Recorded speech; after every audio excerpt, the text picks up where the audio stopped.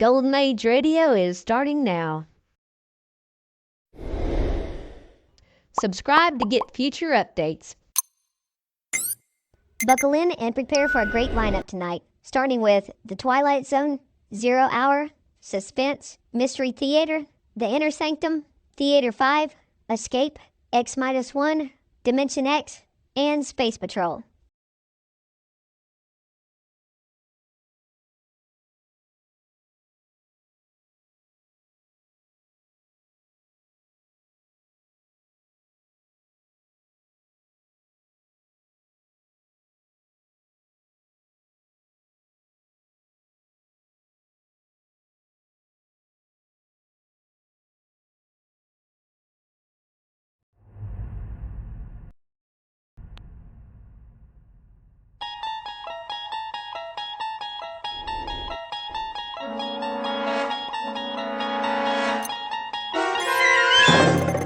You're traveling through another dimension.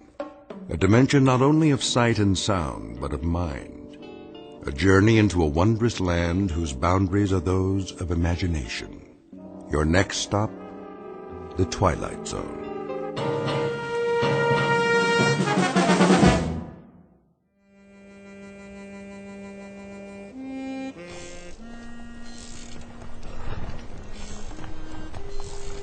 Not much of a town, eh, Major? Just the one street.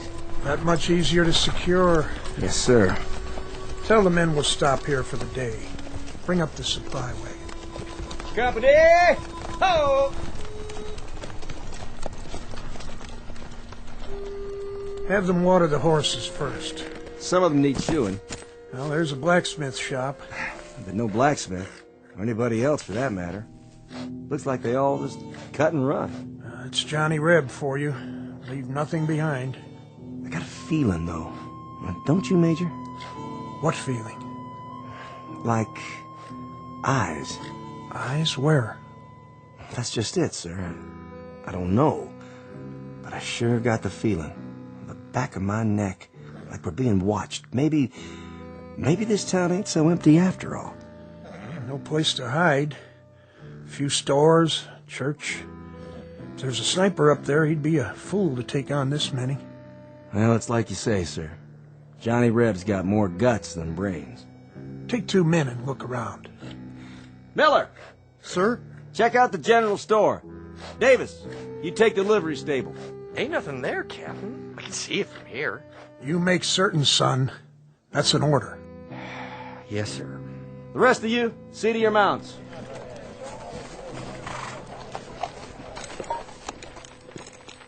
Well, I'll be. Will you look at that? What is it? Captain, I think you better see this. Hold your fire! What do you see? Miller? Miller? Davis? What happened to them? I don't know, Major. They went around that storefront at the end. What the...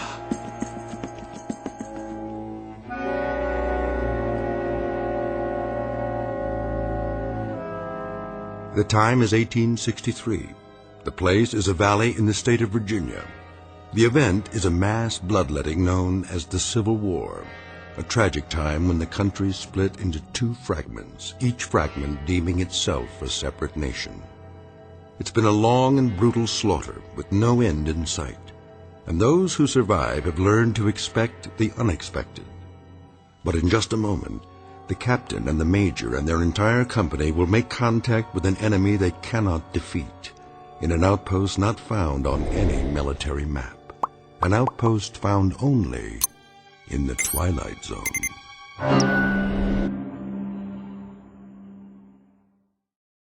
And now, The Twilight Zone and our story, Still Valley, starring Adam West, with Stacy Keach as your narrator.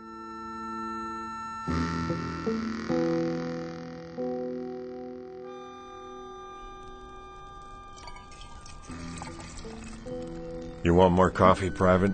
That what it is. Chicory, maybe a little sawdust, but it's hot. Obliged. I've tasted worse. I just don't remember where. What is it? Quiet. You hear something down there? Thought I did. Yanks? Maybe. Whatever it was, I don't hear it anymore. I didn't hear nothing. You never hear nothing, Dogger. Just sit in your duff and wait it out. Where's your carbine, soldier? Huh? Oh, it's over there. A lot of good it'll do you laying on the ground. What do you mean? What if the Yanks showed up? What'd you do? If the Yanks was here? You reckon you know how to work this thing? Yeah, I know how, all right. And if you pull the trigger, you reckon it'll fire? I reckon. Then show me. Hey, what's the idea? The idea is you aren't a right arm to me or a left arm. You're just some extra baggage that breathes through his mouth and splits half my rations. You mad about something? Fed up is more like it, Dogger. When do you figure to shape up? By the end of the war? I do my part. Yeah, like an army mule. Why don't you just go down there and give up? The Yanks will treat you real good, while General Bobby Lee's off fighting the war for you. I didn't used to be like this. Yeah? When did you up and change? It used to be I never gave any thought to fighting. Some kind of game we were playing, like when I was a kid. Hide and go seek, king of the mountain, blind man's bluff. Now it ain't that way anymore, Paradine. I've seen too much of this war. We've all seen too much, but we keep fighting. Some do. Some can't no more. I was at the Second Manassas. I think that's where come to me sudden like. What did? It's like this, Paradine. I had my two brothers there. One of them was 15 years old, that's all. 15! I was right alongside him, going up a hill. A mini-ball came out of nowhere, hit him dead center. Took him 3 hours to die. He was just a kid, just a little screaming kid. That was my brother Phil. My older brother Kearney. He was dead the next morning. Wanted to be a preacher. Always talking about the gospel, words of Luke, words of John, words of the prophets. He ran out of words, and God run out on him. But you don't have a nerve in your body, I guess. Oh, I got 'em. Just as many as you from head to boots. But I don't concern myself as much as you. You're worrying about dead men and lost battles. That's just too much area to fret in. Then what do you worry about? I'm worrying about 2 scouts on a mission. Us. And a piece of dirty brown paper with orders written on it. It says right here. It says the Yanks are going to take up a position in Chanow Valley.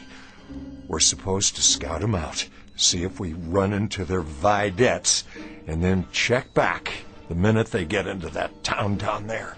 I know, but that don't mean I have to feel jubilation about it. Take some advice, Dogger. Don't mark it by the day. You're worrying about Tuesday before Monday's up. Keep the view long, son. Then you can live with it a mite better. You hear him again? Sure do. Yanks? Yanks, probably. Horses, positive. How many? Just a patrol, I figure. Maybe 20, 30 men in all. That's funny. What is? Listen. I don't hear nothing. I know you don't, but I heard horses, and they come from down there in the valley. They're Yanks. There isn't any question about it. How come you think that? 'Cause everybody else in these parts is packed up and moved out before the fighting gets here. Come away from the edge, Joe. This ain't no place to stand out in the open. If they are Yanks, they'd be in that town already. It'd be as noisy as a county fair, but now there ain't a sound anymore. Maybe they gone away. I reckon I better get down there and take a closer look. I wouldn't do that. I know you wouldn't. Joe, you don't need to go. We got orders. Let's pull out. And just right away. Both of us. You wait here with your horse. If I don't come back... Listen, Joe. We know they're down there, right? You heard them. Well, we found out what we had to find out. Where they are. The Yanks are in the valley. So now we go back and report it. And what's the point of... The point is, we gotta count their heads and their horses and their guns. We gotta look at the regimental numbers so our boys will know what's coming. That's enough point for you, Private? I don't care no more. I don't care. I got only one big mission left, and that's to stay alive. I say we go down there and wave an undershirt and throw down our rifles and... Ah! Why'd you hit me? Mr. Dogger, I extend my sympathy so long as you keep your yella inside. But the minute it crawls over to me and tries to climb up on my horse, too, then I withdraw my sympathy. You understand? Yeah, I understand. I pledge everything I got to this war, and all I get is the back of your hand. So far, you and me have pledged nothing to the Confederacy except maybe empty bellies and lack of sleep. But a couple of 100,000 others, including your own brothers, pledged a whole lot more. And now you're making it appear they did it for nothing. Now you pick up your rifle and stand at the ready. I got it. Good. If you hear a shot, that means they're down there in force. And you get back to camp at a fast gallop. Tell the lieutenant what happened.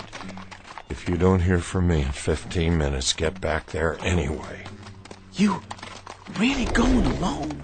Just me and this brave horse. For want of anything else.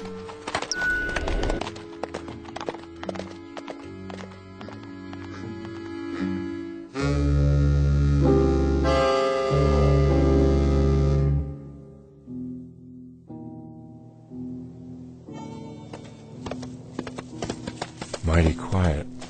Too quiet. You just wait right here, old girl, while I take a look around. Try to find us some water and grub. Yankees must have been here and gone. What's wrong? You smell something? Never did hear them right out, if they are here. Easy, horse, easy. That's only church bells. Must be the wind. Has to be the wind.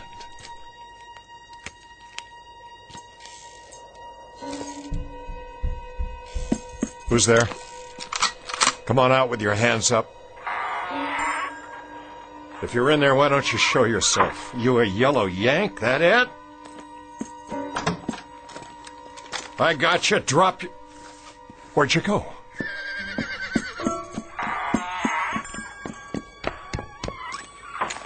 If there's a yellow Yankee hiding in one of these stores, you better come out right now. I'm taking you prisoner. Put your hands in the air, or I'm coming in. I'll blow you to kingdom come, I swear. Ain't no Yankees, just me. You come close to dying, old man. Did I now? You better start talking fast. What would you like to hear? Some answers. Tell me who you are and what you're doing here. I was about to ask you the same question, son. When I first seen you come up the street, I thought you was a Yank. You don't know how close you come to dying. What were you going to use, Grandpa? You're not carrying a gun. Don't need a gun. Been doing just fine without one. What you got a hold of there? What's it look like? You've seen a book before, haven't you? That Bible's pretty heavy to throw, all right. I reckon you could knock out the whole Union Army with it. No, this ain't no Bible. And I wasn't aiming to throw it. Just use it, like I used it on them. On who? The Yanks. I took 'em all out, every last one. Leastways, every one that rode in here. Sure you did, Grandpa? Oh, I done it all right. What'd you do, read to 'em? Not to 'em, at 'em. And they turned tail, just like that. Nope, it was the town folk packed up and left. Then what happened to the Yankees? They're still here. I suppose you got 'em all hogtied, hmm? Come on, I'll show you. Over behind the blacksmith's. I don't need to play your games. Just tell me where to water my horse. What about grub? Ain't you hungry? Of course I am, but this town's been picked clean by bluecoats. You're wrong about that, too, son.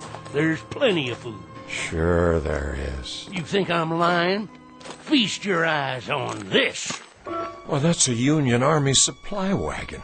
What'd I tell you? Still full of crates, most of them not even opened yet. Guns, ammo, clothes, rations. Take your pick, Johnny Reb. I don't believe it. This here is real salt pork. First meat I've had in 2 weeks. Eat your fill. Wait a minute. You saying the Yanks rode out and left all this behind? That doesn't make sense. Like I told you, Johnny, they didn't ride out. They're still here. Where are they, old man? Talk or by God, I'll... Turn around. What? Meet the Major. What is that? A statue? Well, now, you ever see a statue sitting on a real horse? But they're not moving. No, sir, they're sure not. And neither's the rest of them. The rest? Of the company. Are they dead? Sure. Standing up, big as life, all 19 or 20 of them. Then they're sleeping. Sleeping on their feet. That one over there, he was cleaning his rifle. And that one, well, he took his boot off, and he's still standing on one foot. And this one, he was just drinking out his canteen, and he done fell asleep with his eyes wide open.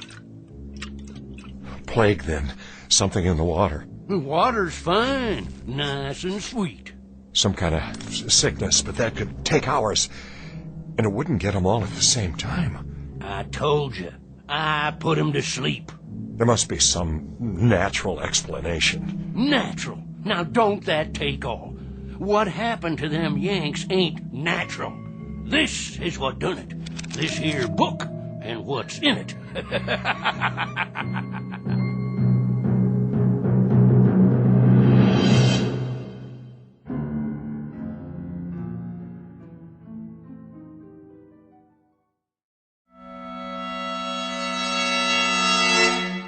Give me that book. No, you don't, Johnny. This here is still my book, for now. Hey, Yank, wake up. I'm the only one can do that. This is crazy. They must be asleep. No wounds, not a sign of blood. Go on, wake up. None of you are dead. Wake up, Yanks. I'm taking you all prisoner. I told you, it has to come out in this book. But you don't believe me. You think I'm lying. I didn't call you no liar. This here is what done it. Give me that. Now you gone and done it. What kind of book is this? Can't you read, Johnny? The front of it says witchcraft. You better be real careful. Dropping it in the dirt, that wasn't bright of you. That wasn't very bright of you at all. Anything happens to this, you'll be in a real fix. Listen, old man, I expect you're harmless, but I got no time to fiddle with black magic or any other old men's games. Games? Games, you call it? And here in front of your eyes stands the enemy. Not a twitching, not even a moving an eyeball. Now look, old-timer, I flat out don't understand this. I don't understand it at all, but there's a war on. I got no time to just stand here jawing. I'll take my book back if you don't mind. Here, good riddance. All ye horsemen and ye footmen conjured here at this time, I command you to be still.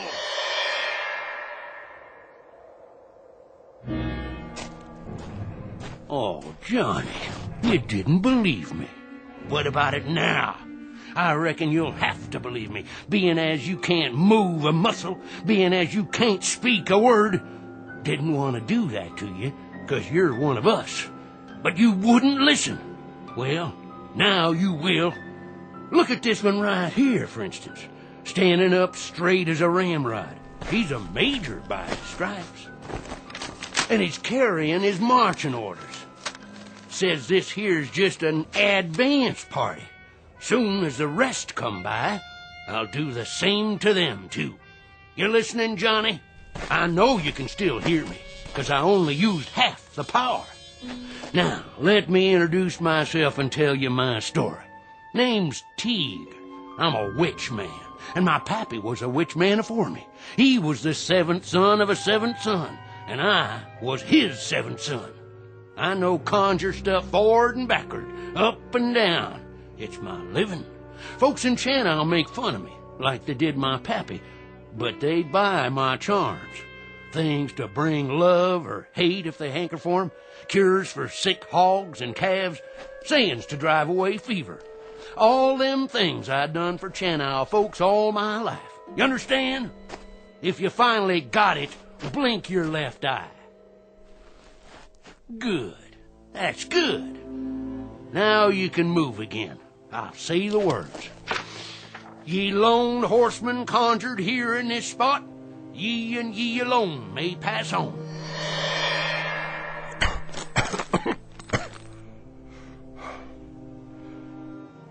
Mesmerism, that's what it is.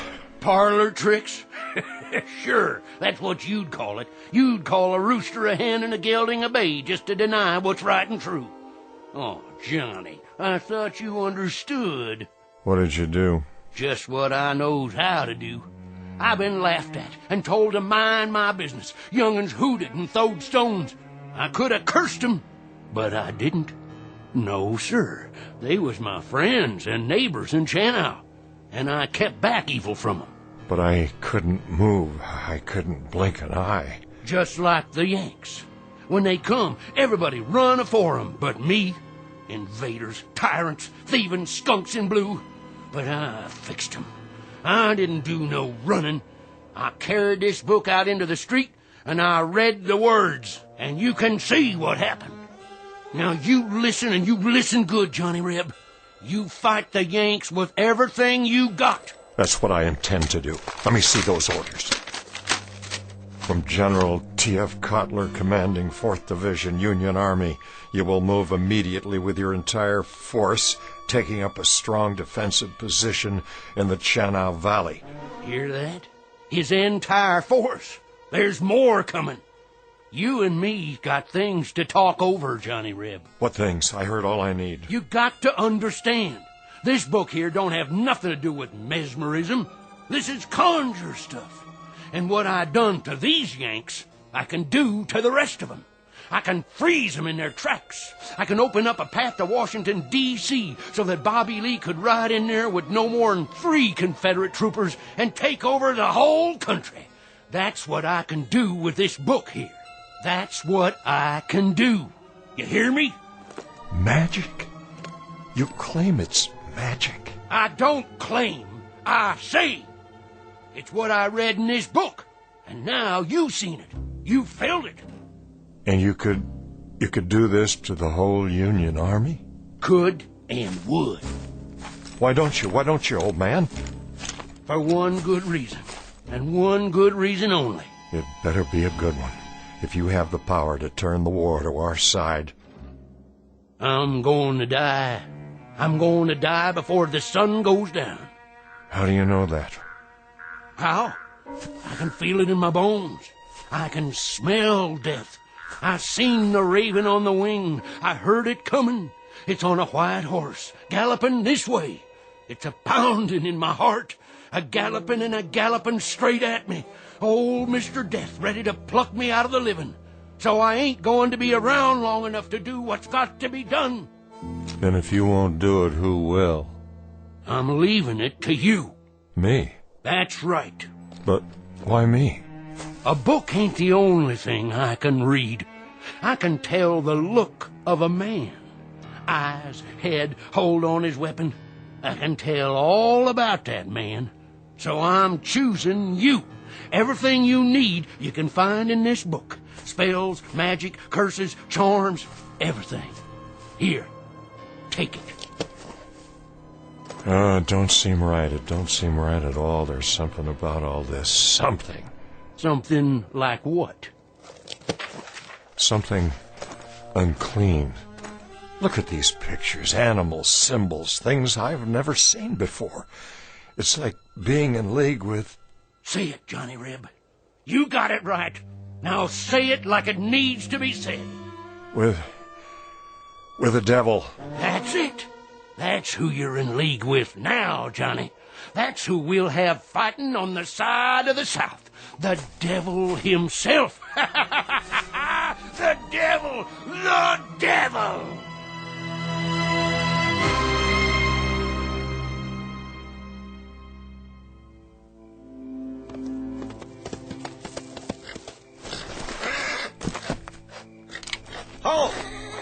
Easy. Who goes there? Dogger, troop scout. Advance and be recognized. I'm advancing. Now put that rifle down. I got a message for the lieutenant. That's you, Dogger. Yes, sir. You've been gone a long time. We almost gave you up. Dead or prisoner by this time, that's what we figured. Neither, Lieutenant. Where's the other scout? I don't rightly know, sir. What do you mean by that?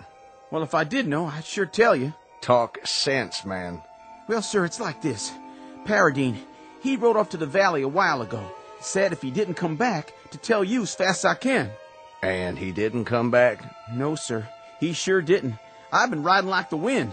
So the Yanks are here. Can't say that, sir. Not for sure. Why not?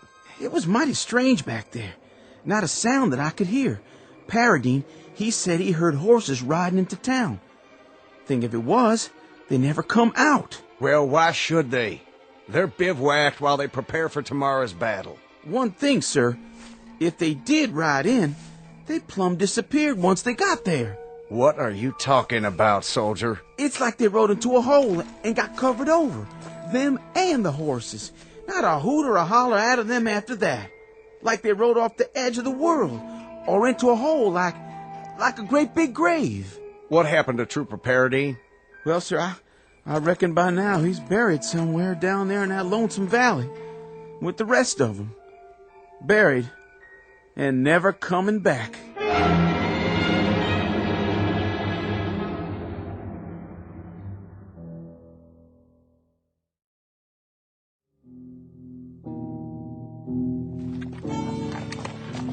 Good girl. Drink your fill while I do the same. Johnny, where'd you go? Filling up my canteen, old man. Sorry, Johnny. Must have dozed off. That's okay. Stay lying down. You don't look so good. Almost sundown. Not much time. Oh, now there's plenty daylight left. Drink of water? Thank you kindly. I told you, I only got till sundown. After that, it's all up to you. That ain't gonna happen. You're feeling stronger, I can tell. Oh, no. Just a few more minutes. That's all you gotta wait. Just a few more minutes. What are you telling me? Read it. Read it. You hear me? I said stay down. Johnny Reb, you hear me? You got to read from it out loud. Here. Right here. It takes your blood on the first page. Oh, come on. That settles the pact. That makes the contract. Your blood mixed with mine on the front page. You need food is what you need. That's the only thing wrong with you. How about some salt pork? Hey, Johnny Reb. Stars and bars. Here, I'll cut you off some. Hoist 'em high. Would you open your mouth and eat? Stars and bars. Stars and bars. Oh. Oh, man, don't you do me like that. Oh, dang saber. Now I've gone and cut myself. The blood, it dripped right there in the book, just like you said, old man. Hey, old fella, talk to me. What do I do now?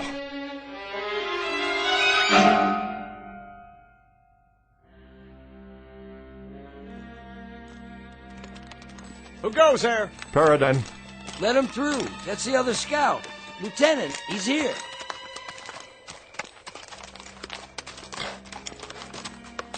That's you, Paradine? Yes, sir. You see, Dogger, he didn't ride off the edge of the world after all. Joe, is that you? It's me, all right. I'm sure glad to see you, Joe. I rode back here just like you said. You did good. So the prodigal returns. Some people around here figured you must be dead by now, or a prisoner. Neither one, Lieutenant. No time for either, it appears. Sir? That book in your hand. Man's got to do his reading, doesn't he? It wasn't like that. Well, let's hear it, man. What did you see? More than you'd believe. I'll be the judge of that. Go ahead. I'll try. Where are their advance people? In the town. And the rest of their forces? The main body was spread out behind 2,000 men at least, 60 guns, 1 troop of cavalry, maybe 50 supply wagons. You drunk or something, Paradine? Not a drop, sir. There hasn't been a sound from that valley all day. Not one sound. Now, I don't care if 2,000 men took off their boots and tied feathers to their feet. Somebody would have heard them. That makes sense to you? Lieutenant, you got every reason to call me crazy. But the reason you didn't hear them is because they're asleep. Why, of all the... Put to sleep by magic, black magic. It's all in this book here. There was an old man, Teague by name. He done it. Then he give me the book so I can carry on. Paradine, this is an order. You're to take yourself to bed on the double. You're to sleep the night, make your report to me in the morning. This is my report, Lieutenant. There's practically a division of Yankees down there, and they're dead on their feet, not moving a muscle, just standing right out in the open, big as you please, or sitting straight up, the same as they were when the spell hit them. Spell? What spell? It's in the book here. I swear to you.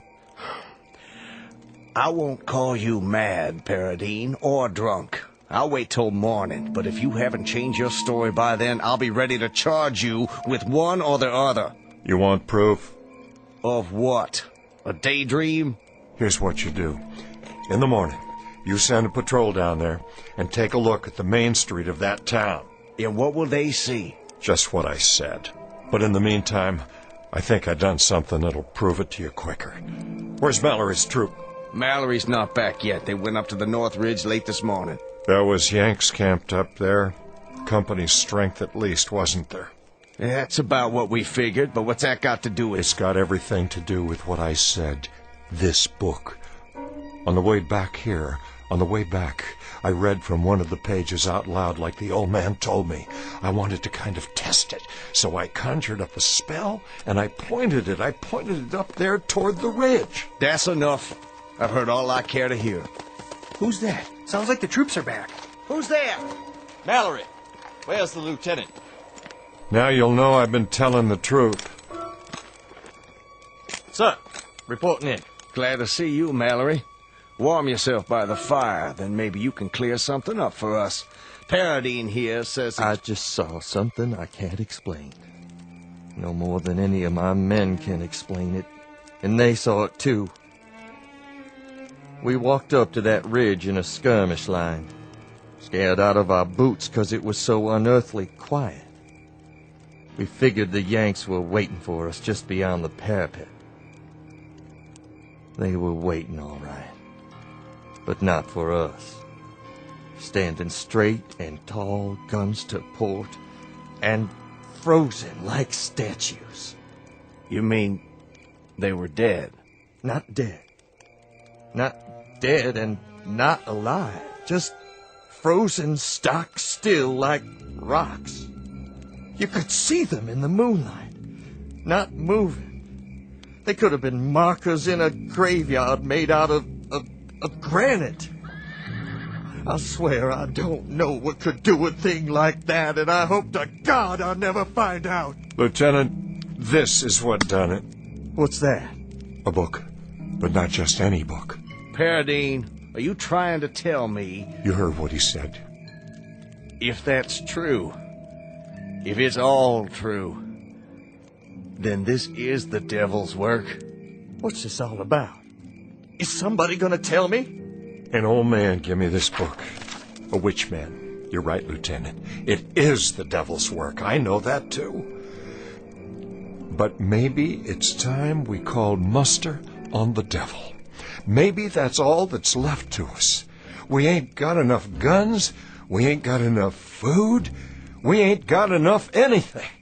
We're losing, Lieutenant. The Confederacy is cracking up into pieces in front of our eyes. It's bleeding to death every day. There isn't enough blood left in our veins to change things. And the ground won't hold any more when that runs out. I don't know much about church things. And I don't know anything about Satan. All I know is that we had a cause. And it's dying right in front of us. Then, Paradine, Please open the book and read what's got to be read. Say it loud and make it good for every Yank army in the field. Freeze them or put them in the ground, but make it good. I'll give it a try. Satan, Satan, I call upon ye in all your power and glory. I call ye in the darkest hour of my need. And in so doing, I do heartily revoke the name of... Go ahead, Joe. Finish it. I don't know if I can. You can do it. It calls upon us to revoke God. Give it to me then. Wait. I'll finish it right now if you can. Dogger. Now look what you've done. Leave it be. Joe, you said yourself, it's all we got left. He's right, Paradine. God help us, but this is all we got left. I don't like the feeling inside me. What do we call them, Lieutenant? Damn Yanks? That's the phrase, isn't it? Damn Yanks? But if I read aloud from this book, it'll be the Confederacy that's damned. It's that book, or it's the end. Then let it be the end. Let it come if it must come. But if it's a cause that has to be buried, let it be buried in hallowed ground. Let it be buried in hallowed ground, and let this be consumed by fire.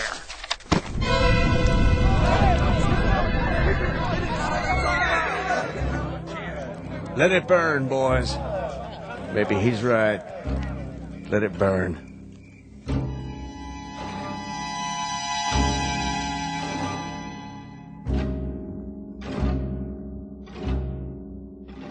Joe, you awake? Yeah. I was thinking. You probably did right, Joe.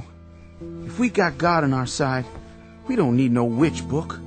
I hope you're right. It'll be all over soon, and then we can go home to what's left and forget all about it. Start over, 'cause it'll be over and done. Likely so. The question is, how long? They say there's a battle gonna start tomorrow. Yeah? Yeah, a big one. That's what the talk's been. Where? Someplace in Pennsylvania. Could be I burned the book too soon. Whereabouts in Pennsylvania? No, I don't know. I don't recall. Where, Dogger? Where's this battle in Pennsylvania? I don't know, a little town. Never heard of it before. A place called Gettysburg. Gettysburg. Well, I guess this is one we'll have to fight without the devil's help, no matter what happens. May God help us. God help us all.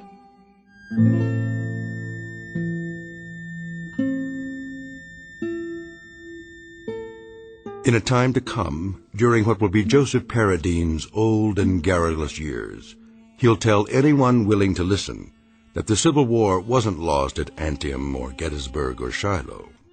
Rather, he'll insist the Confederacy's fate was sealed in a little valley hamlet called Shannou. And people will laugh or pity him when he insists that the South lost the war because they refused a certain strategic alliance. But the truth is that such unholy alliances are often the norm rather than the exception in the Twilight Zone.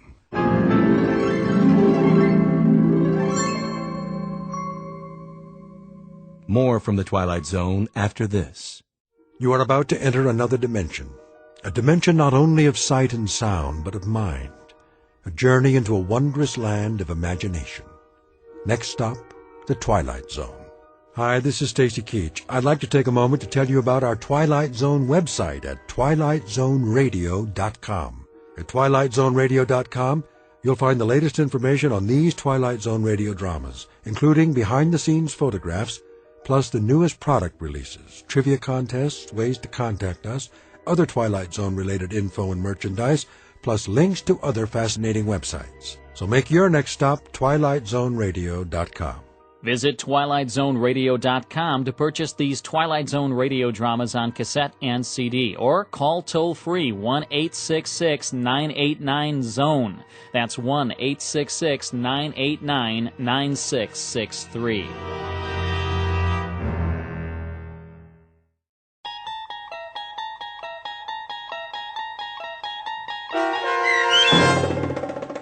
Still Valley, starring Adam West, with Stacy Keach as your narrator, was written for The Twilight Zone by Rod Serling from a story by Manly Wade Wellman and adapted for radio by Dennis Etchison.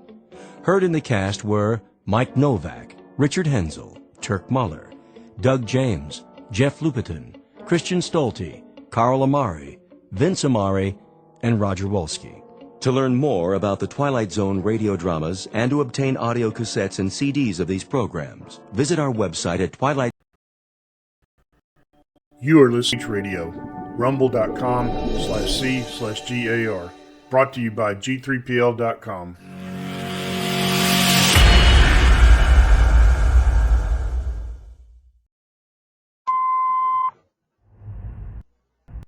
I'm Rod Serling. You're listening to the Zero Hour. Rest your eyes.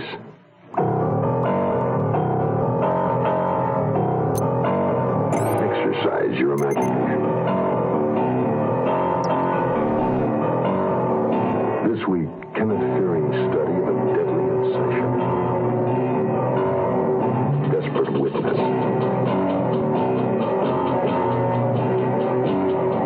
Starring Richard Crenna, Keenan Wynn,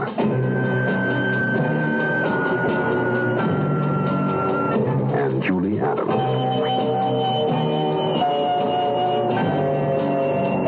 In Elliot Lewis's production of The Zero Hour.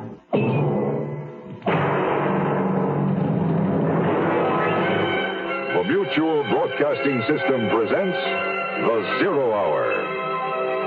Sponsored in part by General Motors and Quaker State Motor Oil. This is The Zero Hour on Mutual Radio.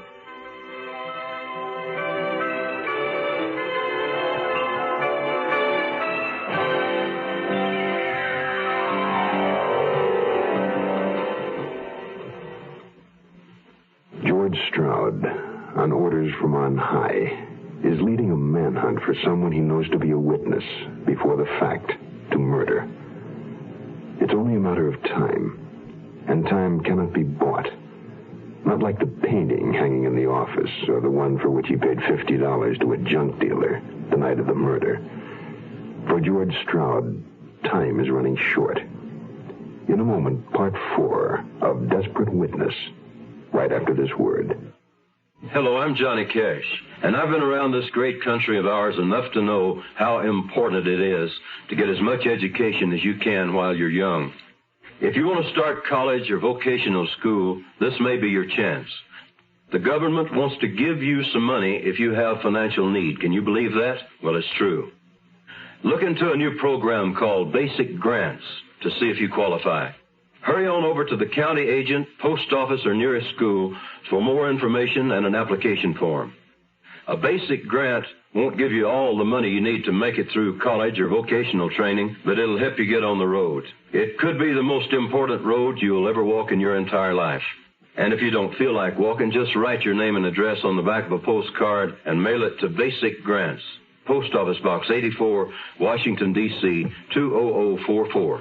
That's Basic Grants, Post Office Box 84, Washington, D.C. 20044. I called Steve Hagen. I would have preferred to see his face when I told him our search led us to a dead woman. But his secretary had said he wasn't available. So I settled for just hearing his reaction. Yes, George? Steve, the woman with our man that night was Pauline Dulles. Steve, are you there? You better come upstairs, George. They were both there when I walked across those carpeted acres. Steve Hagen seated at his desk, Janice standing behind him. If I thought my face reflected tension, Janice was controlled hysteria. He nodded to me, then he turned and he looked out the window. George, I've imparted your information to Mr. Janet. He's naturally disturbed. But he agrees with me that there's absolutely no significance in the fact that Pauline Dulles was the man's companion that night. What we want, what we have to have, is the name and whereabouts of the man himself. That's all we're after. I can't buy that there's no connection. Well, you have our assurance, Mr. Janet's and mine. You see, we've had reason to believe that Pauline knew this go-between, so it's not unnatural that she would have been out with him. Perhaps we should have told you. Well, perhaps you should have. Listen, Pauline Delos is a blind alley. Her murder is one story. This is different, unrelated. Now, let's look at some of these other leads a little more closely. We're still checking the list of upstate liquor licenses suspended or not renewed with the board, aren't we? Yeah, that's a tall order. There are hundreds. The list is being fed straight to me. If I get anything, he'll know immediately. You seen the story Newsways ran about this Patterson woman?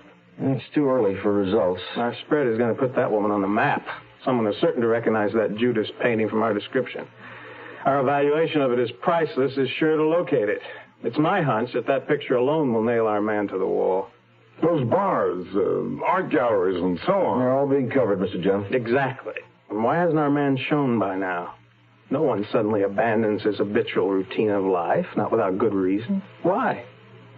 He may be the one who murdered Dulles. In that case, he's not making himself conspicuous. Though he knows he's in fast company, he knows the score, and he's gone to ground. Right where he is, so the same thing won't happen to him. You mean he may believe himself to be in danger? He knows somebody's playing for keeps. Why shouldn't he be worried? Maybe he saw the killer, can identify him. He's afraid to come forward, knowing he's in for the same. He's keeping under cover, staying away from all the places he always went before. How many people in the organization, Stroud, know about this particular job? What do you mean? Right here, Janeth Enterprises. How many, I'd have guessed? Well, with 53 people now working on this assignment, I'd say everyone knows about it. The entire 2,000. Why? Nothing. For a second, I thought I had something. All right. I guess that report's on everything. It's still nothing. You think I missed a bet somewhere? Just bear down on it, that's all. I shall. And now that we've decided the murder and our particular guy belong together, there are a lot more lines we can follow. What lines? Well, for one thing, Mr. Janeth, I'll have some men cover all cab stands in the neighborhood of Pauline Dulles' apartment. Cab stands? Why? On the night of her death, only a few minutes after it, in fact, somebody took a cab away from that vicinity and couldn't help being rather noticeable. The driver will remember. I don't follow that. It's quite simple. Our subject took Pauline to Gill's, then to a number of antique shops, then to the Van Barth. Now, why wouldn't he take her home? Of course he did. Our timing concurs with the police's. He took her home, then he had to leave. The first and most obvious line to follow is that he left in a taxi. Perhaps he had his own car. Perhaps he did. He may have walked, taken a bus. Right. Maybe he did none of these things. But it's my hunch we'll discover he did take a cab. We'll locate the driver, we'll find out where he drove him, and that'll close the whole assignment. The stricken look on Janeth's face that came and went screamed his guilt, reassured me that I was right. Janeth had taken a cab that night, and it was my only hope of nailing him with the murder. Later that day, Janeth went home under doctor's care. The word was he had a strep throat. My bet was that he had a chill brought on by seeing himself with a number on his chest. But I had a chill, too. Brought on by the sure knowledge that if they'd been out to get me before, they'd stop at nothing to cut me down now. Hello. Let me tell you about myself. I used to be a chronic drunk driver. In the 10 years between my first arrest and having my license revoked, I racked up 19 major traffic violations. I caused 6 serious accidents, injured 3 people beside myself, and had my license suspended twice. I was still driving and drinking. And then one night I was driving home after work, and I'd had a few, and I hit this kid on a bicycle. He died before they could get him any help. He was just 11, a little younger than my oldest boy. I'm living with that now. I was too drunk to see him then, but I can see him now. And I remember. This message was brought to you by the General Motors Corporation. We'll return to our story in a moment. I'm Lucille Maness, an unsuccessful big businesswoman, and I'd like to tell you a little bit about my unsuccessful business. Well, I was the co-founder of this woman's book club, but we ran into a little trouble. We had all kinds of problems, so I called SCORE. That's the Service Corps of Retired Executives. The retired executives who volunteer to help small businesses. I went over and discovered Lucille was in deep trouble. I made several simple business suggestions. I also strongly recommended the club seek incorporation with a well-established women's magazine until its membership increased sufficiently. Unfortunately, one of my associates really didn't like the idea of a man giving us advice, so she wrote herself a check with the remainder of what we had left in the treasury and took off. Well, Mr. Krause came back to help again. A man who knows how to solve problems likes to keep solving them. Volunteer for SCORE. SCORE is one part of action. Action is doing something. There is something you can do.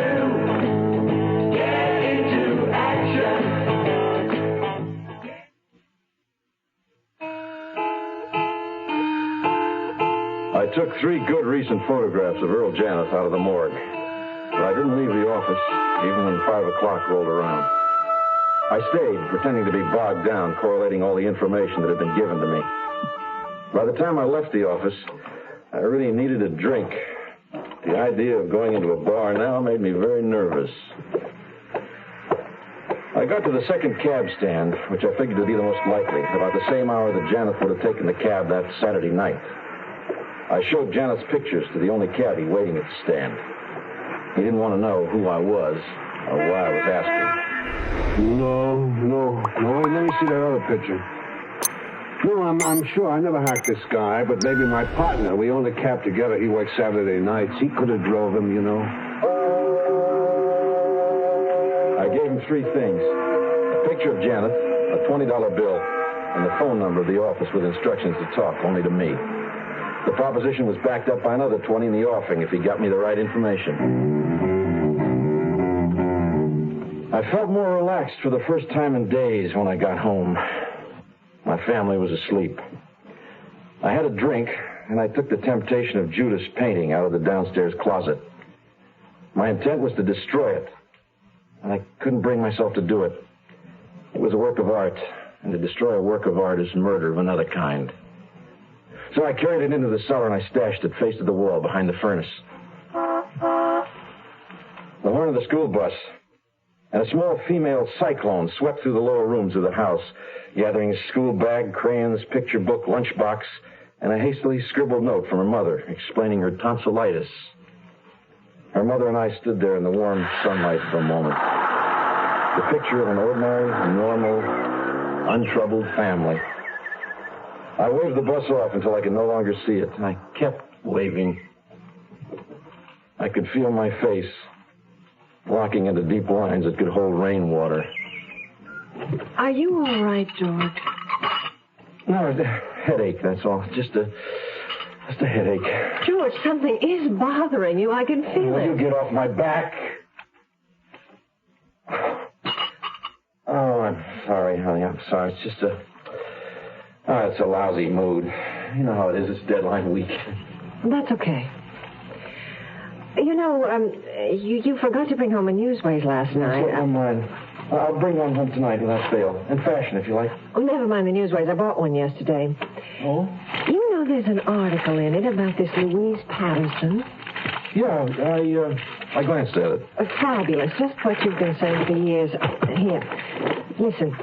With all the force of a major explosion, by grace of a new talent suddenly shooting meteor-like across the otherwise turgid skies of the contemporary art world. Overwritten. There's more. Louise Patterson may view her models through a microscope, but the brush she wields is gargantuan. Isn't that grand? Grand. Well, they're recognizing her talent.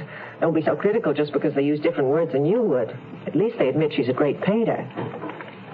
Well, for heaven's sake, George, don't pretend you aren't pleased.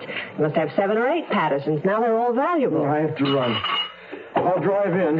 Or do you need the car? Wait. I want you to hear the rest of this.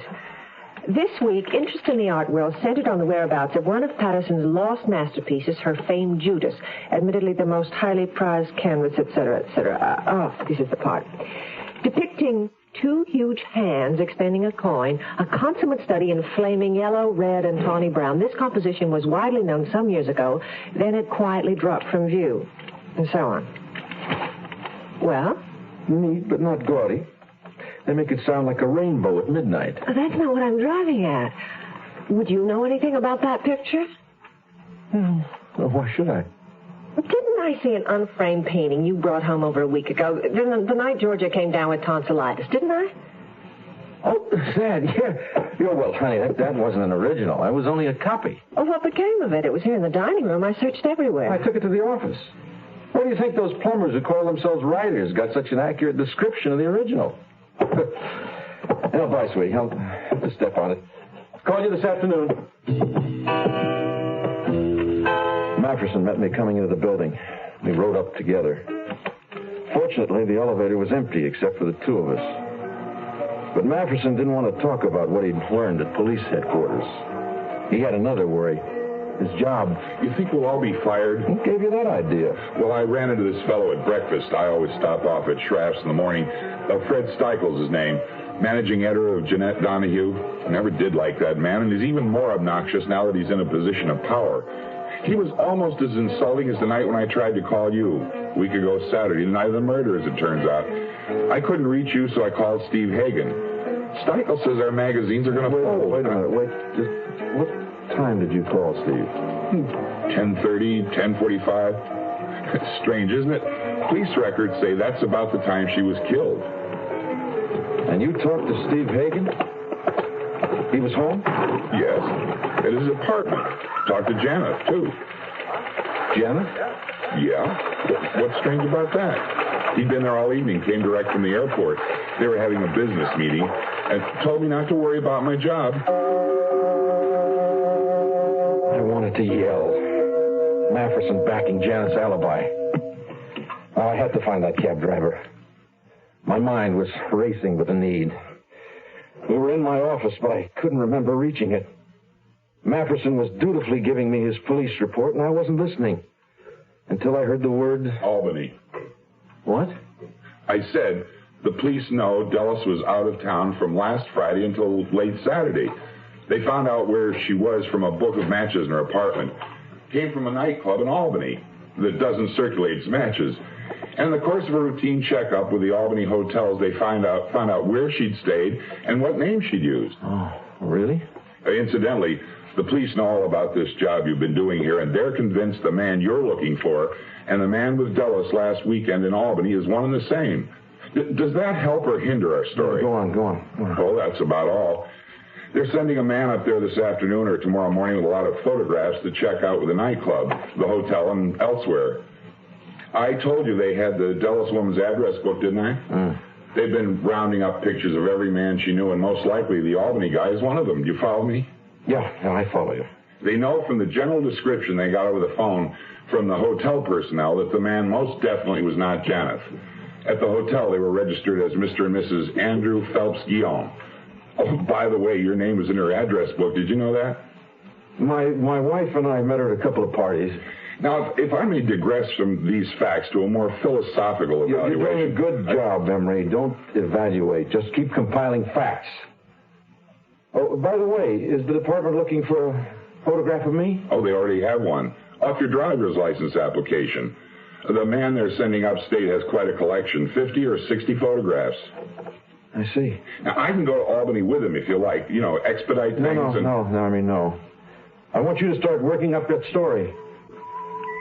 I could feel the big clock's hands spinning, hurling me faster and faster. Any minute now it would tell me my time was up.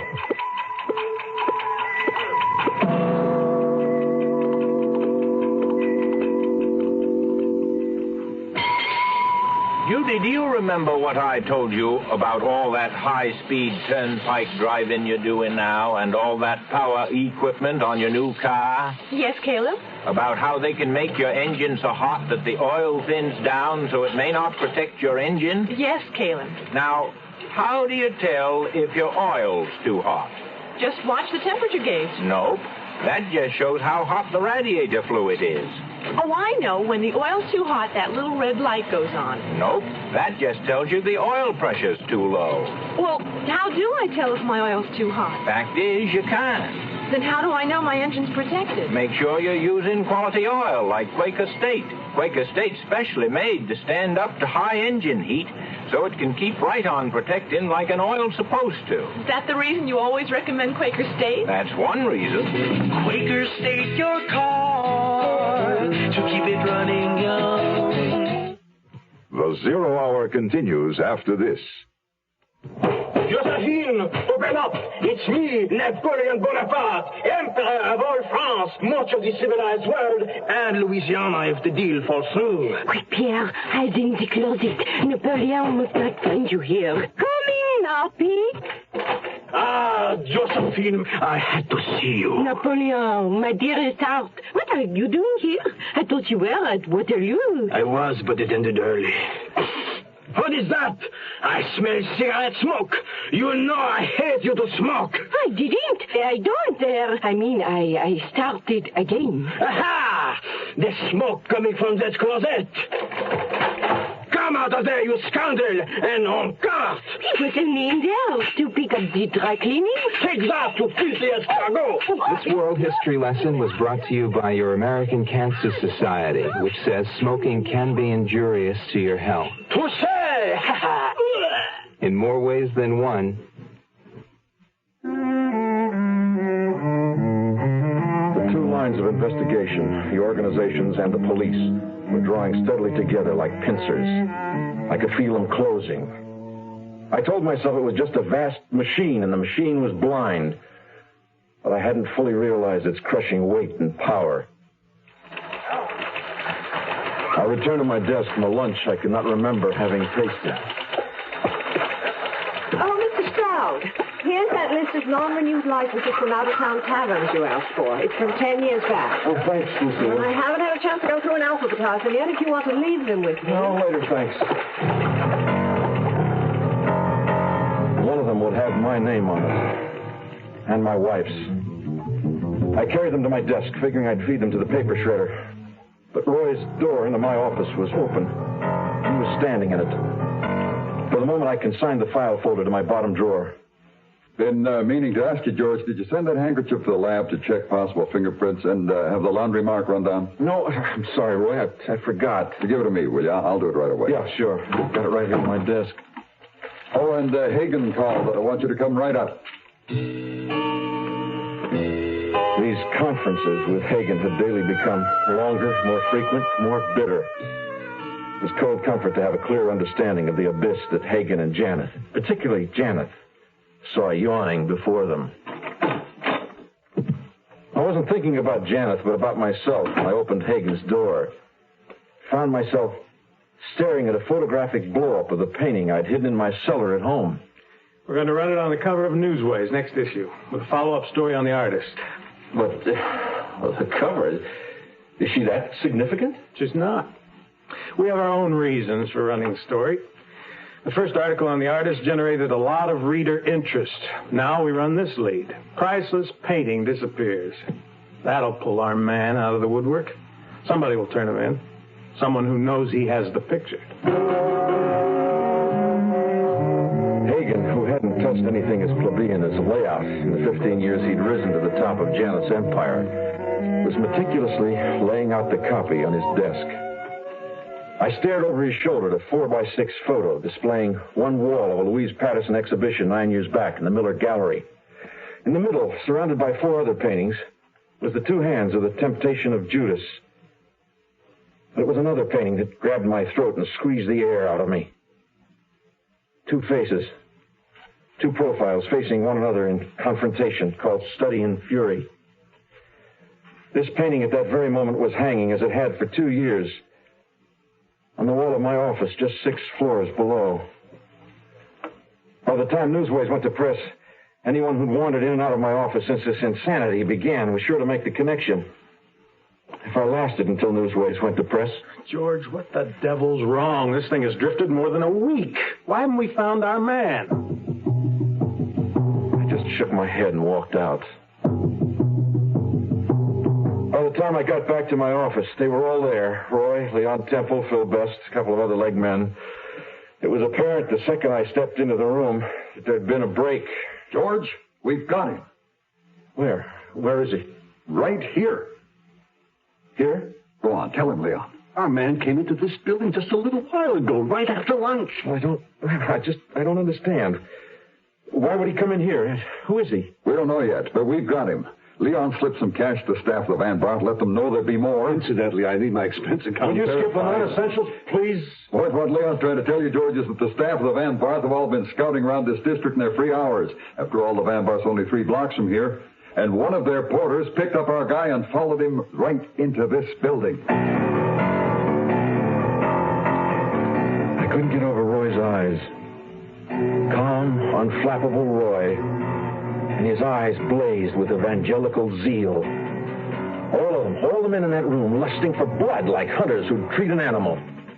And I was the animal. I was saying things like, "Good boy, Leon, that's using your head, Roy." And all the while I wondered if my reflexes had stopped working.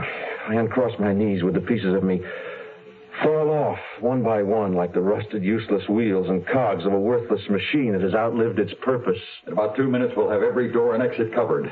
You're certain that he's the man we're looking for? The porter's positive. He saw him crossing the street, followed him a block, almost lost him at the light, but ran and caught up just as our Mr. X entered this building. And unfortunately, he got to the elevator before the Van Bart guy could alert us. Oh, I see. In addition to the porter, a night bartender from the Van Bart, waitress from Gill's, and the art dealer have all arrived. Well, nothing to do now but wait, huh? If he doesn't come out during the afternoon, we're sure to pick him up at 5:30 when the building empties. It'll be jammed. We'll have to cover every inch of the main floor. He's in the bag. We can't miss. Agree, George? In the bag. And I'll wait it out right along with him. Stay here till we get him. If necessary, I'll sleep here all night. I'm not going to leave this office till we've got this all sewed up. If a man came into a building and didn't go out, he must logically still be inside. And this inescapable conclusion must eventually be followed by one, and only one, logical course of action. Sooner or later, my staff must go through the building, floor by floor, office by office, looking for the only man in it who never went home. That man would be me. You are listening to Mutual's presentation of The Zero Hour.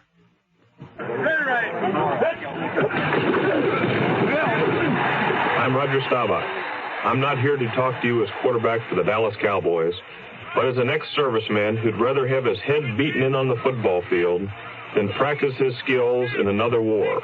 And that's why I'm rooting for the world's most successful peacekeeping team, the North Atlantic Treaty Organization. It's worked for nearly a quarter of a century. In that time, the 15 Atlantic nations that make up NATO have been building teamwork like never before.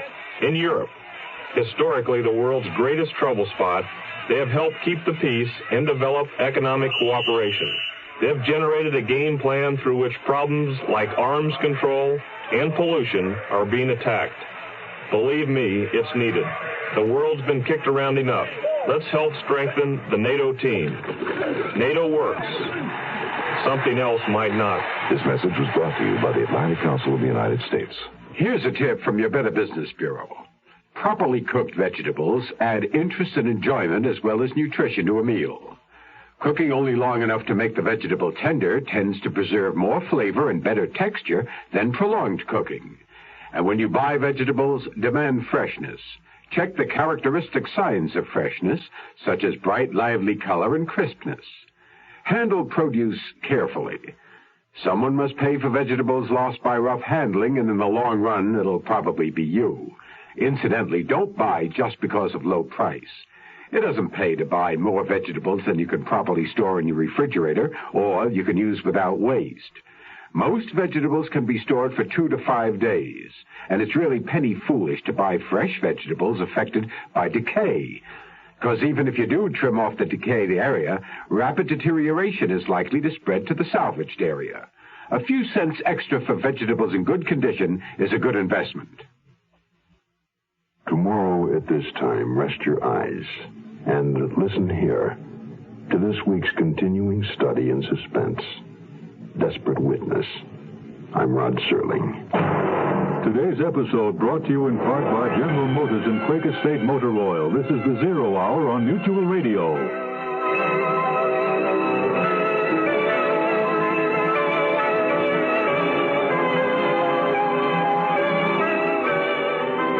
been listening to The Zero Hour, a presentation of the Mutual Broadcasting System in association with Hollywood Radio Theater. Heard every weekday at this time. Rod Serling is your host. Zero Hour is produced and directed by Elliott Lewis. The Hollywood Radio Theater theme was played by Ferranti and Teicher and is now available on United Artists Records and Tapes. Hugh Douglas speaking. Tune in tomorrow, and once again, rest your eyes and listen here to The Zero Hour. This is the Mutual Broadcasting System.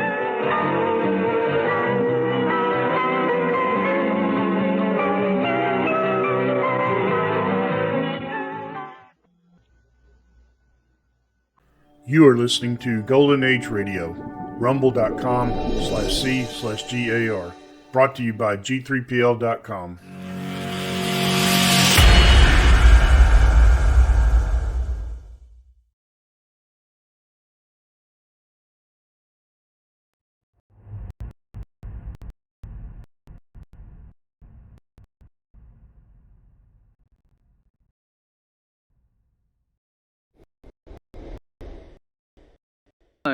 Present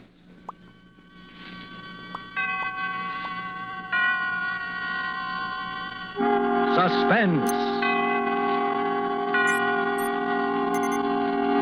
Tonight, Drury's Bone, starring Boris Karloff. Suspense is presented for your enjoyment by Roma Wines. That's R-O-M-A, Roma Wines. Those excellent California wines that can add so much pleasantness to the way you live, to your happiness in entertaining guests, to your enjoyment of everyday meals.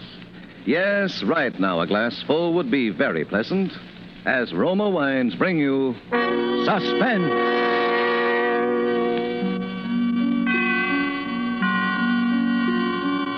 This is the Man in Black, here for the Roma Wine Company of Fresno, California, who tonight from Hollywood bring you as star Mr. Boris Karloff in the remarkable history of a Scotland Yard inspector who found himself in surely the most ironic predicament ever to confront an officer of the law. And so, with Drury's Bones and with the performance of Boris Karloff, we again hope to keep you in suspense. The events that are covered in this report began on the night of December the 28th, 1910, although I didn't know it at the time. But it was on that night that I opened my eyes to discover that I was lying behind some trash barrels in a dark London alleyway. Thunder was ripping the skies apart, and the sheets of rain that were pelting on my unprotected body had soaked me to the skin. My head was aching unbearably. As I automatically tried to rise, I found I was so dizzy that I had to hold on to the barrels for support. I reached up to feel of my head. My hair was a mass of clotted blood. In my numb mind, I could feel only one urge. I had to find a lighted building somewhere where someone could get me warm clothing and call a doctor.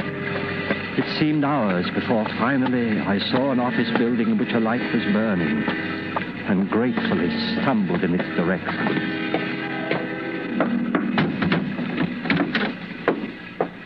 Listen to this, Peters.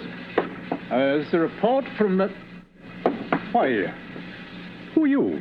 I beg your pardon, Great heavens, man. Come over here by the fire. Here, I'll give you a hand. Here, let me help. That's it. Good Lord. Look at that head. Peters. Yes, sir. You better call the doctor. Right, sir. Let's get some of these wet clothes off, eh? Easy now. This is very kind of you. Now the trousers. That's it. Robbed, eh? I suppose so. Suppose? Yes.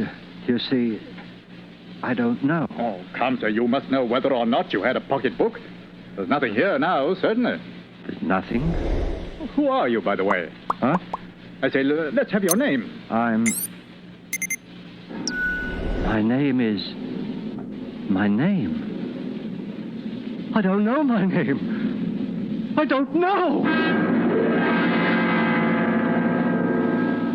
I must have fainted, because the next thing I knew, I was lying on a couch in the office, covered with warm blankets and slowly returning to consciousness. My benefactor and the doctor were talking in hushed voices near the bed. You say no identification on him, eh? Nothing except these. I found them under his hatband.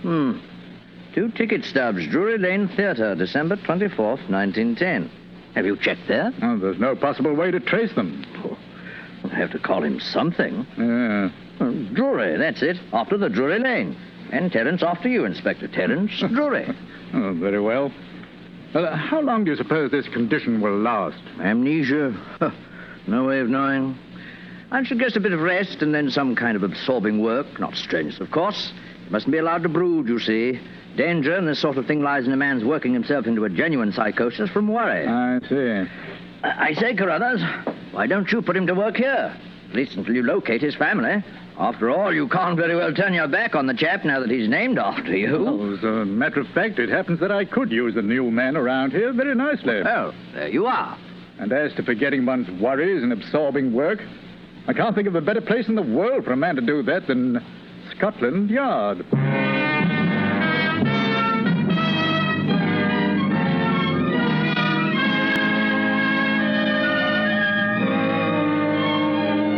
Tonight for Suspense, Roma Wines are bringing you Mr. Boris Karloff, whom you've heard in the prologue to Harold Swanton's radio play, Drury's Bones, tonight's tale of Suspense.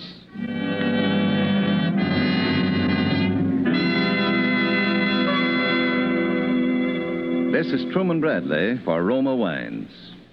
When you listen to the friendly advice of Miss Elsa Maxwell about hospitality and gracious living, you realize that here is an authority who talks plain common sense all the time. I'm talking to men as well as women when I say that the finest hospitality is always simple, sincere, moderate, and natural, never the opposite.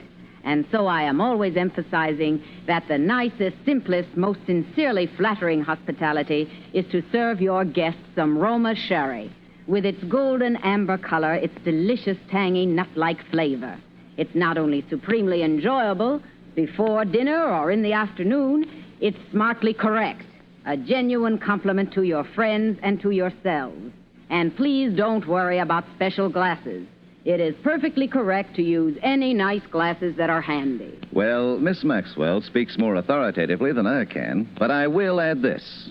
Roma sherry, like all famous Roma wines made from California's magnificent sun-ripened grapes, brings you all their fine flavor, aroma, and color, is unvaryingly good, always enjoyable, thanks to the age-old wine skill of Roma's noted wineries located in the choicest vineyard areas of California. Yet all this goodness and pleasure is yours for only pennies a glass. Remember, more Americans enjoy Roma than any other wine. Roma, R-O-M-A, Roma wines. And now it is with pleasure that we bring back to our soundstage Boris Karloff as Inspector Terence Drury, who resumes his report on the case entitled Drury's Bones, a tale well calculated to keep you in suspense.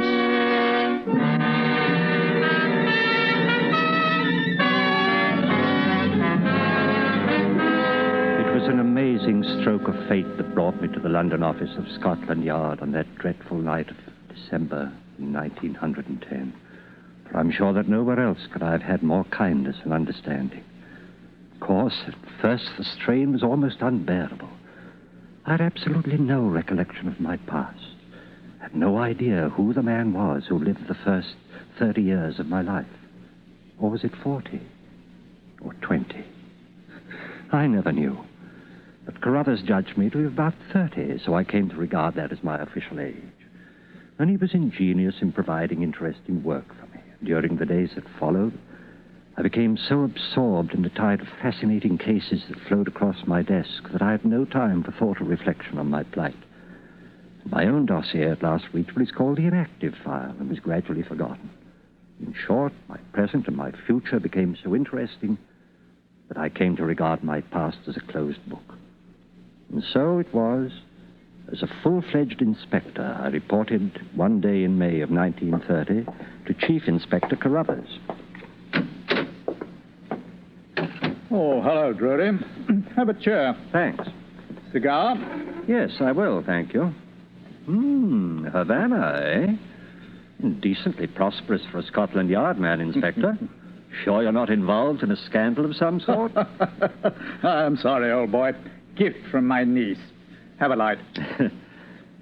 Only one other conclusion, then. You're about to cancel my holiday. Well, as a matter of fact... Murder in Soho, I suppose. No, not in Soho.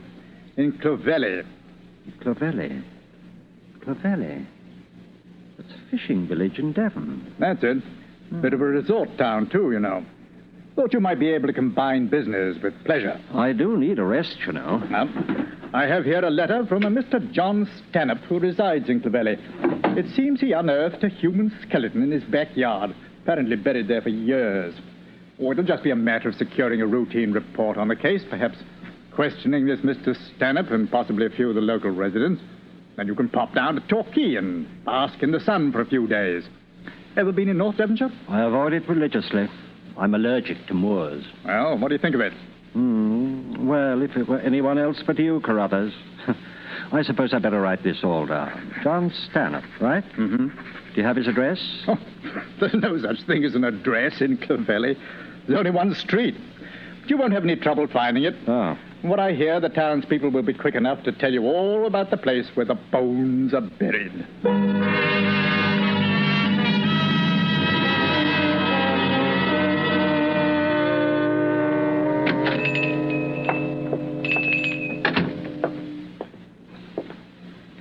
How do you do, sir? Welcome to Clovelly. How do you do? My name is Drury, Scotland Yard. You'll want a single, I expect. Yes, if you have one. Just sign the register, please. Very well. There. I understand that Mr. John Stanhope was to leave a message here for me. Oh, you must be here about the bones. Yes. Some excitement they've caused, I'll tell you. What with the Ashley Nortons' disappearance, a dark mystery these 20 years and all. Who were the Ashley Nortons? Lived in that house 20 years ago, they did. That would be just about the time the body was buried, wouldn't it, sir? Yes. Did you know them? Never did see her. Saw him once or twice. Strange pair they was. Unsociable.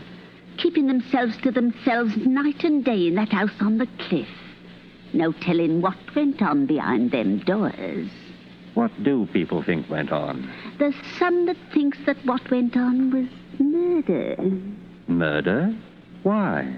There's those who knows the reasons better than I. I'll leave it to them to tell. Very well.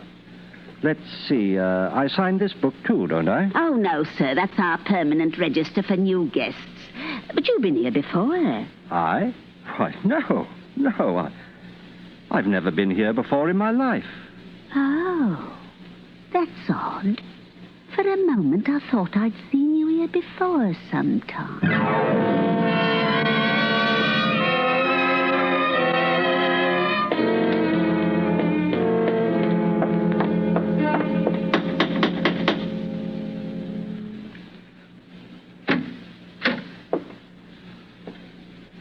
Mr. Stanhope? Yes?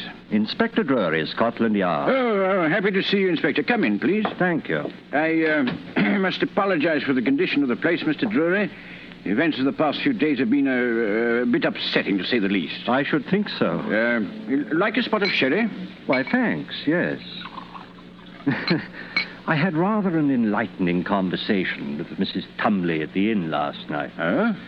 Seems the townspeople are quite certain it was a case of murder involving some people named Ashley Norton. Yes, Roger Ashley Norton. His wife was named Sarah. Did you know them? Oh, no. I'd never met them. Very few people had. You see, that was 20 years ago. The house originally belonged to my brother. He died in 1925, and I didn't come into the property until after that. I know it's natural to jump to the conclusion of murder when one uncovers human bones, but... is there any reason to suspect a motive? Did anybody disappear suddenly? No one but the Ashley Nortons. I see. There's nothing to go on but gossip.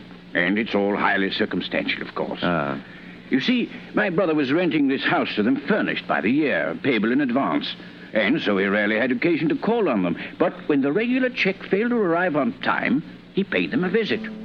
The house was vacant. And it was immediately clear that no one had lived in the place for the last 2 months. Your brother made inquiries, of course. Oh, yes.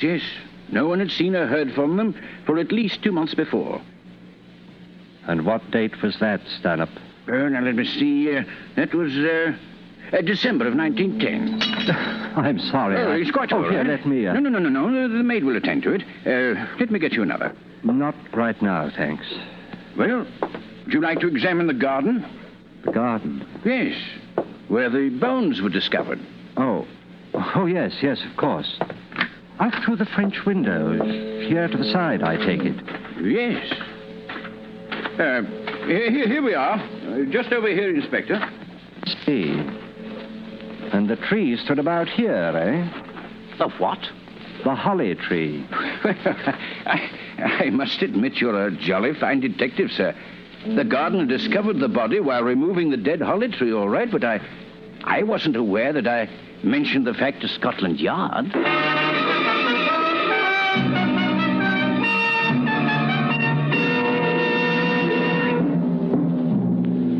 It was in my room at the inn late that night that I first began my notes.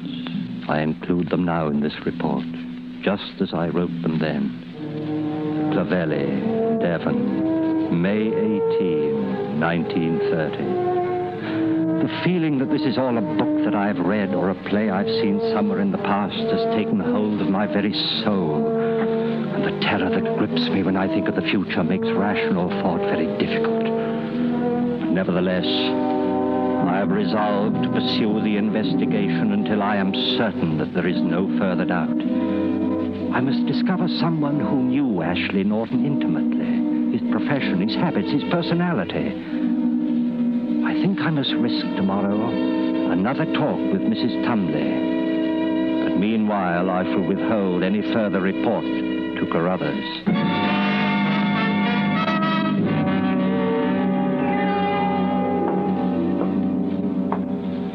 Now, Mrs. Tumley, you said yesterday that there were some people here in Clovelly who knew the Ashley Nortons rather well. Did I?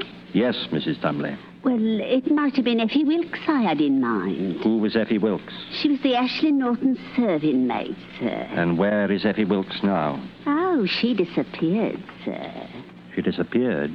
The same time they did, sir. And not a sight nor sound of her since. Not these 20 years. Who else? Who else knew the Ashley Nortons? Only t'other one I could think of would be Ben Sykes. Blind Ben, they call him now. But he could see then right enough. And where is he? Oh, he's hereabouts. Gone to Bideford with his nephew today. But he'll be back Wednesday, if you'd care to speak with him, sir. Did he work for the Ashley Nortons? In a manner of speaking, sir. He helped out with the experiments. Experiments? Oh, yes, sir. Mr. Ashley Norton was quite a scientist. Or so he said. What did Ben Sykes have to do with these experiments? Oh, he got things for them, sir. What sort of things? Live things, sir. Live things? Rabbits, animals, such like things, sir. Oh, is that all? No, sir. If you ask me, that wasn't all. What else? There was human beings, sir. Human beings? Yes, sir. What human beings? Why, I would say, sir, the nearest ones that came to hand. What do you mean? Oh, I'm sure you know much more about this than I do, sir. But they do say those bones were the bones of a woman.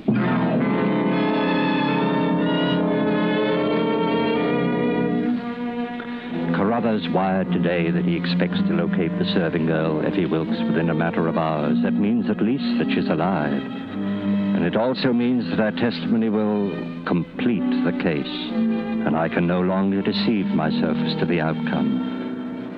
I don't quite know why I sent Carruthers the information about Effie Wilkes, knowing as I do that I'm endangering myself by that action.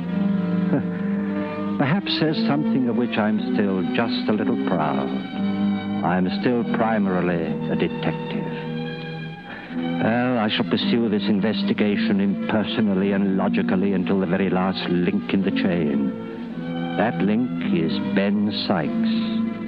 blind, Ben. There is only one fact in which I can take some faint hope. Ashley Norton was a scientist, presumably a doctor. And I can find no faintest memory in myself of any specialized scientific knowledge whatsoever. Well, Ben Sykes' nephew is going over to Biddeford today to bring the old man home. I shall go along and talk to him on the ride back. So you're Ben Sykes? Aye, Blind Ben they call me. But eyes are none. I can keep up with the best of them. What's your business in Clovelly, sir? Come to ask you some questions about Mr. Ashley Norton. Haven't we met before, sir? Not that I remember, Ben. Your voice is, oh, well. What sort of questions, sir? Perhaps about the experiments. I'll say naught of the experiments, sir. They were the master's private business. Very well. Did you know Mrs. Ashley Norton? Sarah Ashley Norton? I did, sir. And no finer woman ever walked the earth. Did he love her? He loved her more than life itself, but... But what? Well, she helped him with his experiments. She was condemned hereabouts for that, but she helped him all through these long months until she went away. Ida! Look out! We have got the whole Ida! Flooding is on the road!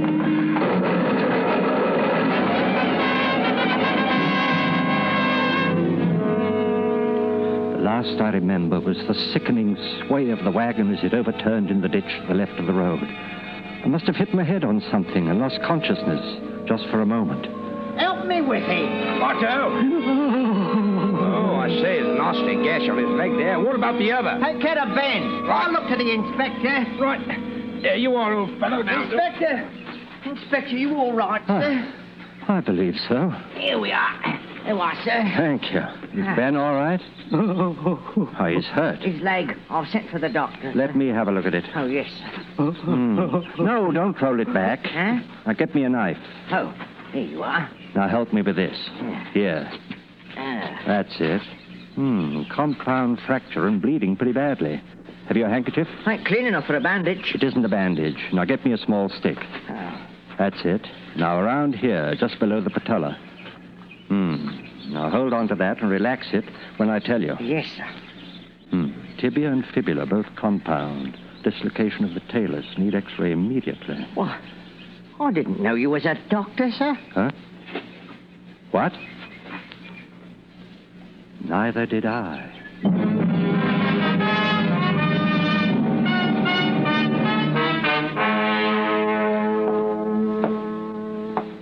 How do you feel, Ben? Much better, Mr. Drury.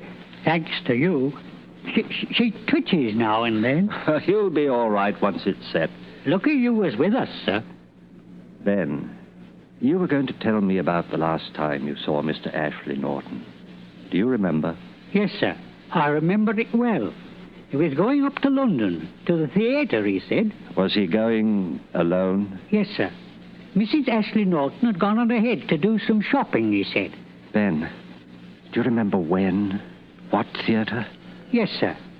It was Christmas Eve, and the theatre was Drury Lane. Yes, I know. I guess I knew it always. Asking your pardon, sir, I'm an old man, and I can say things without anyone getting angry about them. Yes, Ben, what is it? Well then, sir, you seem like a man who's running away from something. Oh, running. I wouldn't run away from it any longer, sir, if I was you. Ben, I believe you're the only one of us who isn't blind.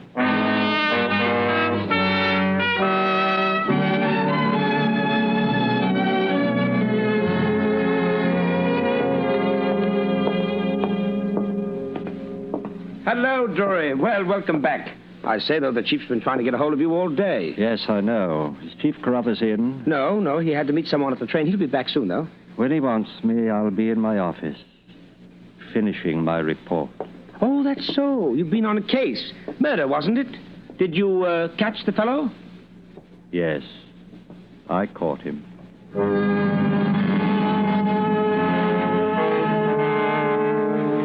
little now that needs to be added. Christmas Eve, Drury Lane Theatre. And Ashley Norton went alone, he said, because his wife Sarah had gone on ahead. And the medical training, it came back to me when I needed it as though it had been my life, my former life. There can be only one conclusion to this report. Sarah Ashley Norton was murdered by her husband. The case is closed. Signed, Roger Ashley Norton, formerly Terence Drury.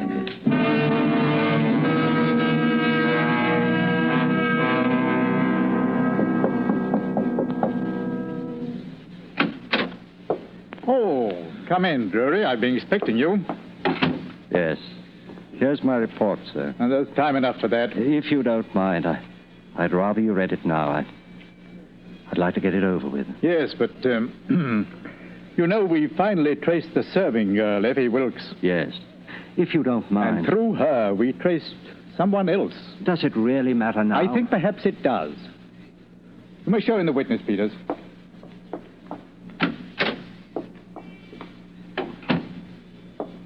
Yes. Yes, it is. Roger. Oh, Roger. I beg your pardon, but who? Roger, don't you remember me? Remember you? I only remember that you were someone who was once very dear to me. And now it's too late. No, Roger. No, it isn't too late. I'm... Sarah. Oh, darling. You see, Drury, or rather Mr. Ashley Norton, it seems you and your wife did go to the Drury Lane Theatre on that Christmas Eve 20 years ago, and that very night you were both to go on to Paris. Then at the last moment you ran into some chap who begged you to deliver a lecture the next day. You agreed, and Mrs. Ashley Norton went on ahead. You were to meet her in Paris in 2 days. Oh. When you didn't come, I checked with the steamship company, and they said your ticket had been used. The thief who robbed you must have used it, but I couldn't know that. I thought you must be somewhere in France. The French police tried to trace you for years. Then I thought you must be dead. Oh, Roger. My dear.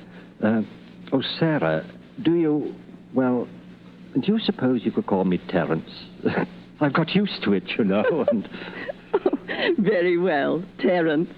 You haven't changed very much, really. I suppose you haven't either. By the way, I had excellent taste in women in those days. Oh, my dear. Oh, and can you ever forgive me? Forgive you? For what? The bones. Oh, the bones. Yes, Well, I suppose if that Mrs. Tumley hadn't been so nosy, I wouldn't have done it. But I was afraid if they found it in the house, it would look even worse. So that's why I did it. Did what? Buried your demonstration skeleton in the backyard, under the holly tree. What?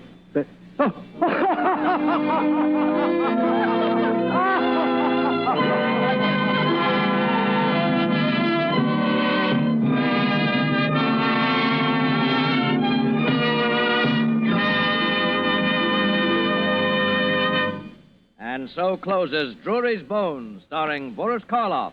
Tonight's study in Suspense. Suspense is produced, edited, and directed by William Spear.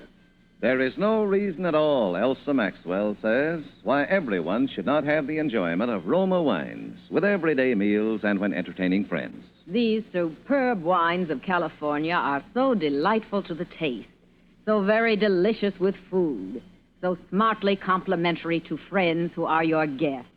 It seems a shame to me that some people still miss out on such wholesomely simple, moderate, and inexpensive pleasure. But of course, Miss Maxwell, millions already do know and enjoy Roma wines. In fact, more Americans enjoy Roma than any other wines. And that can only mean Roma wines are California's finest, always extra good, unvaryingly fine in flavor and quality, yet only pennies a glass. Roma, R-O-M-A, Roma wines. Next Thursday, same time, you will hear Mr. Joseph Cotton, a star of Suspense. Presented by Roma Wines, R-O-M-A, made in California for enjoyment throughout the world. This is CBS, the Columbia Broadcasting System.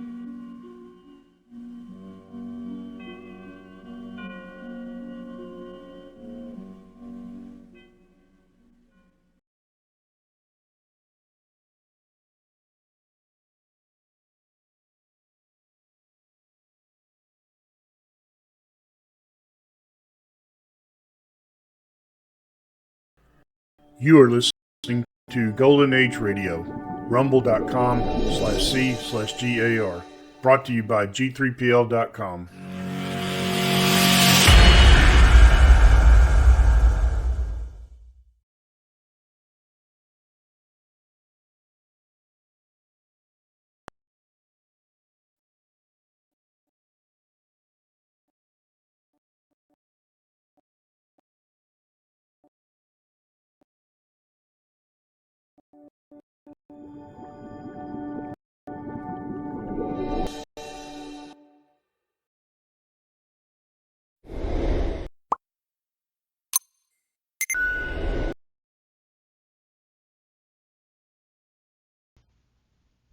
And now, Mystery Theater, brought to you in part by True Value Hardware, your store of first choice.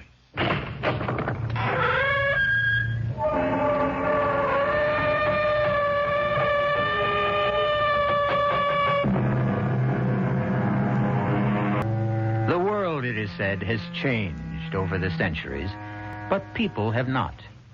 Perhaps this is because all too often the human heart is more intent on seeking its own pleasure, satisfying its own selfish needs, than giving thought to others. But there is innocence, too, and love, and selflessness. And it is the interplay of these good and evil forces that form the warp and woof of the strange and horrifying tale I bring you now. Listen. Oh, Murray, I tell you it was Chris.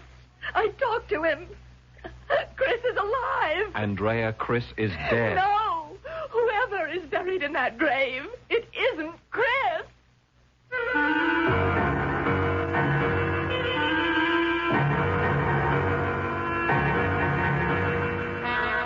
Our mystery drama, My Sister, Death, was written especially for the Mystery Theater by George Lothar and stars Paul Hecht and Beatrice Straight.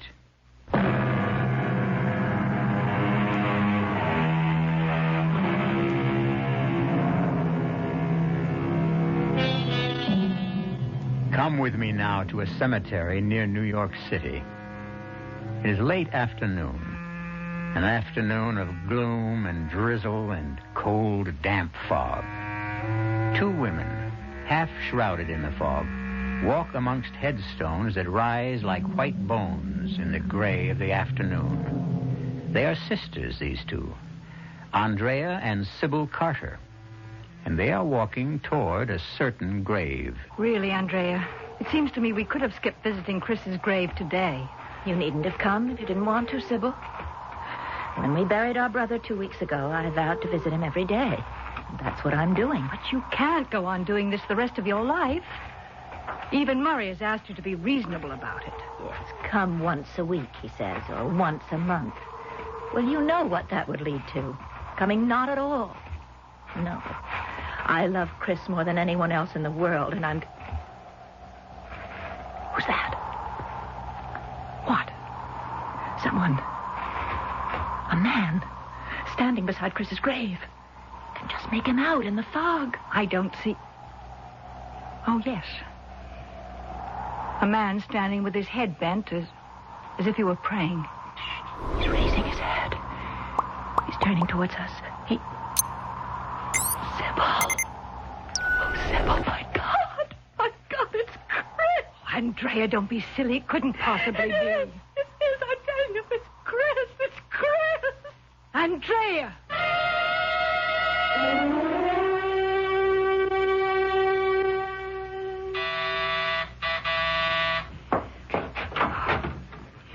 Oh, Murray, come in. Sorry I couldn't come the minute I got your call, Sybil. Oh, that's all right, Murray. I know how busy your law practice keeps you. Your estate, you mean, yours and Andrea's. Chris's death has raised all sorts of tax problems. I'm afraid his death has raised more problems than that. Yeah? Yeah, what is this all about? I told you on the phone. You didn't really tell me what I thought I heard. Andrea is convinced she saw Chris. Saw him today in the cemetery, standing beside his own grave. Oh, come on, Sybil. What kind of nonsense is... Murray, please. I'm telling you the truth. Where is Andrea? In her bedroom, sleeping. Dr. Swanson gave her a strong sedative. Murray, she was in such a state, so hysterical. Look, let me get this straight. You and she went to Chris's grave this afternoon? Yes. We were walking toward the grave when we noticed a man standing beside it. And there was a man? Oh, yes. I saw him, too. He was standing beside the grave with his head bent, as if he was saying a prayer or meditating or something. I had just said I wondered who he could be when he raised his head and turned towards us. Huh. That was when Andrea started to scream, "It's Chris, it's Chris." And then she just fainted. Went out cold. Who was the man?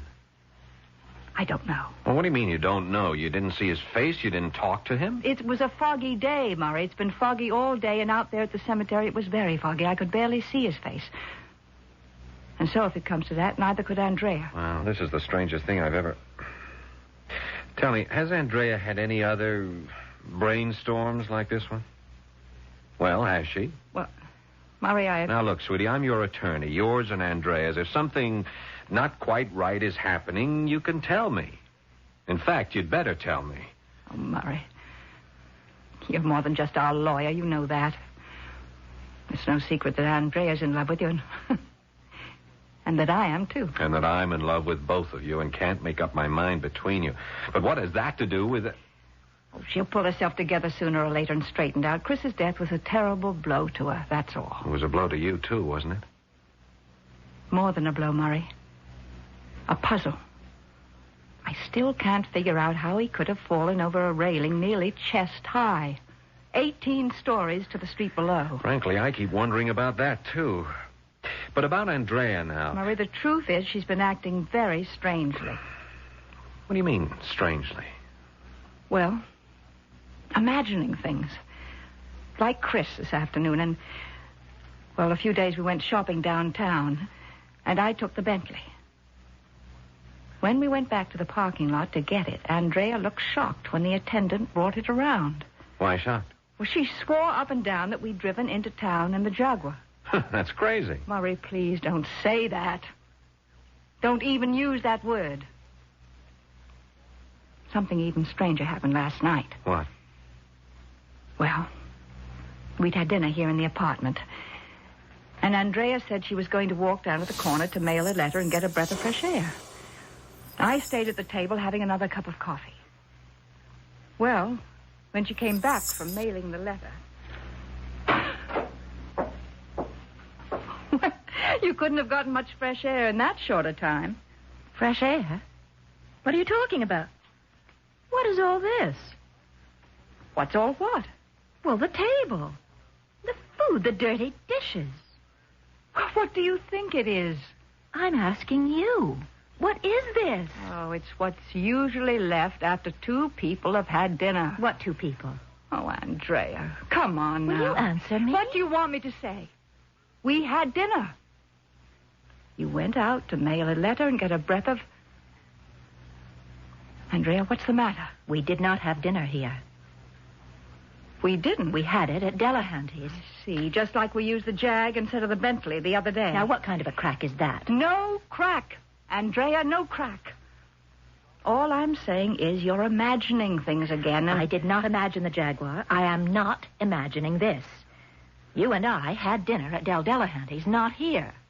In that case, Andrea, where have you just come from? Come from? You went out to mail a letter and get a breath of fresh air, you said. You just came back. You just now walked through the door. If that doesn't prove... You're forgetting the earring. Earring? What earring? Here, look. You can see for yourself I've only got one earring on.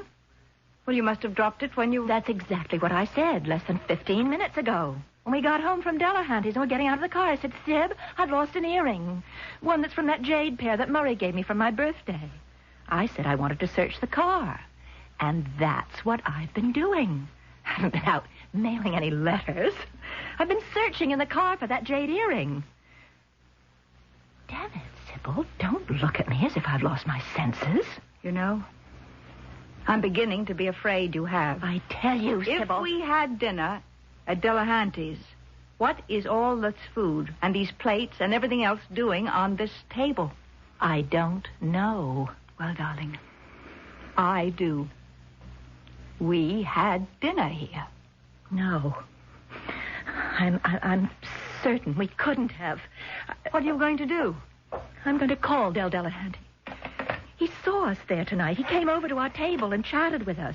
We'll soon see whether we dined there or we didn't. Andrea, dear, please.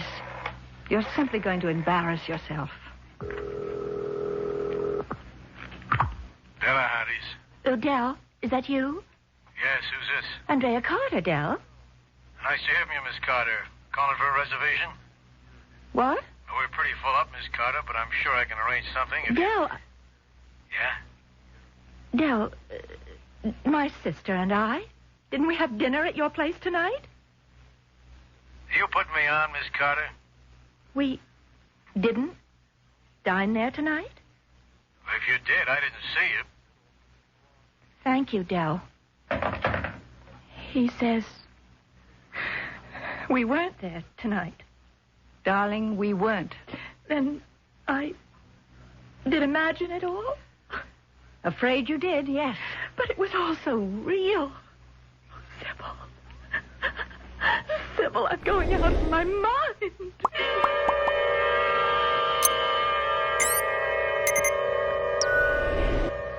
And I had a real rough time with her then, too. Believe me, Murray. She was simply beside herself. Yeah. A Jaguar, this business of Delahanty's, and now today imagining she saw Chris at his own grave. Murray, you don't think she's... Well, you know. I don't know. Grief hits some people like a sledgehammer, belts them so hard they never recover. Trouble is... Yes? Trouble is... Andrea isn't that kind of people.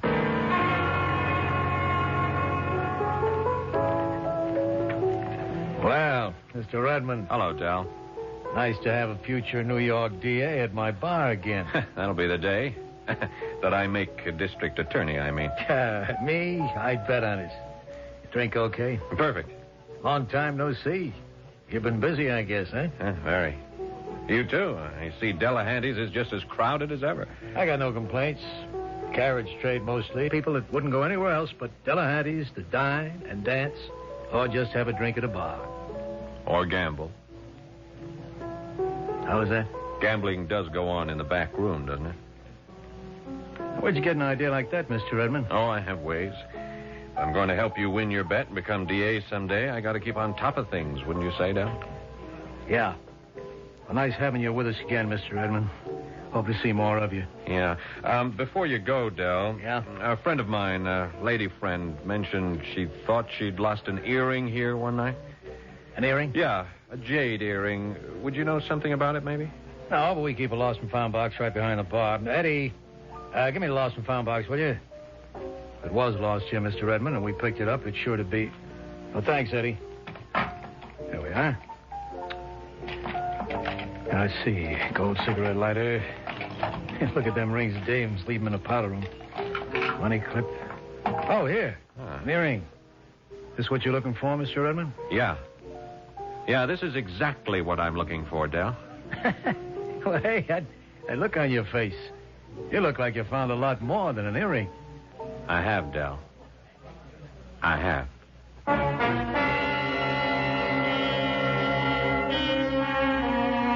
Murray Redmond has indeed found more than just Andrea Carter's earring. He has also found that she didn't imagine dining at Delahanty's. Nor then, in all likelihood, did she imagine driving into town in the Jaguar. The Jaguar which unaccountably turned into a Bentley. But as for imagining or not imagining her dead brother standing beside his own grave, well, we'll get closer to the answer to that when I return in a few moments with Act Two.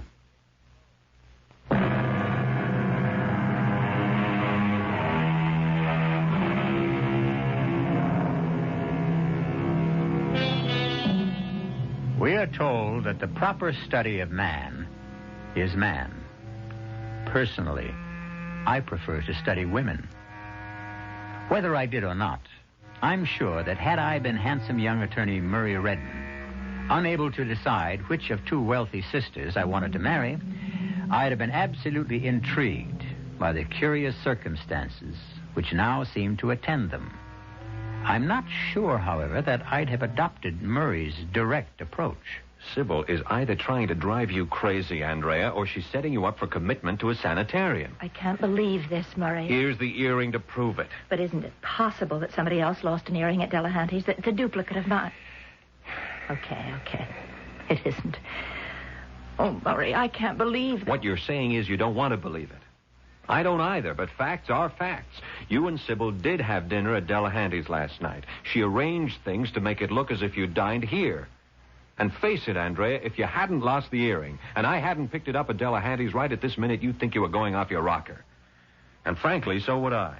Well, it was clever of you to check for the earring at Dell's. Well, I'm a pretty smart fella, you know.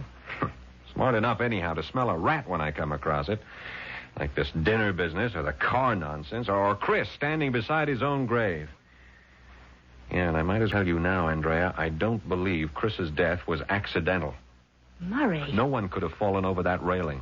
Fallen off accidentally, yeah. If he'd been sitting on the railing, even taken his own life if it comes to that. No, personally, I think he was pushed.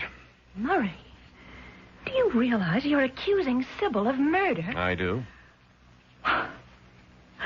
And of trying to make it look as if I'm crazy. Yeah? Well, why? Why would she do anything like that? Do you really want me to answer that? No. I suppose not. If what you say is true, and it isn't, the answer could be that Sybil wanted to get control of all our money. And me. You? To lay it on the line, Andrea, she's in love with me. So am I. What else is new? Well, there you have it. With you out of the way, Sybil would have, or think she'd have, a clear field. I just don't know what to say or do. Well, the thing to do, at least for the moment, is simply to play along. You see, what I want is to get enough evidence against Sybil to nail the truth and her to the wall. You know, I'm simply dumbfounded. Oh, it can't be true, Murray. It simply can't. We all have more than one side, or sides we usually conceal. Yes, I know. But... Oh. What's the matter, Andrea? What is it? That painting. On the wall there. Yeah, what about it? Well, you've seen it before. Look at it. I'm looking at it. So what? 3 children playing on a lawn. There were always 4. 4 kids? I mean, are you sure? Well, I'm positive. There were 2 boys and 2 girls, and now there are 2 girls, but only 1 boy. Murray, this isn't another of Sybil's... Well, we'll soon find out. Let's just have a close look at the painting. Well? No, I don't see... Wait a minute. Sure. Oh, man, what a skillful job. Skillful? Yeah, of painting out the figure of the second boy. Here, see for yourself. You'd never know that figure had been painted out if you didn't look closely, very closely. You see? Well, yes. My God. It is true, then, that Sybil is... I'm afraid so, Andrea. However you look at it, Sybil is guilty. Guilty as sin. All I've got to do is prove it.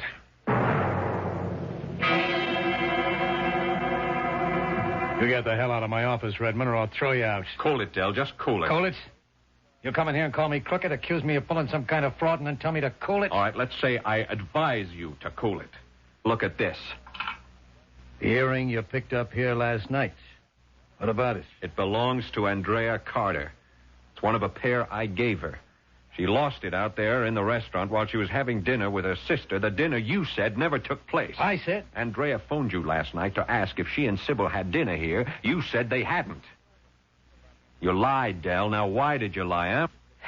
Okay, so I played a little joke. Somehow it doesn't strike me so funny. I'll tell you what does, though. Why, you and Sybil Carter teamed up to play this little joke on Andrea. Teamed up? Me and Sybil Carter? What else? Look, Del, take a lawyer's advice. Open up. Spill everything. And do it now. Cop a plea? Like that? Something like that. Chris Carter, the brother. Yeah? He was into me for over 12 grand. He gambled like it was going out of style and always lost. Go on. So he falls off the terrace of their apartment and gets killed. Mm-hmm. I'm out 12 grand. I call up the Carters and I get the Sybil dame on the phone. I tell her how I'm out a dozen big ones and she tells me to drop dead. Oh? But the next day, she shows up here and says she'll pay the dough if I'll help her play a little joke on her sister. Pretty expensive joke, wouldn't you say? I didn't say anything. If she's willing to get me off the pad for 12 grand, I'm willing to help her play her joke. So where's the harm in that? Who gets hurt? Worse than hurt, Del. Somebody could get dead. Real dead.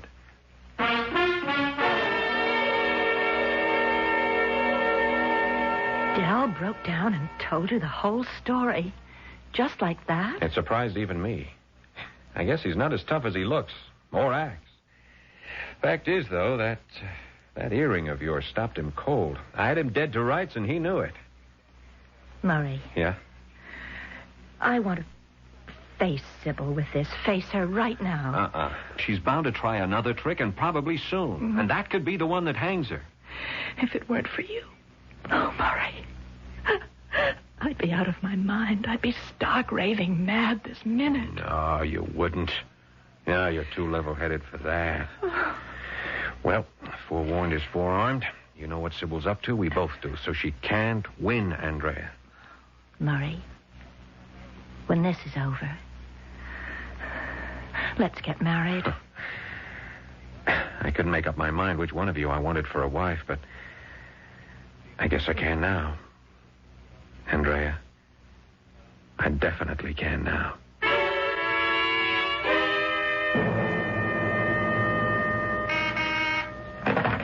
Yeah. Oh, of course, Marcia. Send her in. Oh, come in, Sybil. Come in. I know I'm interrupting you. It's something important. You are, but you're worth it. Here, sit down. Thank you. How's Andrea? She's my reason for being here, Murray. Well, what do you want to tell me? Murray, I'm worried about Andrea. Terribly worried. You mean her nervous attacks? But they're more than that, I'm afraid. What you call nervous attacks seem more like delusions to me. I'm beginning to think that she is on the verge of insanity. Has something else happened? Yes. There's a picture on the wall of the living room. A painting of 3 children playing on a lawn. Yeah? Andrea swears that there were 4 children in the picture, not just 3. Or were there? 4 children in the picture, I mean. Well, of course not. There were always 3. Well, yes. You don't sound too sure. What I'm trying to say is, well, I couldn't swear in a court of law that there were always 3 children in the painting. Well, you know how we look at things after a while without really seeing them. What I am saying is that if there are 3 children in the painting now, then there must have always been 3, not 4. Makes sense. Which Andrea's saying that there were 4 doesn't. That, combined with everything else that's happened since Chris died, has got me worried. It's something to worry about. So what I came to ask you, do you think I ought to get her to consult a psychiatrist? Might be a good idea. Would there be any danger in it? Danger? Well, I mean, if she went to a psychiatrist and he discovered that she was seriously ill, I mean, really insane, would she be committed or something like that? Well, it depends. On what? First of all, whether she was dangerous to herself, others. If he felt that she was, he'd certainly recommend placing her in a sanitarium where she could be cared for and perhaps, in time, cured. If that was to happen, if he made that decision, you'd have to sign papers of commitment. Oh. Would you? I don't suppose I'd have any choice, would I? Oh, there's always a choice. Another thing. If anything like that were to happen, What about the estate? You know as well as I do, Sybil, that you'd be in complete control. Well, no, I didn't know. Your father's will divided his fortune equally among the three of you. You, Andrea, Chris. You and Andrea came into Chris's share when he died several weeks ago. If you signed papers certifying Andrea as insane, she would be declared incompetent to handle her affairs, and as next of kin, you'd take over for her. You didn't know that? As I said, I don't know much, if anything, about these things. That's why I came to see you. Yeah. Well, now you know. Sorry, excuse me, Sybil. Yes, Marcia. Oh, yeah, put her through. Murray, come quickly, please. Andrea, what is it? Murray, we're wrong. All wrong. It isn't Sybil. She's not playing tricks. Murray, I am going out of my mind. What happened? I can't talk. Murray. Yeah. Please, God. Andrea, where are you? Okay, I'm on my way.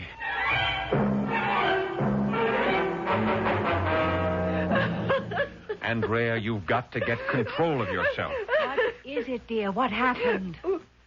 I went to the cemetery to visit Chris's grave. Yeah, I know that. A man was standing beside the grave like the other day, Sybil. Yes, dear, yes. And like the other day, as I walked towards the grave, he lifted his head and looked straight at me.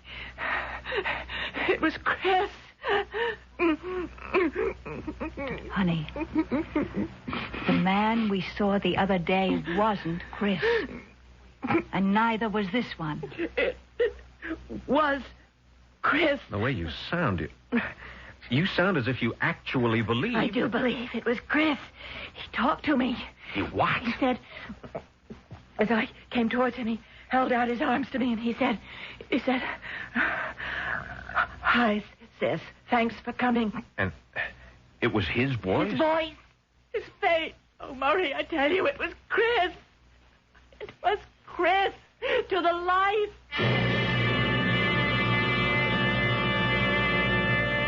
Well, if you're shocked, think how shocked Murray Redmond must have been. His entire theory that Sybil is trying to have Andrea committed out the window, just like that. On the other hand, Chris couldn't be standing by his own grave. Could he? Perhaps we'll find out when I return shortly with Act 3.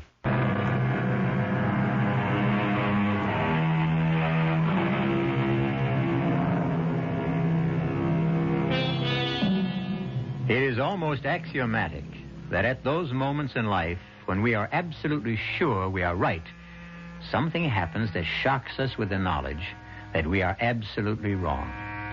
Assuredly, that is what has just happened to Andrea Carter and Murray Redmond. Convinced that beyond a shadow of a doubt, Andrea's sister Sybil is trying to set her up for commitment to an asylum, they are stunned to realize that this may not be the case at all. But, Andrea, what you're saying is impossible. It couldn't have happened. Oh, I tell you, it did. Murray, I'm going to phone Dr. Swanson. Okay. I'm sure you'll come right over. Come on, Andrea. What is the meaning of this? What? Chris is dead. You couldn't have met him at the grave. You couldn't have talked to him. Murray, please believe me. It happened. It was Chris. It's incredible, inconceivable. You say you talked with him? What did you talk about? What did you say? He said, "Hi, sis. Thanks for coming." And you? For a few minutes, I couldn't say anything. All I could do was just stare at him. And he looked at me and he said, "Trust me, sis. I'll explain everything in time. I just wanted you to know that I'm alive." And then what happened? And then he said he was going to leave me then, but that I'd see him again soon, and he kissed me on the cheek. Kissed you? Yes. And then he began to walk away, and I started after him, but he turned, and then he said, No, don't follow me. You'll understand in time." And I let him go. I let him walk out of my life again. I can't believe any of this. I can't believe it either, but it happened. Oh, Murray, what does it mean? This can't be one of Sybil's tricks. The man I talked to was my brother. I don't know who we buried in that grave, but it couldn't have been Chris. It was. It couldn't. I was there. I was there when they closed the casket. I was one of the pallbearers. Oh, Dr. Swanson's on his way over.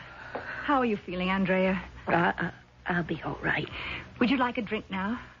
Oh, yes, I could use one, Sybil. Murray? Yeah, I could too. Double, please. Murray, Chris can't be alive, and yet... Murray, we are going to have to open the casket. Oh, no. Sybil's right. Oh, no. I'll get a court order this afternoon. Don't look so horrified, Andrea. You don't have to be there. Oh, but yes, I do. Oh, Andrea, why? Because I know what you're thinking. Both of you now. You're thinking I'm out of my mind. I don't. You must. What I've told you is crazy. But I want to be there when you open that grave and see for yourself the proof that I'm sane. Or what, dear? Mad! Stark mad!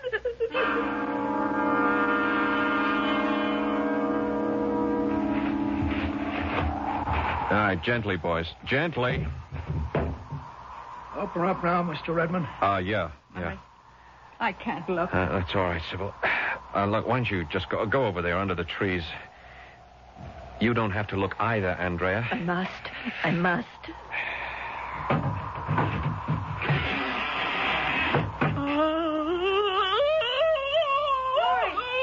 No, stay there, Sybil. Sybil, don't come here. Don't look. Murray. All right, close it up, boys. Close it up. The coffin, who's in it? Is it... Yes, it's Chris. And for the last time, Andrea, I do not think you're crazy. You're as sane as I am. Then, my meeting with Chris and talking to him, it was a trick. Yes. But how could it have been done? How could Sybil have managed it? I don't know. You said that Sybil is clever. I'd say she's diabolically clever. Andrea, I brought this along. I want you to take it, and I want you to keep it near you. A gun? Yeah. Murray, I'm scared to death of guns. I couldn't even touch that thing. Now, listen to me. There's no question in my mind now that Chris's death was not accidental. Sybil... He was pushed off that terrace out there. I'm sure of it. I'm equally sure that Sybil may try to kill you. Oh, no. It's a possibility. Her plan to have you committed is not working out, not as fast as she'd like to. I'm trying to stay just one jump ahead of her. It seems to me she just might try to kill you and make it look like an accident. Like with Chris? Yes. So here, take it. Oh, but Take it. And keep it near you at all times. You understand? At all times.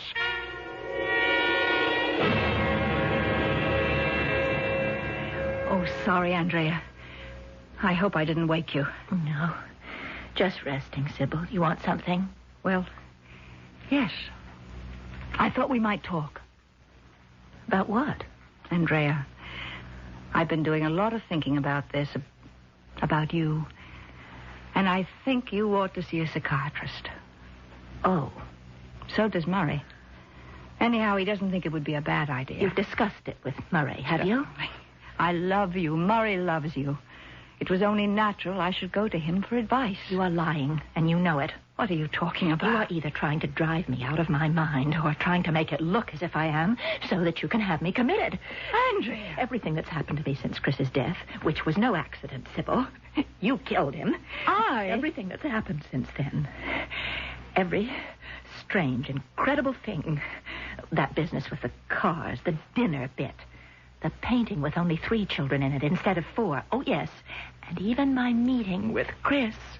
Chris in the flesh. I don't know how you managed that. But it's all been arranged. Every single thing arranged by you. Why should I do such things to you? To get control of the money that we share jointly. To get Murray for your husband. You are out of your mind. To think that I would do anything so vicious, so depraved. Yes, vicious and depraved. You. And when I realized it, when I could no longer hide it from myself and had to face it, that my sister, the sister I loved devotedly, had murdered our brother. Andrea. And was now tricking me into thinking I was going out of my head. When I realized that, Sybil, I didn't want to live anymore. I wanted to die. Oh, Andrea, I wanted dearest. to die. What are you doing? Murray gave me this gun to protect myself with against you. I told him I was scared of guns. I'm afraid even to touch them. But I didn't tell him why. I didn't tell him I was afraid I'd use it on myself. Andrea, no! Yes, I can't go on living, Sybil. All that meant anything to me is gone. Chris is dead. You've turned on me. You want me dead and out of the way so that you could have the money and Murray. Right, then. You shall have what you want now. Give me that gun. Give me your big no. Give it. Sybil. Sybil.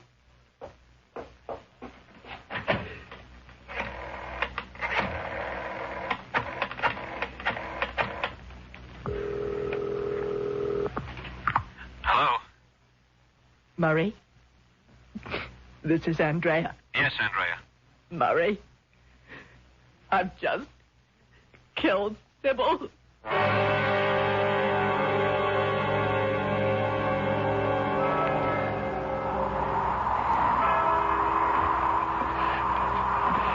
Shall we go now, Andrea? Andrea, dear, the funeral's over. So is my life. They're both down there now. Side by side. Under the ground. Chris and Sybil. Come on. It's cold. You're shivering. Come on now. All right. I never thought, when I vowed to visit Chris's grave every day, I never thought that in a few short weeks we'd be visiting Sybil. What's the matter? Why have you stopped? Someone coming towards us on the path. Look, they're under the trees. What? God, it looks like Sybil. You're imagining things. No, look, it's a woman. You can see her clearly now. Sybil's clothes, the blue suit that she wore, the Sybil's hat. Murray, it is. It can't be, but it is Sybil. Why, Andrea. What are you doing here? What are you doing here? I came to visit Chris. Easy, Andrea. Sorry, it's Sybil. No, dear, there's no one here but us. You're imagining things. I'm not. Sybil, it's you, isn't it? Of course. But you're dead. You're dead. Dead? I'm very much alive, as you can see. I killed you. Shot you to death. My God. We just buried you. Come on now, Andrea. I want you home. I'll get you a sedative. She's there, I tell you. I don't see anyone. I do. Heaven help me. I'm mad. I'm out of my mind. Murray. Help me. I've done a terrible thing and I'm being punished. But you've got to help me. Save me. Terrible thing? What terrible thing, Andrea? I killed Sybil deliberately. I murdered her, Murray. I murdered her just as I murdered Chris. You? I pushed him off the terrace to his death. I shot Sybil to make it look like an accident. Oh, I knew if I pointed the gun at my head, she'd try to take it away from me.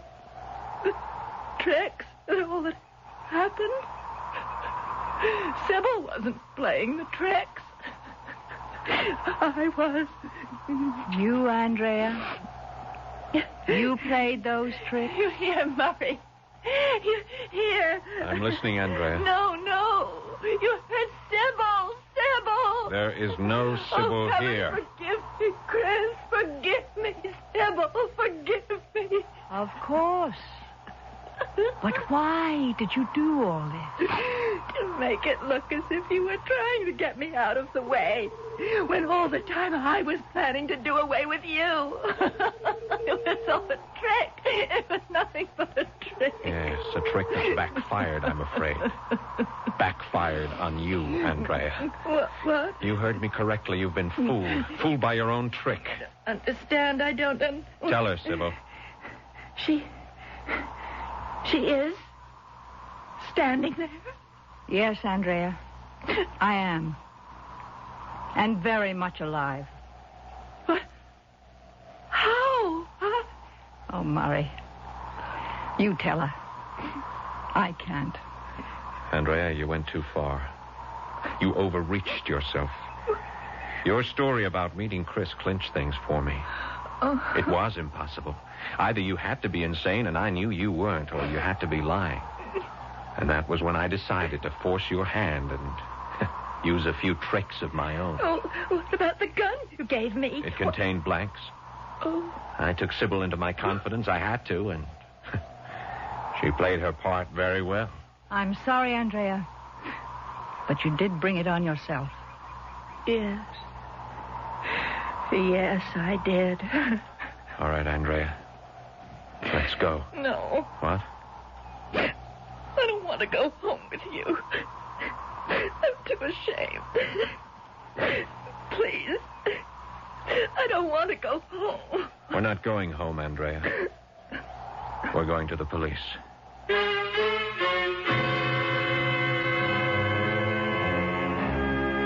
As I said at the outset, the world changes, but people do not.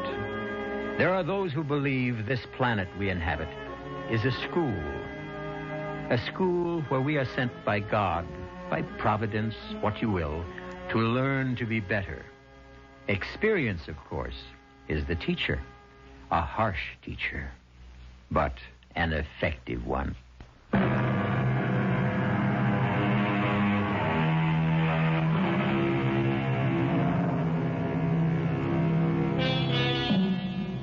I think you'll want to know that Sybil Carter is now Mrs. Murray Redmond, and they are very happily married. Andrea is living quietly and comfortably in a sanitarium. For as it turned out, strangely enough, this woman who pretended that her sister was trying to drive her mad really was. Our cast included Beatrice Straight, Paul Hecht, Marion Seldes, and George Petrie. The entire production was under the direction of Hyman Brown. This is E.G. Marshall inviting you to return to our Mystery Theater for another adventure in the macabre. Until next time, pleasant dreams.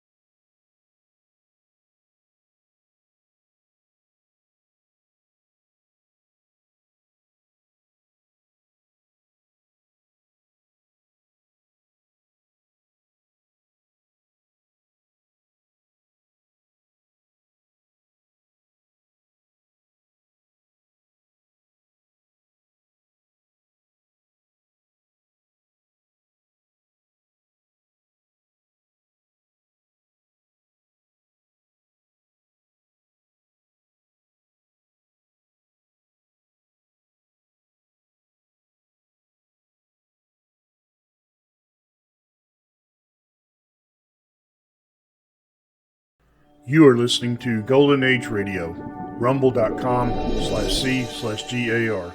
Brought to you by G3PL.com.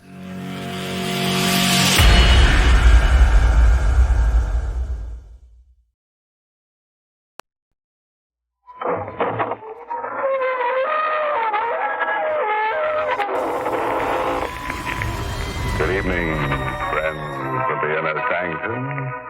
This is your host, inviting you in through the squeaking door. Come in, won't you?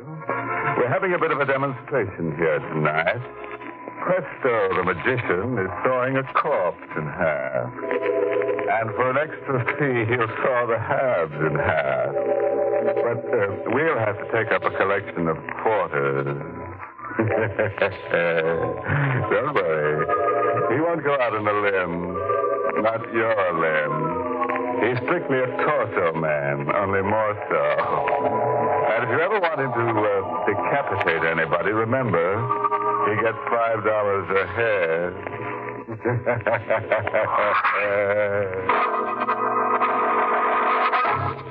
Tonight's Inner Sanctum Mystery, Over My Dead Body, is an original radio drama written by Robert Sloan and stars Larry Haynes in the role of Robert with Vera Allen as Mary.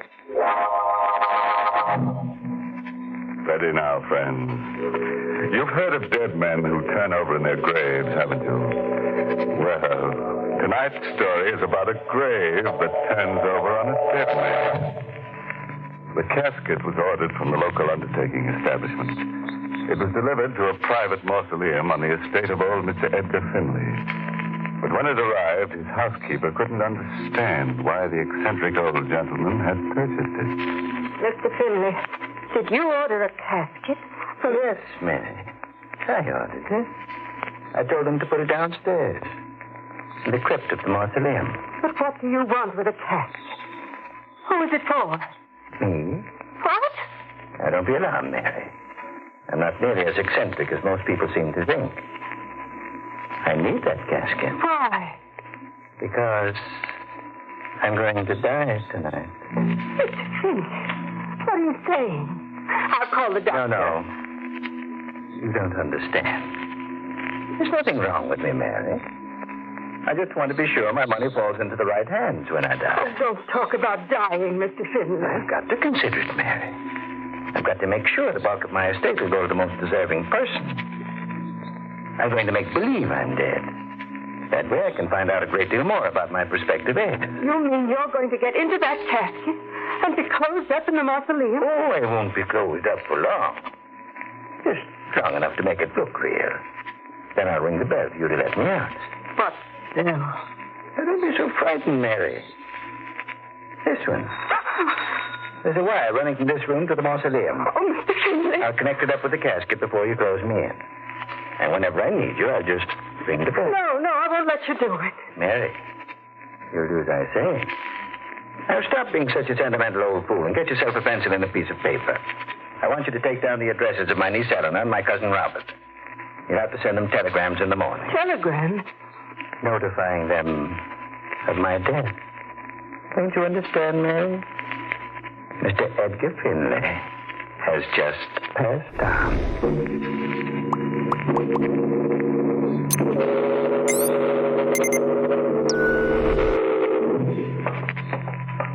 This way, Mr. Robert. The casket is down here in the crypt. Oh, thank you. Careful on these stairs, Eleanor. It's not very light. I can see. Only I wish you hadn't brought me down here. I don't want to look at Uncle Edgar's casket. I do. I think it's only decent for us to pay our respects.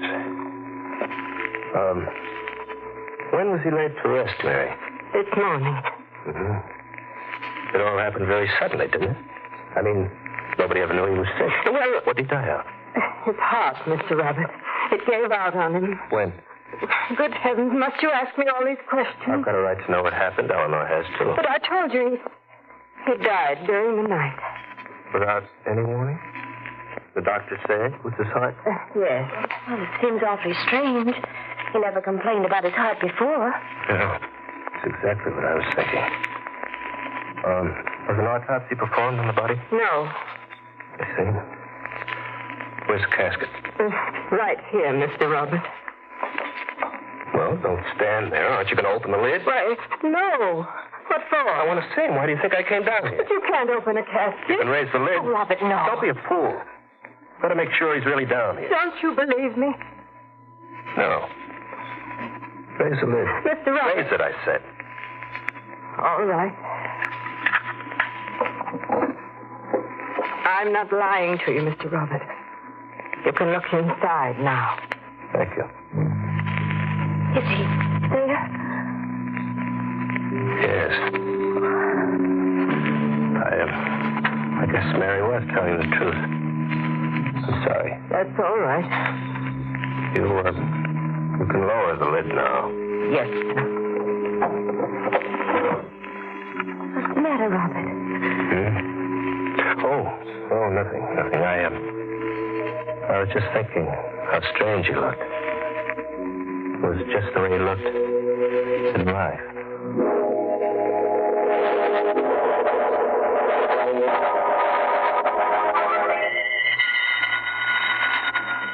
All right, Mr. Finley, I hear you ringing. I'll come to you right now and let you out. Mary. Oh, good evening, Mr. Robert. I want to talk to you, Mary. I'll be back in a minute. I want to talk to you now. Honestly, Mr. Robert, Don't get excited. I know all about it. About what? The trick. What's it for?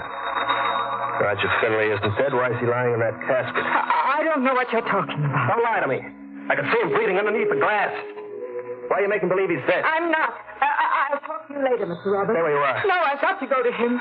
He'll suffocate in there if I don't. I said stay where you are. Please, didn't you hear that bell? He's ringing for me. Let him ring. But the casket is locked from the outside. He'll die if I don't let him out. Wouldn't that be just too bad? Mr. Robert, you wouldn't let him die. Wouldn't I? As far as I know, he's dead already. But he isn't dead. I'm telling you he isn't. I can't hear you. Let me go. He'll be buried alive. What if he is?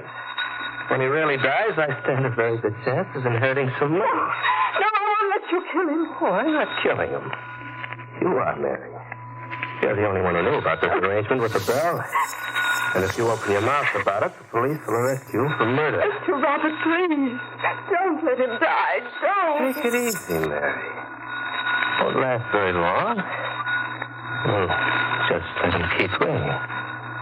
Till he can't ring anymore.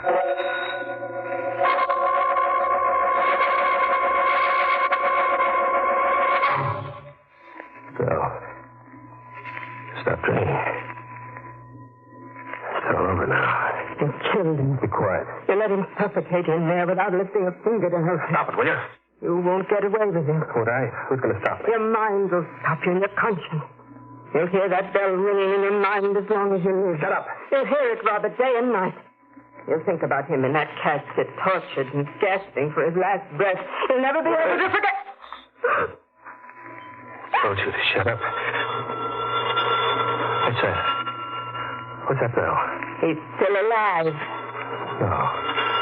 No, he can't be. I locked the casket with my own hands. There isn't enough air in there to breathe. That's not the same bell. It's a telephone. You see how it tortures you, Robert? You see how it preys on your mind? Don't talk about it.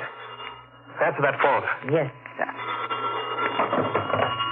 Hello? Hello, Mary. This is Mr. Cadman calling. Yes, Mr. Cadman? I'd like to speak to you about Mr. Finley's will. As you know, I was Mr. Finley's attorney, and something has come up that particularly concerns you. Well, can I speak to you later, Mr. Cadman? Huh? Oh, why, certainly. I'll be home all evening. Thank you, sir. What does Cadman want? Something about the will.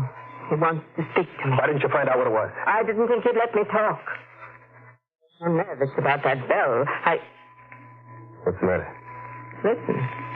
Can't you hear it? What? The bell. It's ringing again. I don't hear anything. It's him ringing the bell. He's still alive. No, you're just trying to frighten me. It's there, I tell you. I can hear it. You're lying. Listen, Robert, listen.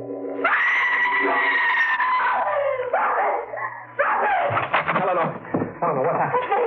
I saw a face at the window. Where were you? In the library. It was just outside. It was like a ghost. Now, don't be scared, Miss Eleanor. It was probably the gardener. No, it wasn't. It was Uncle Hickok.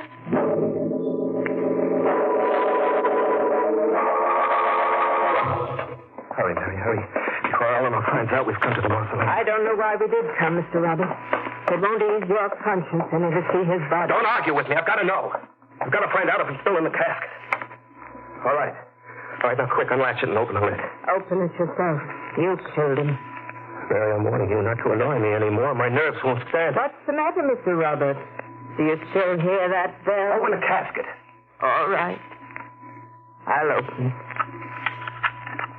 You want to raise the lid, or shall I? Never mind, I'll do it. He's still there. He's there, all right. Only this time he's dead. This time his tortured body is tightened up and twisting from gasping for air. Stop it. What's wrong, Mr. Roberts? Are you afraid to see what you've done? Close the lid.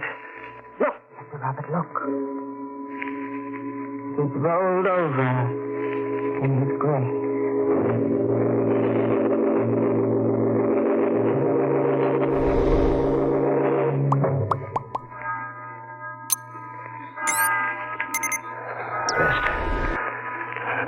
I've got to get some rest. I've got to get those spells out of my mind. They're driving me crazy. Why don't they stop? Why can't I make them? No. Please, stop.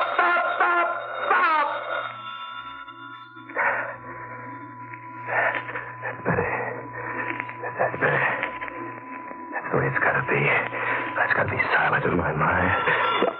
There it goes again. That bell. He's ringing from his grave. I've got to stop him. I've got to cut the wire. Mary, where are you? In here, Mr. Robert, in the living room. You're ringing that bell. What bell? I can't hear anything ringing. What? Stop now. It's your mind, Mr. Robert. There wasn't any bell. Don't lie to me.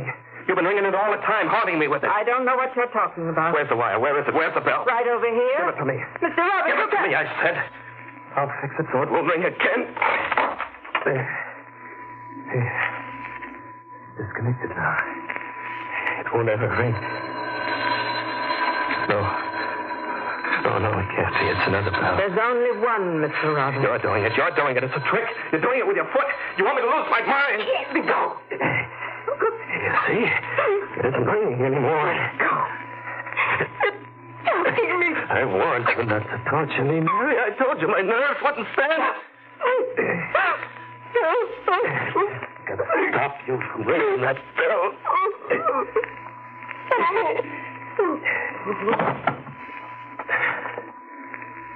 Now you will stop. I'll never hear it anymore. No.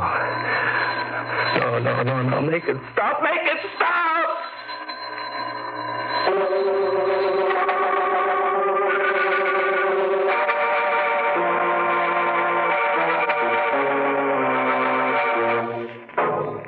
Now, as we find Robert hovering over the body of dear Mary, the bell is still ringing. Quickly, he drags the body behind the sofa in the living room. And as the bell stops, he hears a door open behind him and footsteps in the hall. Who's there? Who's out there? Why, it's I, Robert. Mr. Cadman. Nobody answered the front door.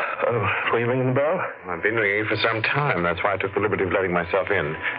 Where's Mary? Mary? Yes. Why are you looking at me like that? For heaven's sake, what's going on here tonight? Why? Well, I called Mary earlier in the evening about Mr. Finley's will. She said she'd call me back, but she never did. Why, I don't know why not. Well, neither do I. I've been phoning here all evening, but nobody answers the call. Oh, that's what the bells were. What? Nothing. Yes, well, Robert, I've got to speak to Mary about some very important business. Where is she? Why, I don't know. Well, you'd better find out if you... Now, look, what do you want, Mr. Cadman? Make it short. Mary's gone into town, and I'm busy. Too busy to find out about your inheritance? Why, no. Yeah, I thought that might interest you. The will is supposed to be read tomorrow morning, but it won't be read unless I speak to Mary. It won't even be opened. Well, what do you mean? You can't hold up that will. You can't stop us from getting what belongs to us. I can't, but Mr. Finley can. Mr. Finley? Yes. He made a last request before he died. What? That the will is not to be read herself.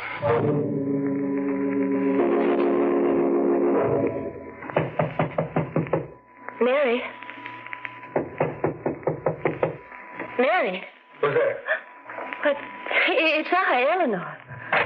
What do you want? Oh, Robert, why are you in Mary's room? I'm looking through some papers. Mary's gone away for a few days, and Mr. Cadman said the will couldn't be read unless she opened it. She must have it here. The will? Uncle Edgar's will? Yes. Well, don't stand there staring at me. We've got to find that will. But Mary hasn't got it. How do you know? Where is it? Well, Mr. Cadman must have it. He was Uncle Edgar's attorney. Well, then why does Mary have... The bell. The bell is ringing again. Maybe it's Mary. Maybe she's come back. No. It's from across the hall from Mr. Finley's room. I can't understand why a bell should ring in there. I've got to find it. Wait. What's this? Stop. I don't care. I've got to know why it rang. Robert, please. Please don't go in there. Why not? Because he wouldn't want you to disturb his room. Don't be a fool. Someone's working against us, Eleanor. Someone who doesn't want us to inherit that money. Who? Well, Mr. Cadman, maybe. He'll be just like him. There it is again. It's over here, Robert. It's right beside the bed. What? It's the bell that was downstairs. The one I yanked the wires from. It's been connected again. Who could have connected it? I don't know. I'm going to have a talk with Mr. Cadman. Wait for me, Eleanor. I'm going to find out about that will. I'm sorry, Robert. I'm not at liberty to show you the will. No one can see it without Mary's permission. Get up. What? Get up, I said. Open the safe. Put down that gun, you fool. As I tell you, open the safe. No argument, Cadman. I mean every word I say. All right, Robert. I'll open the safe. Be quick about it. Certainly. Why are you in such a hurry? Because I don't trust you. I think you know too much. About you? About old man Finley. I think you were in on the plan from the very beginning with Mary. I haven't the faintest idea what you're talking about. Come on. Isn't that safe open yet? It will be in a moment. Now, what do you want? What do you think? The will. Give it to me. Robert, you're making a great mistake. I'll be the judge of that. Disregarding Mr. Finley's... Give me the will. Very well, Robert. Here you are. But I warn you, I'm going to report this to the police. Oh, no, you're not. You're not going to report it to anybody.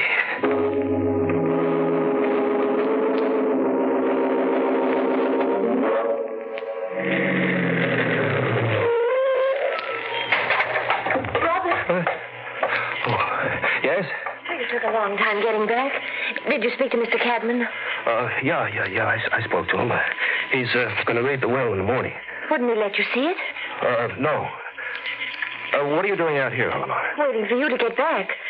I've been going over the outside of the house, tracing those wires. What wires? The ones from that bell upstairs. They lead to the mausoleum, right in through the stone wall. Really? Don't you think that's strange? I mean, why should wires run from the mausoleum directly into the house?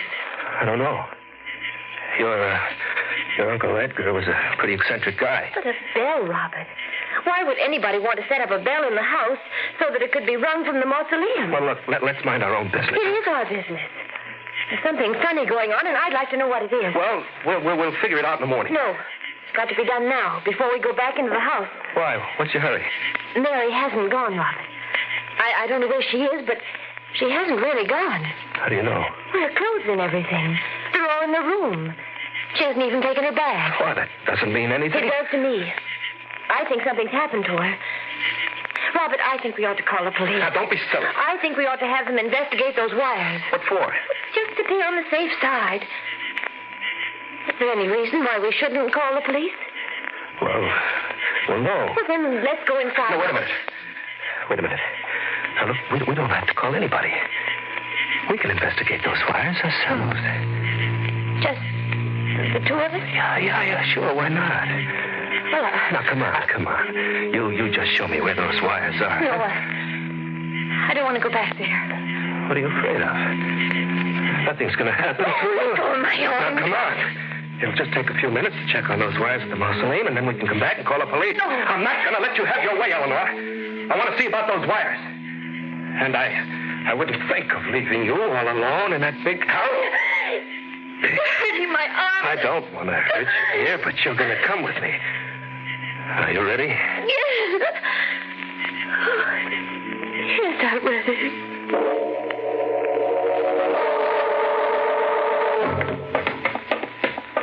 I can't see a thing, Robert. Why are you making me go down into the crypt? The wires, Eleanor. They led down here. We've got to find out where they're attached on the inside. Wait. What's the matter? I thought I saw something pass in front of me. Keep walking. You're just stalling for time. Stalling? What do you mean? Don't you know? Don't you realize you have to die? Let me go. I can't afford to let you live, Eleanor. You'll find out too much. You'll put a rope around my neck. Oh, Robert, please. Don't fight me, Eleanor. It has to be just the way as it was with Mary and Cadman. You killed him. You didn't want me to get the money. They were in my way. I was in your way, too, Robert. Who's there? Me, Robert. Your cousin. Edgar Finley. No. You're dead. I would have been. If I hadn't protected myself against a murderer like you. One side of that casket comes off, Robert. It opens from the inside. You just made believe you were dead. I had to, as soon as I found out what you were trying to do. Well, I never expected you to murder anyone else. Run for the police, Helena, quick. Come back here. Run. Stop or I'll come after You you. won't do anything of the kind, Robert. You'll stay with me. Will I? Didn't you know I had a gun, Mr. Finley? You won't get out of here, Robert. I won't let you out. Come on, Mr. Finley. Come on, get the rest of it. I will. Let go of my neck. Let go. Let go. No, Robert. I'll never let go.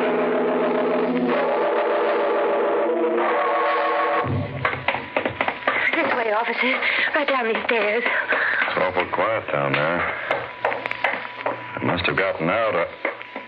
What is it, officer? Oh, Better not look. what? Are they dead? Yeah. Both of them. Mr. Finley was shot. Up close. Robert killed him.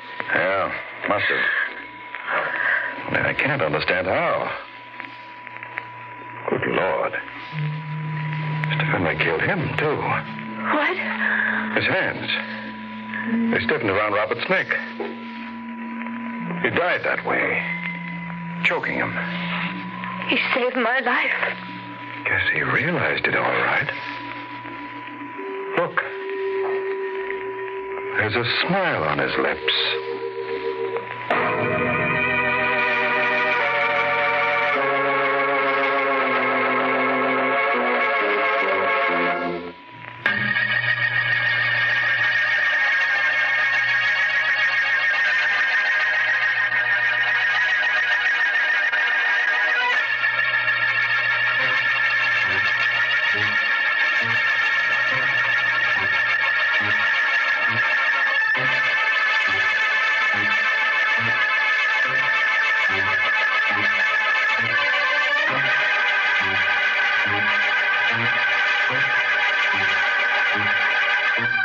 Good night. Pleasant dreams.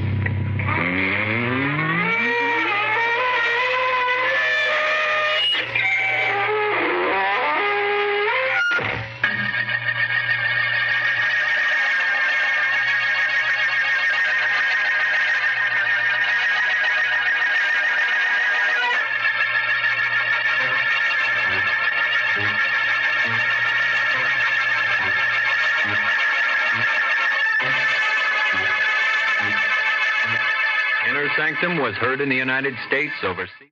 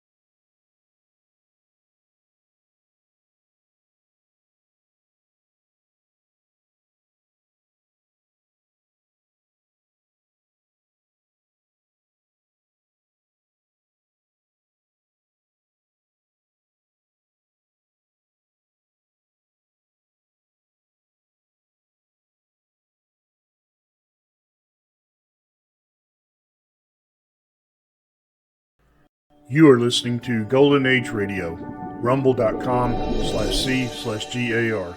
Brought to you by G3PL.com.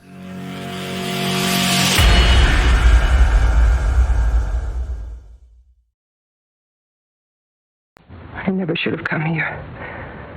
I never should have come to this strange place. Now I've got to hurry and get this bag packed. I've got to get away as soon as I can. I've got to get... What do you want? We thought we'd bring you another bottle of champagne. If I'd wanted room service, I'd have called. It's with the compliments of the house. You get out of here, all three of you. Now leave me alone. Now that's gratitude. It's going to be a cold night, miss. And I brought a blanket to keep you warm. Get out of here, all of you. Get out. No, miss, is that a nice way to act? You're the one who said you'd help me. Where's my cab? I'm sorry, but I couldn't find a cab. You never went after one. You're lying. You're all lying. Now get out of here.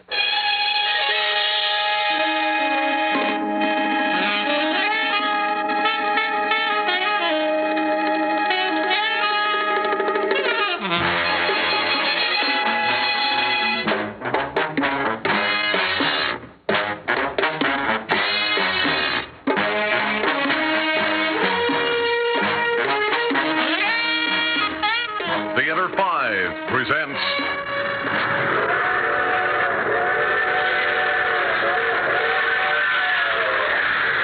Echo of Madness.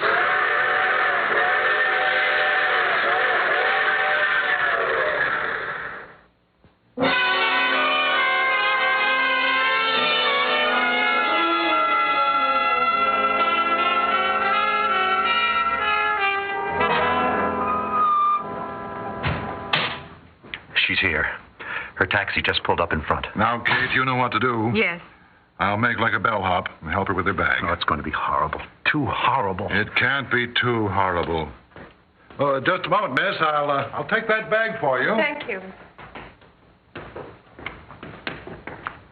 Do you have a vacant room? Yes, certainly. How long will you be staying? Well, just overnight, I think. Will you sign the register, please? Yes, of course. There you are. Thank you. Judith Morgan, New York City. Joe? Yes? Show Miss Morgan to room 6. Sure.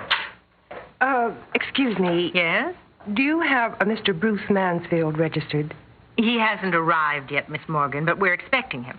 I see. Well, when Mr. Mansfield does arrive, will you let him know I'm here? It's important. Certainly. Thank you. This way, miss. Just follow me. Well? Well, what? I'd say everything's working just as we planned. Wouldn't you, Mr. Mansfield?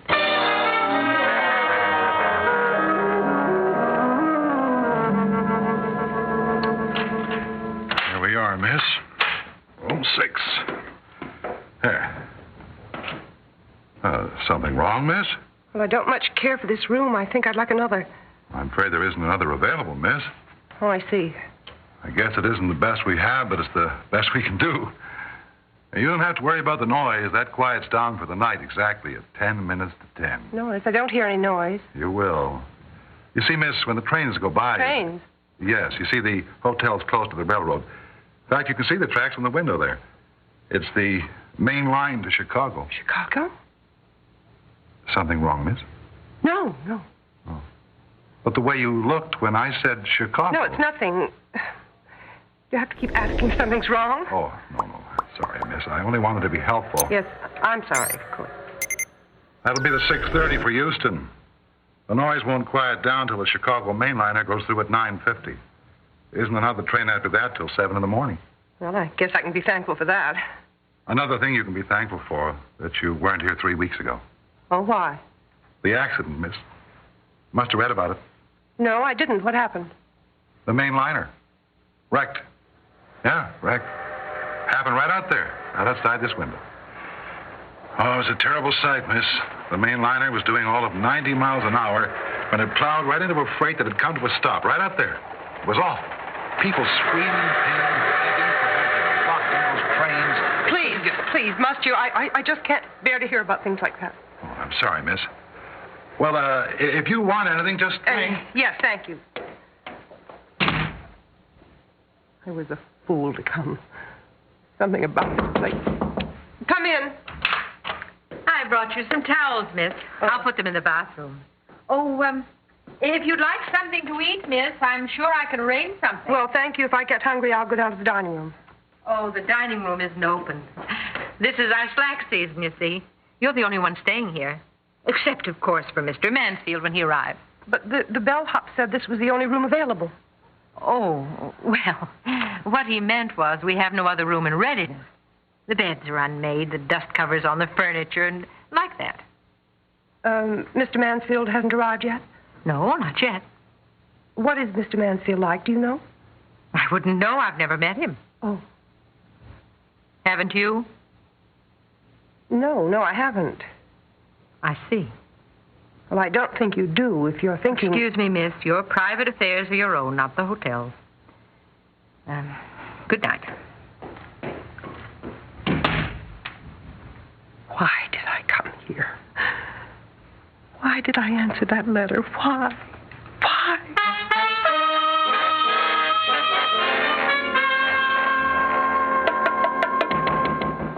Just a minute. Oh. Did I startle you? You're Bruce Mansfield? Who did you think I was? Well, I didn't know. But now you do know. The name, the face, you've put them together, and now you know? What do you want?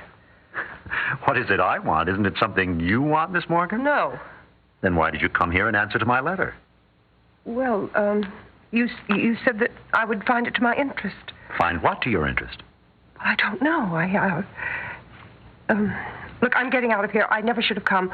I was a fool to answer a letter from a stranger. But we're not strangers. We're friends, very old friends. Only it appears you don't care to recognize that fact. There's something about me that frightens you, isn't there? Isn't there? Yes. Then you do know. You must know who I am. No, I don't, I tell you. I don't. Oh, I shouldn't have come here. I don't know why I did. There was something about this place I didn't like the minute I entered it. And there's something about you I don't like. You may change your mind before the evening's over. For your information, the evening is over. I'm leaving here. Oh, I forgot to leave you some soap. Were you going somewhere, Miss Morgan? She wants to leave, and just when I was on the verge of inviting her to dinner. Oh, what a pity. We serve such an excellent dinner here, too. You said the dining room was closed. Oh, well, we can always open it for an old friend and customer like Mr. Mansfield. But I thought you told me you'd never seen him before. I don't remember saying anything like that. But you did. I remember. I think I remember you saying No, dear, you're mistaken. And you're making another mistake in wanting to leave. No, I'm not. Yes. You stay and have a nice dinner with Mr. Mansfield. I'll see to it the chef goes out of his way to make it a dinner you'll remember. I'll even treat you to a bottle of champagne. Well, what's the matter? I don't like champagne. Well, you don't have to look so horrified about it. We'll have some anyway. Perhaps you'll change your mind. I won't, and I'm not changing my mind about leaving here either. No, my dear. Get out of my way. You must stay. You really must, Miss Morgan. And you will, if you know what's best for you.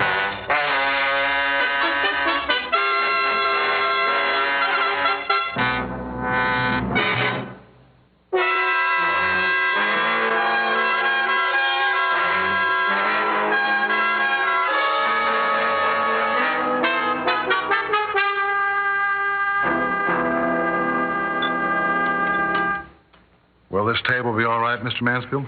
Well, it seems fine to me, but I'll ask the lady. Does this table suit you, Miss Morgan? Where are the others? Oh, that's right. They said the dining room was closed. The whole place is like a morgue.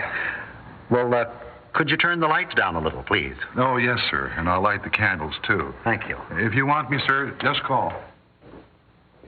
There, now, isn't that better? You love candlelight, remember? Well, yes, I do, but... And your favorite flowers. White heather and yellow roses. Yes, they're lovely, but I don't understand... The dining room, Miss Morgan. Is it familiar to you now? Why should it be? Well, now, look, the wallpaper. Do you remember the quaint, old-fashioned flowered wallpaper? Well, I love old-fashioned things, but... What are you trying to do to me? I never saw it before. You don't remember ever having been in this room before? No, of course not. You have no recollection of sitting at this table? No, because I've never been here in my life. Can't you remember how the candlelight glittered on your hair and danced in your eyes? No, It wouldn't be for you to remember. That would be my memory. You're insane. You don't remember having dinner with me here?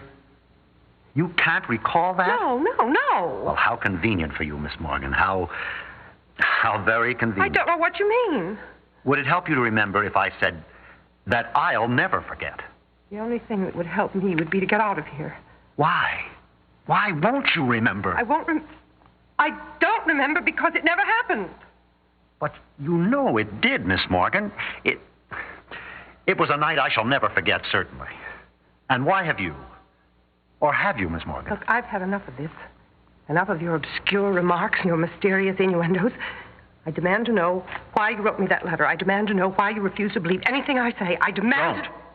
What? Don't demand. Not of me, Miss Morgan. Joe. Yes, Mr. Mansfield, what can I do for you, sir? The champagne, please. Yes, at once, sir. I won't drink it. Why not? I told you I don't like champagne. Oh, now everybody likes champagne. Now, this is the best. No. Yes. Only the best. This is it's a special occasion. What do you mean? You'll find out. I will not sit here. Now, sit down. You know by now you can't leave unless I let you. And I'm not going to let you. So you might as well take things easy. Or as easy as it'll be possible for you to take them. And I seriously urge you to drink the champagne. It isn't poisoned and it isn't drugged. What's more, it'll help you face what's coming. What do you mean, what's coming? What are you going to do to me? What's going to happen? Here's the champagne, Mr. Mansfield. Oh, yes. Thank you, Joe. Shall I pour, sir? Yes, would you please?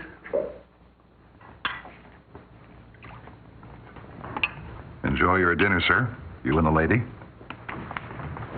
He thinks we're friends. Does he? Well, it's obvious.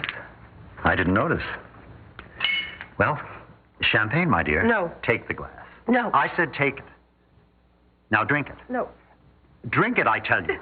Oh, Mr. Mansfield, sir. Mr. Mansfield, your cheek, it's bleeding. Miss Morgan just threw her glass at me. I shouldn't have insisted. Joe, have you any iodine? In the kitchen, sir. No, that's all right. It's quicker if I go in there. Please, keep the lady company. Yes, sir. Please, you've got to help me. But I can't. I'll make it worth your while. I have money, lots of money. I'll pay you anything. Anything to help me get out of here. Well, I'm afraid I don't see what Listen to me, listen. Go out and find me a cab. Now, look, just do as I tell you and you'll be well paid.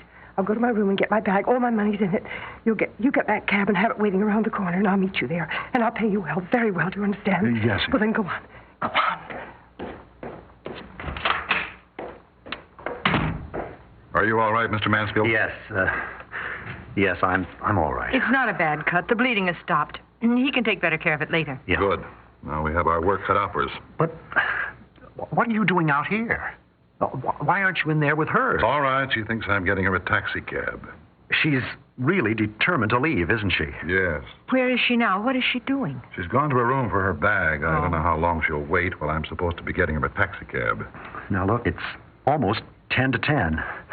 We've got to work fast. Yes, we do, or the whole thing is going to boomerang. Well, we all know what we've got to do. Just a question of all of us doing our parts.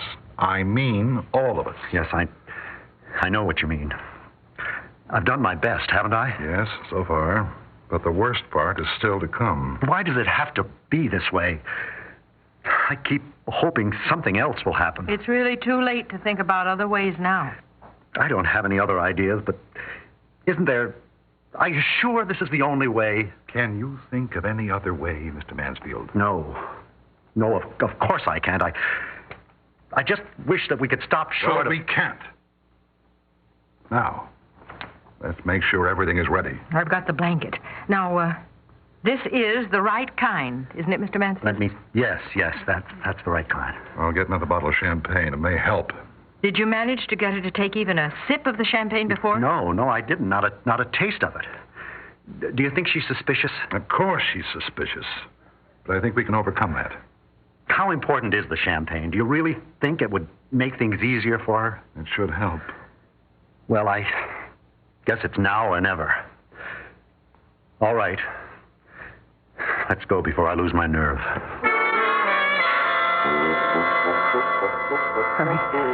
Hurry and get this bag packed. Get away in that cab as fast as I can. Oh! What is this? Why, we thought we'd bring you another bottle of champagne. Leave me alone. Now that's gratitude. It's going to be a cold night, and I brought this blanket to keep you warm. Get out of here. All of you, get out. Now, is that a way to act? You said you'd help me. Sorry, but I couldn't find you a cab. You never went after one. You're lying. You're all lying. Now get out of here. Now, please don't take that attitude. Joe tries to help you, and just because he can't find a cab, you call him a liar. Miss Harwood is thoughtful enough to bring you a blanket and you insult her. I offer you champagne at dinner and you fling it in my face. Get out of here. Get out. What's the matter? You've gone white as a sheet. That sound. Only the main liner to Chicago. Right on time. She'll pass here at exactly 9:50. You're shaking, Miss Morgan. You must be cold. Here, put this blanket around your shoulders. No. But if you're chilly, you How should can have... she be chilly when she's perspiring? Her forehead beaded with sweat. I tell you, she's cold. Now, Will here, you my all dear. please get out of here and leave me alone. Not until you've had this glass of champagne you wouldn't have at I dinner. told you I don't want it. I won't drink it. And I told you that you will. You're going to drink the champagne. You're going to drink a toast. And I'm going to insist you put this blanket, this army blanket, around your shoulders. Get away from me. Now, Get away from me. Please, why are you doing this? Doing what? All I want you to do is drink a glass of champagne. And all I want you to do is put this army blanket around your shoulders to keep you warm. And you mustn't look so afraid when you hear that noise. I told you, it's only the Chicago I'm main not line. afraid. You are. And you know why you're afraid. You're afraid because you know what's going to happen. Maybe that's why you're trembling. Not because you're cold, but because you're afraid. The champagne will help. Here, drink this. And put the blanket around your shoulders. No. Drink the champagne. No. Blanket around you, the army blanket. Oh, the diesel horn. Chicago main line. Champagne. The blanket. Main liner. No. Got it. It's going to crash. It's going to crash. No! Oh, those poor people. All those people. And the screams. All those screaming people. Bruce. Yes, dear. Bruce, we've got to help them. Of course, darling. Of course we'll help. Who are you? Tell me your name. Who are you? Who am I? Well, I'm Judy Mansfield. This is my husband, Bruce. Oh, thank heaven. Why do you ask such a silly question at a time like this? There's just been a terrible accident out there. No, dear. There was a frightful accident. 3 weeks ago. 3 weeks ago. The Chicago mainliner crashed into a freight train. On the night we were beginning our honeymoon, darling, in this room. Honeymoon? Here? We were driving to Chicago. Our car broke down. We had to stay here overnight. 3 weeks ago? Bruce? It was a terrible shock to you, Judy. So terrible you blotted it out of your mind and everything else with it. You became the victim of a sudden amnesia, Mrs. Mansfield. I had you moved to Rockview Hospital, but there was nothing they could do for you. Finally, in desperation, I got hold of the best psychiatrist I could find in New York. He's this gentleman, Dr. Joseph Carroll. You're a doctor? Yes, my dear. I knew one possible answer to your problem might be to make you relive that night. Just before the accident, you and your husband had drunk a toast to your marriage in champagne. You see, it had been cold in the room. And Mr. Mansfield had got this army blanket from your car and put it around you. By the way, sweetheart, this is Miss Harwood, Dr. Carroll's nurse. And I can't tell you how glad I am the doctor's plan worked, Mrs. Mansfield. If it hadn't been for him and the cooperation of the people who own this hotel, you'd still be a victim of amnesia. Why, I remember everything now. Oh, thank heaven it's over and done with. But it isn't. One part is just to begin. What? Our honeymoon, darling. Our honeymoon. Oh, Bruce.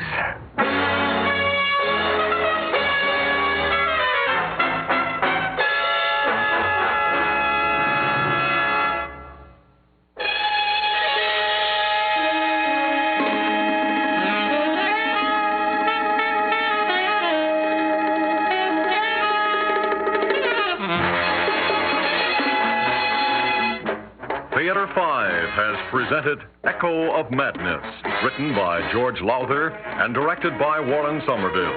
In the cast, Elspeth Eric, Mary Jane Higbee, James Monks, and Ivor Francis.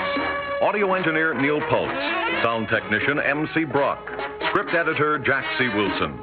Original music by Alexander Vlastotsenko. Orchestra under the direction of Glenn Osser.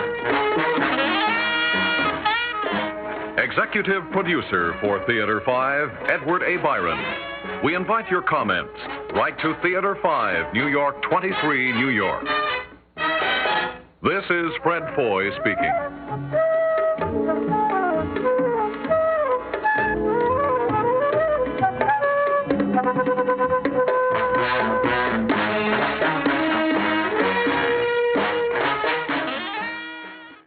You are listening to Golden Age Radio, rumble.com/C/GAR. Brought to you by G3PL.com.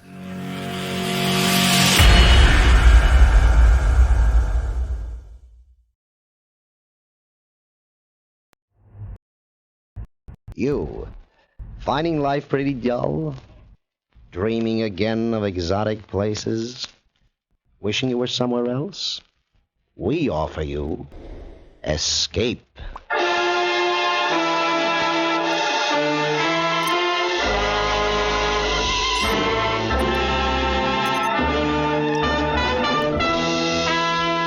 Escape, designed to free you from the four walls of today for a half hour of high adventure.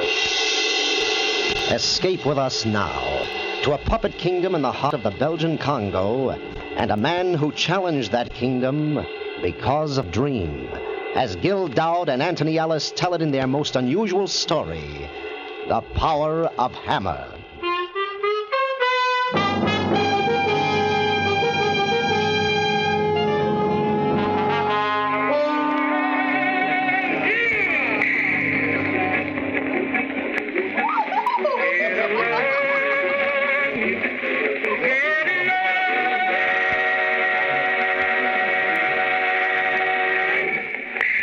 Play it again. God, Sam, I have played it for you 10 times already. It's a jukebox, isn't it? I'm paying. Play it again. I like it. So, I play it again.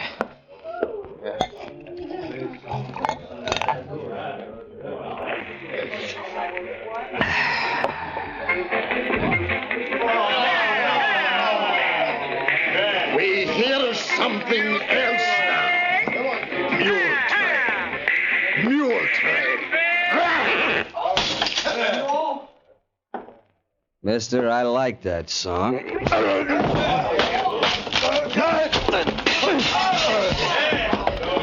Get some water. That's better. Felt good when I hit it. Hurt my hand, though. That's all right. Lousy whiskey. Lousy bar. Lousy conga. I must be drunk. Must be, I am. Kerrigan, you're drunk. I like that song. Wish I was back in the States. Wish I could see Alice. Alice. Gotta get out of here. Hey! Yes, Sam. Here's for your broken table. Here's for your whiskey. That enough? Oh, it's all right. It's not your fault. I have another mule train for you next time you come to Manalo. Where do we go from here, boys? Where do we go from here? Hey, Sam, where do you go, you strong man? You stay with me, and we have good time.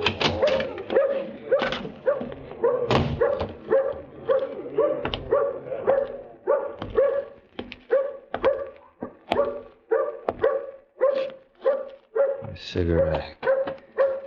Ah.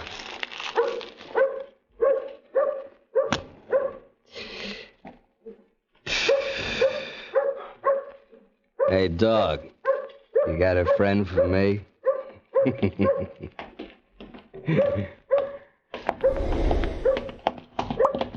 Mr. Kerrigan? Sure. You will come with us, please? What for? The inspector will tell you. Come with us, please.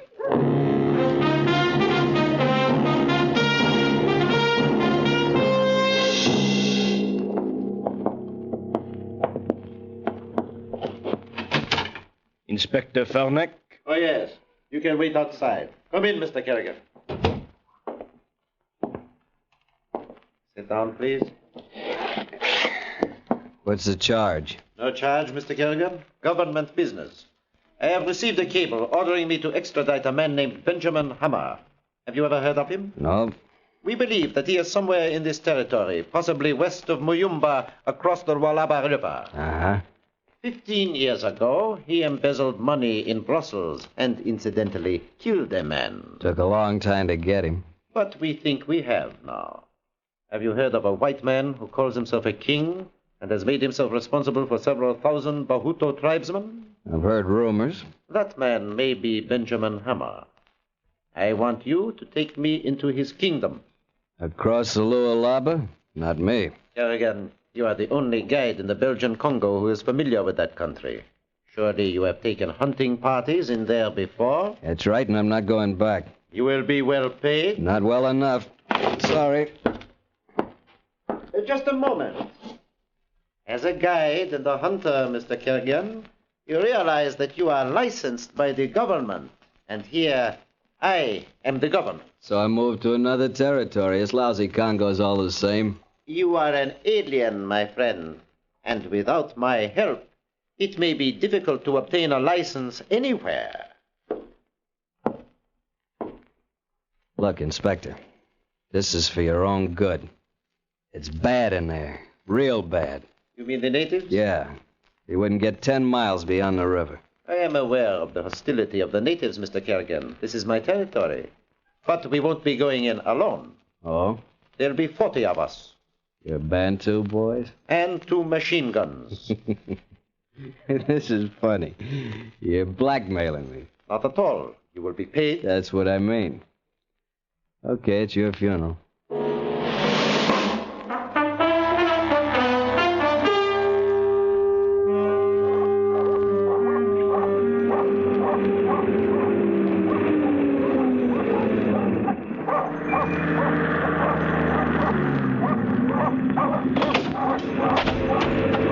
There's your stinking, polluted Lualaba River, Fernac.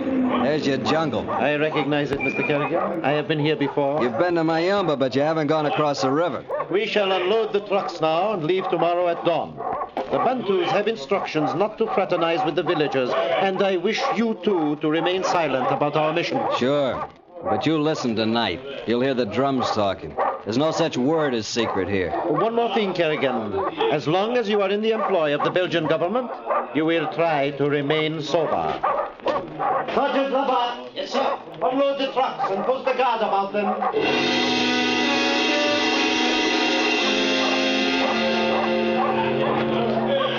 Careful with that box. Sure. Be careful of everything. Unload the trucks. Post a guard. If you really want to be careful, go back to Manono, boy. Back to Manono. But you won't go back, you fat little Fernac. And you may lose more than your weight.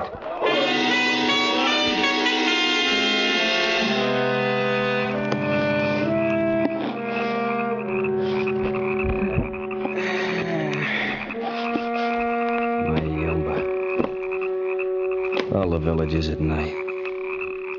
Hot. Stink.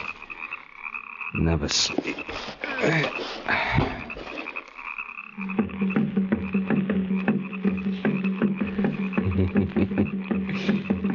Wonder if Fernac's listening. Wonder if he's awake. You hear the drums, Fernac?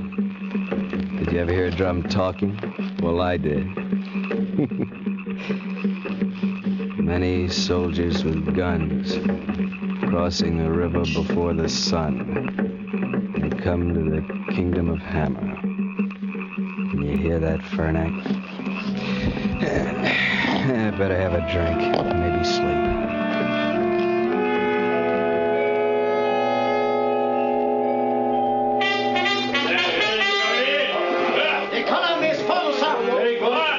Kerrigan and I will take the point. Instruct the men to maintain 2-pace intervals. At my whistle, take cover.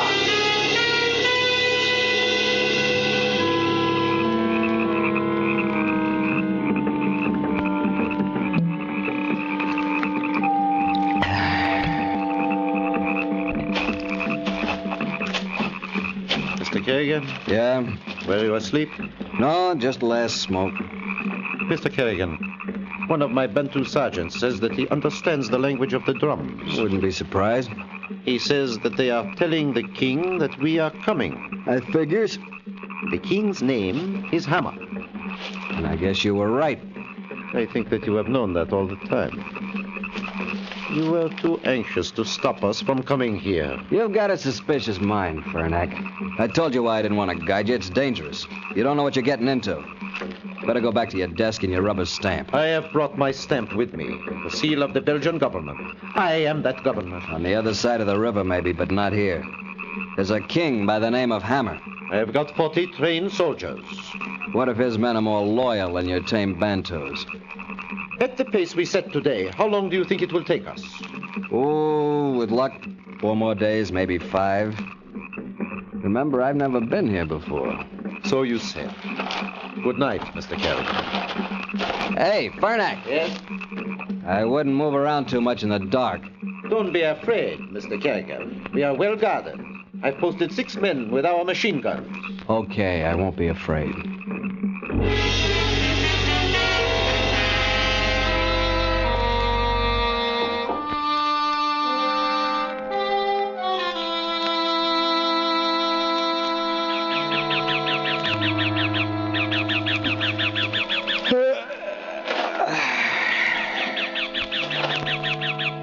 Too quiet.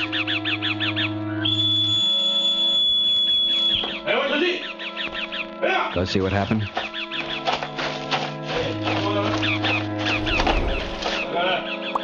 No. Their funeral, not mine. Inspector! Inspector! What is it, sir? The citoyens, they are dead. All of them. Machine gun scar. What? Show me. This way, sir.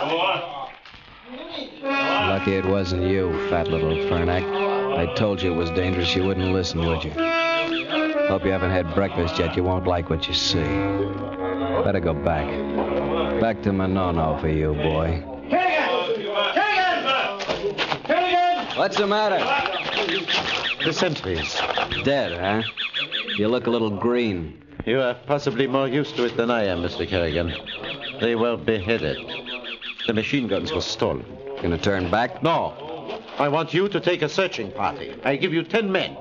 Search for what? You're a hunter. You can follow tracks. Sure I can, and you know what I'll find? Not your machine guns. 6 heads stuck up on poles. That's what they did it for, to warn us off. They could have wiped out the whole camp if they wanted. You better go home, Fernac. We go on. Sergeant Labat. Yes, sir. Form the column as quickly as possible. We're moving on.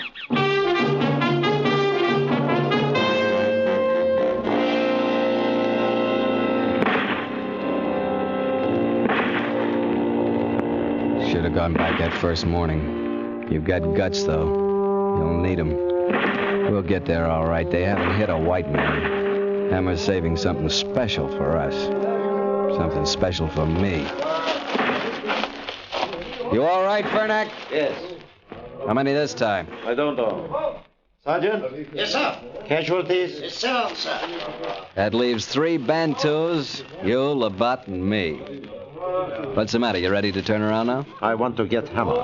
If I do go back, it will only be to get 200 men. Forget it. This was the last attack. How do you know? Are you kidding? Why should he be afraid of you now? He's left us 3 Bantus for porters. How do you expect to drag him back to Manono with an army like that? He'll let us in, all right. Let's get moving.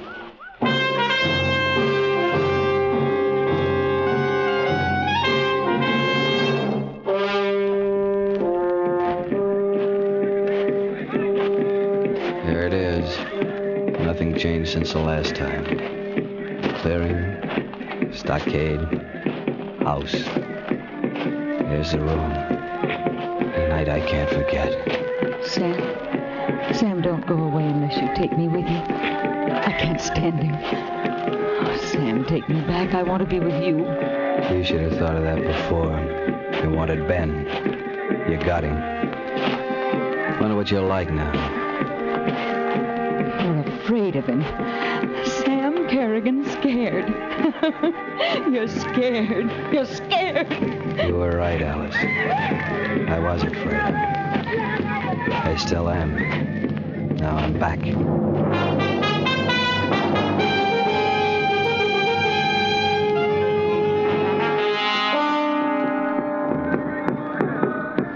My name is Benjamin Hammer. You are Inspector... Ah, yes. The message of the drums was unable to cope with the name. Mr. Kerrigan. Hello, Ben. I'm surprised to see you. I thought I made it clear at our last meeting that I should kill you if you returned. You had your chance. Why didn't you? I don't understand. Skip it. Benjamin Hammer, I have here a warrant for your arrest on a charge of embezzlement and murder, to which will be added responsibility for the death of 37 government soldiers. Responsibility? Your responsibility, Inspector, not mine. You should have known better than to enter Bahutu country. Kerrigan knows how savage the natives are. Didn't he tell you? I suppose not. Mr. Kerrigan is a deceitful man. You mustn't trust him. I don't. Well, before you drag me off to my doom, I should imagine that a bath and a cooling drink would be in order. Come along. You too, Sergeant. I want you to meet my wife. My men will take care of your Bantus. Little fat man. You're not afraid of him. Are you crazy? How are you going to do it? How do you arrest a king? Hot bath, cool drink, supper, and then any hour, any day he wants it. Goodbye, Sergeant Labatt. Goodbye, Inspector Governmental Fernac. Goodbye, Kerrigan. Alice, waiting like a wife at the door. Alice, I've made you smile. Warm, red. I know those arms. I know you, Alice. Soft, dark, gardenias. Frightened? Who are you looking at? You're looking at me. My dear, I should like you to meet Inspector Fernac. He's come to arrest me. How do you do? Madame? And Sergeant... Labatt. Labatt. Sergeant? Mr. Kerrigan, you know, don't you? Yes, sir. Now run along and prepare food for our guests. Yes, sir. Inspector, I have prepared a room for you and the sergeant at the end of the corridor. Kerrigan, I don't imagine you'll mind going back into your old room, filled with memories, eh? Show them the way, will you? I don't mind. When you've had your baths and feel up to it, we'll take supper on the veranda. Why did you say you'd never been here before? What does it matter? You knew he was wanted, didn't you? No. To me, he was a guy who paid well for trade goods and told me to keep my mouth shut about his setup. I did because it was good business. How long have you known him? 5 years. 6. Haven't been here for over a year, though. Why did he speak of killing you if you returned? That's none of your business. I'll make it my business when we return to Manono. Yeah, you do that, Fernac, when we get back.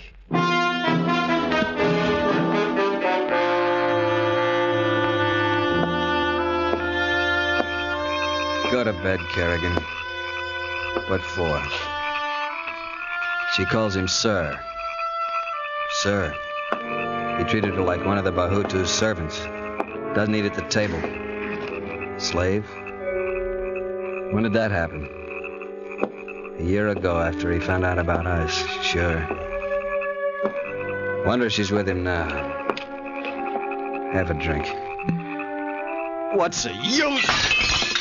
Where are you? Where are you? Wish I hadn't done that. Alice? No. Little fat Fernac. Fernac.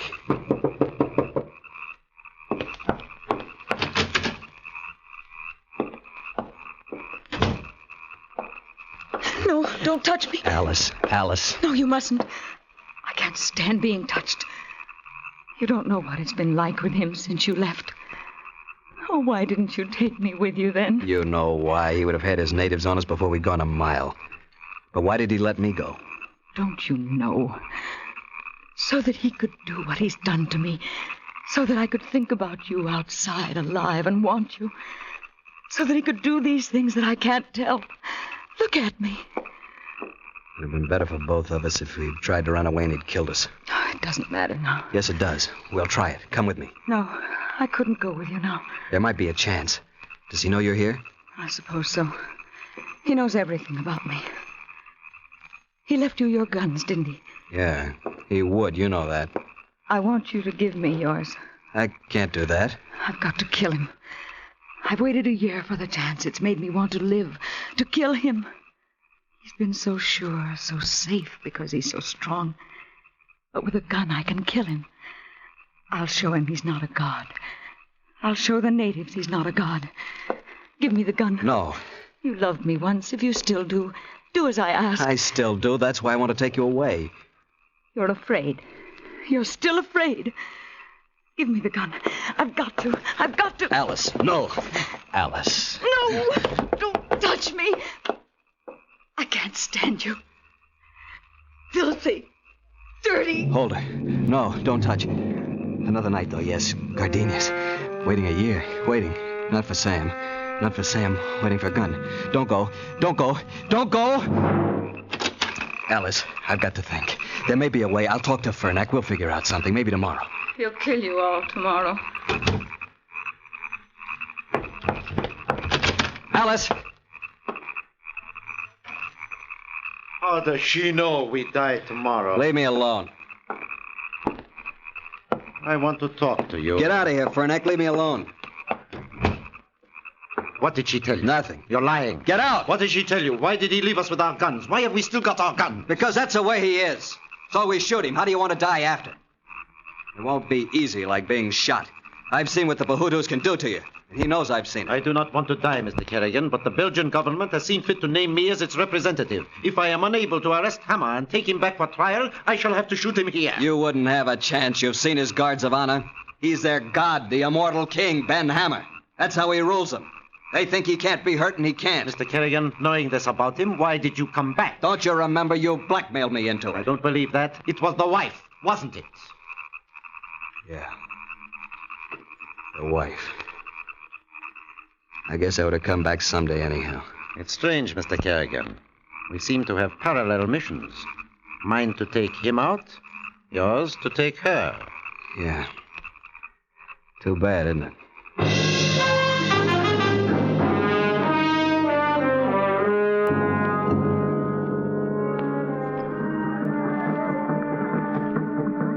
More coffee, Inspector? No, thank you. Sergeant? No. I don't want any more. Well, then breakfast is finished. Mr. Hammer, I think the time has now come to start back for Manolo. You know, I rather admire you. You must realize your position here, and yet with stubborn zeal you persist with this farce. And please, don't touch your gun. It's all right, Igale. I don't want to see you killed that way. I have other plans. Then I have nothing to lose. As you wish, Inspector. Draw your gun. That's better. It is difficult to set in motion your own execution, isn't it? Mr. Kerrigan knows that. Come, we'll go out on the veranda. I want to show you something.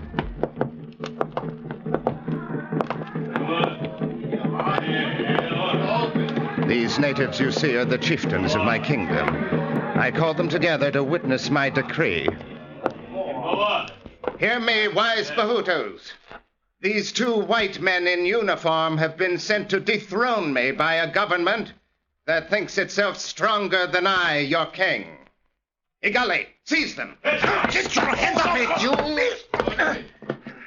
My reply to this insolence is to return them to the country in humiliation, bound and across the back of an ox.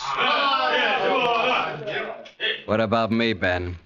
I have something to say about this. You, Kerrigan? Oh, yes, you have a gun. No, let him, Igale, let him. I know Mr. Kerrigan. Do you, Ben? Are you sure? Tell your men to release the inspector and the sergeant. And if I don't? I'll give you 30 seconds, and if you don't, I'll shoot you. You'd like to kill me because of her, wouldn't you? But it wouldn't do you any good now. She wanted to do that. Go ahead. Shoot. Shall I tell you what they'll do to you then? They'll stake you naked to the ground and smear honey over you. Then the ants will come. First one, then two, then more. Your hand's shaking, Kerrigan. And when the ants are nearly finished, you'll be screaming then. They'll take sharp little sticks and they'll...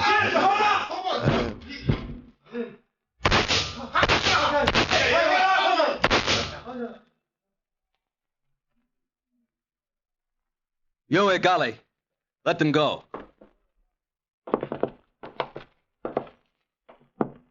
Don't look at me, look at them. They aren't doing anything. Just watching. King. King. You stand up. Him not stand up. Him not dead. He say he cannot die. No man kill him. He tell us when he come here. He show us. He drink poison from our arrows. He was no god, golly. He was no king. He's dead. Go look at him. He no god. He no king. He dead.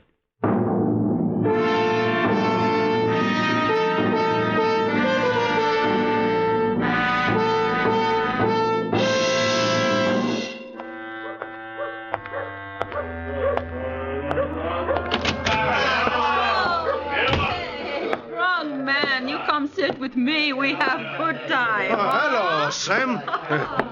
For yourself. You've come back. Yeah. I didn't forget your song. You've come back so soon. I play you another you like. Okay.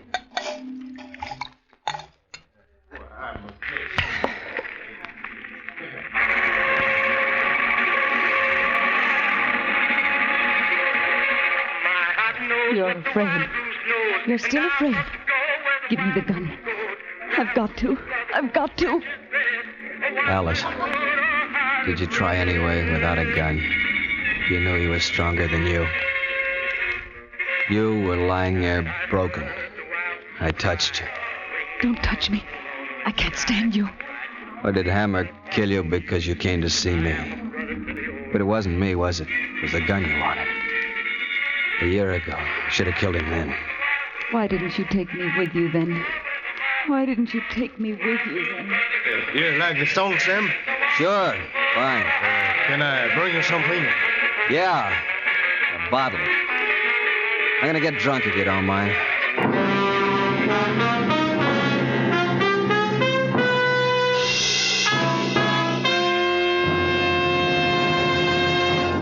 Escape is produced and directed by Norman MacDonald. Today we have brought you The Power of Hammer by Gil Dowd and Anthony Ellis, with Harry Bartell starred as Sam. Featured in the cast were Edgar Barrier, Vivi Janis, and Stan Waxman, with Ann Morrison, Jack Crucian, Lou Krugman, and Don Diamond. The special music for Escape was arranged and played by Ivan Ditmars. Next week, escape with us to the year 100,080 and a world where beauty and terror live side by side, as H.G. Wells described it in his immortal story, The Time Machine.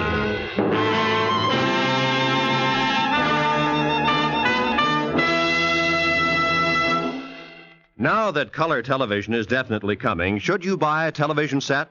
What about your present TV set? Frank Stanton, president of the Columbia Broadcasting System, gives you answers to these and other vital questions about color television today at 6 p.m. Eastern Standard Time. Don't miss this informative talk about color television over most of these same CBS stations. Now, stay tuned for Make Believe Town, which follows immediately over most of these same CBS stations. This is Roy Rowan speaking. This is CBS, where you laugh at Jack Benny every Sunday night, the Columbia Broadcasting System.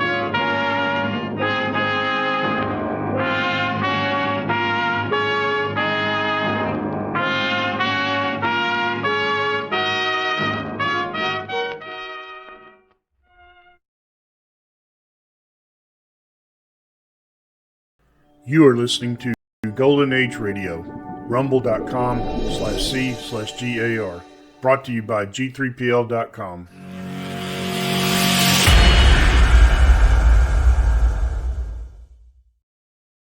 In just a moment, X-1. But first, how does one man get himself into so many impossible situations?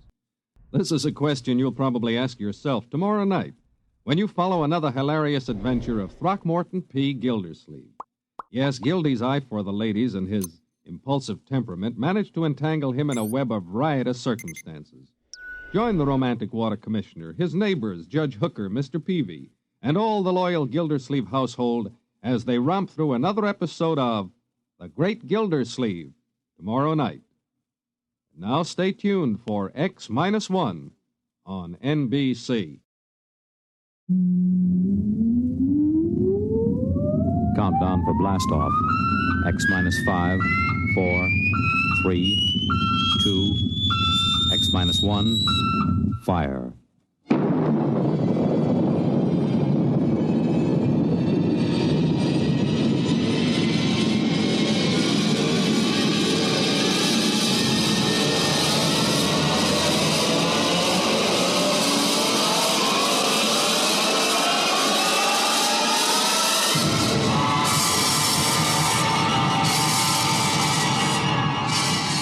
From the far horizons of the unknown come transcribed tales of new dimensions in time and space.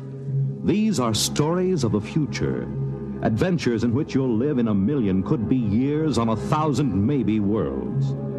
The National Broadcasting Company, in cooperation with Galaxy Science Fiction Magazine, presents X minus 1.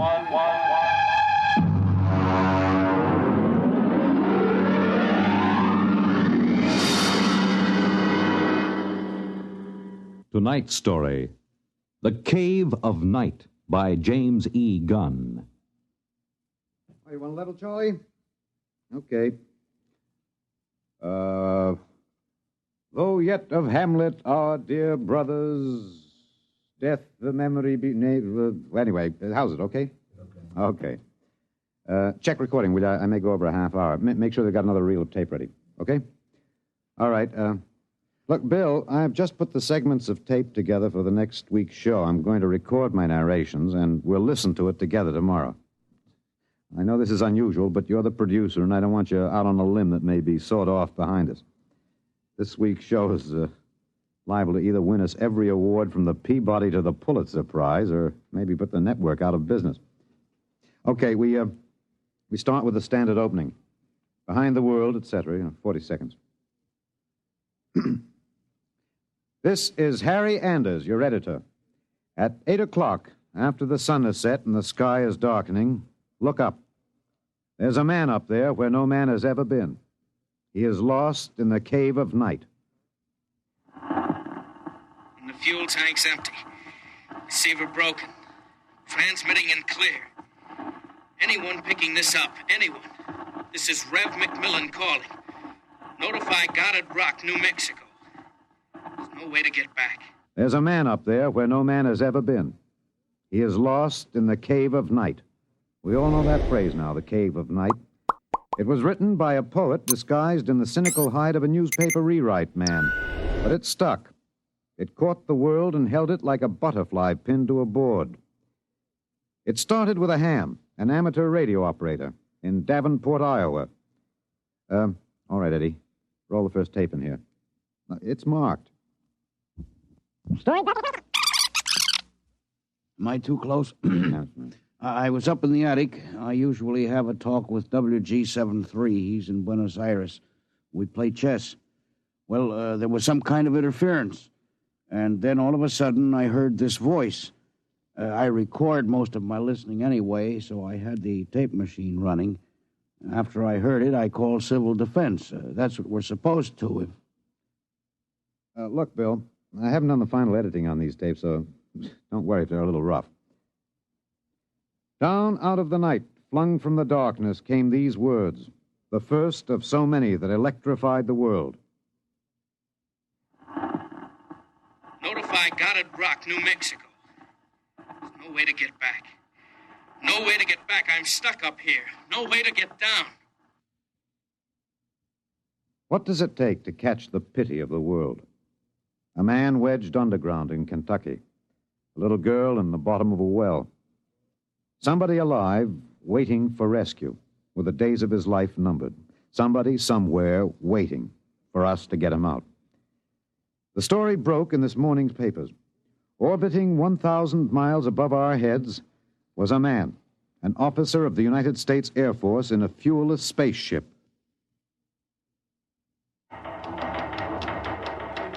We're recording at the desk of Mike Bayless, senior night editor of the Continental Press National Wire.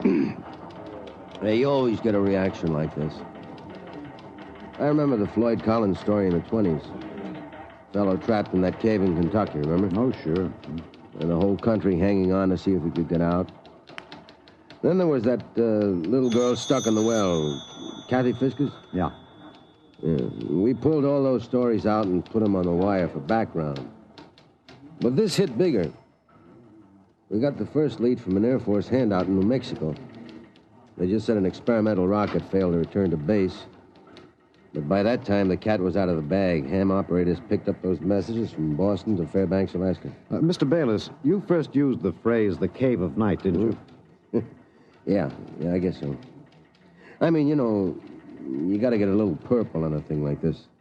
People eat it up. You can't spread it on too thick. Anyway, I was lost in a cave once when I was a kid in upstate New York. I waited around for a couple of hours in the dark until they came for me. It kind of reminded me of that. It reminded the world of terrors at night, of struggling awake through nightmares, the fears of loneliness, darkness, falling, suffocation, thirst. It reminded me of Rev McMillan. And perhaps I have an advantage over all the other reporters for newspapers and radio and television because I knew Rev McMillan. I knew him in college and in the Air Force. I knew that he was testing rocket-powered craft at Goddard, but I didn't know they were so close to space. No one knew, till those messages of desperation crackled down through the atmosphere. I remembered Rev when I saw those headlines that morning. Straight black hair, Clark Gable ears, a reckless grin. He ate well, reveled in expert jazz and Mozart opera, and he talked incessantly. His southern speech was no drawl. There was too much to say. And now he was alone, and soon all that might be extinguished. The men from the radio newsrooms rushed to Goddard Rocket Base armed with miniature tape recorders. Gentlemen, I'm Colonel Arthur J. Hannigan, Information Officer for Goddard Rocket Base. And I'm authorized to issue the following statement. First Lieutenant Reverty L. McMillan, United States Air Force pilot, Experimental Rocket Division, took off from Goddard Base at 22:34 Rocky Mountain time. His craft, the XR-37 Mark II, a hydrazine nitric three-stage rocket. I'm sorry I can't describe it, boys. Classified. Well, in order to maintain orbit, the motors were pulsed for 1 second every 15 seconds elapsed time. After 3 minutes, the exhaust was seen by ground spectroscope observation to flare for half a minute. His fuel supply is exhausted. The craft has reached sustaining orbital speed. What does that mean, Colonel? He's out of gas. He can't get down. The first mobilization was of the scientific brains massed at Goddard. Few of them knew Rev. Brains at a research project are usually carefully sorted out and salted away from the distractions of the outside world. They designed, they invented, they calibrated and theorized. But they didn't know the short, stocky man with a lopsided grin who rode the fruit of their labor up and out, and now circled the world of his birth, with time ticking out. I covered the hearings in Washington for the network newsroom. I flew down from New York, and the stewardess came out every few minutes to tell the passengers the latest news. She called him Rev, although she never knew him, and once I thought I saw a tear. The hearing was before the subcommittee of the Senate Committee on Military Affairs. Presiding, Senator Alan J. Haggister of Kentucky. All right, General Finch. You've made the technical situation fairly comprehensive, even to an old cane-brake redneck hillbilly like myself. I have tried to make the gravity of the situation apparent, sir. It appears to me, General, that the sacred life of a human being created in the image of his maker is in danger. It's no light thing to be thrown away like some guinea pig. If that ship wasn't safe, if that poor man up there in the cave of night is to die, somebody is responsible. Isn't that right, General? Sir, a manned rocket was sent up because of one simple fact.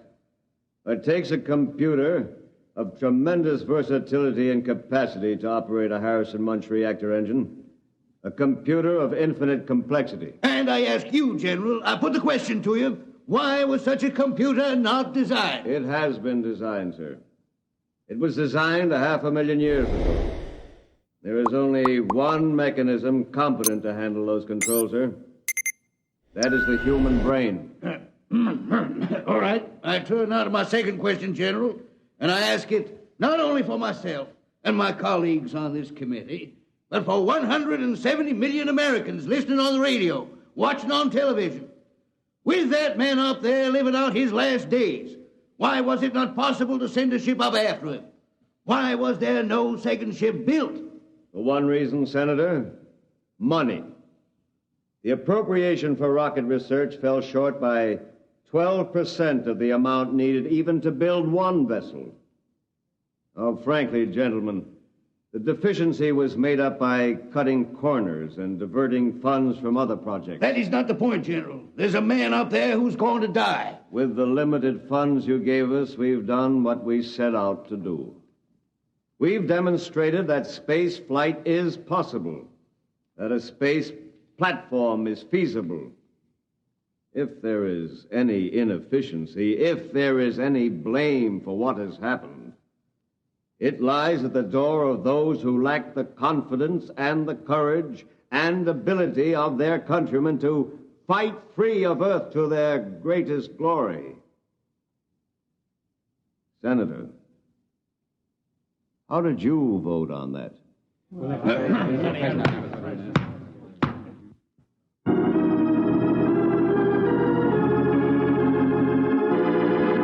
This is Harry Anders in the gallery of the Washington National Cathedral. This is a special prayer service called by the Dean of the Cathedral for the safety of Lieutenant McMillan and for the success of the recently announced rescue plan. The church is filled.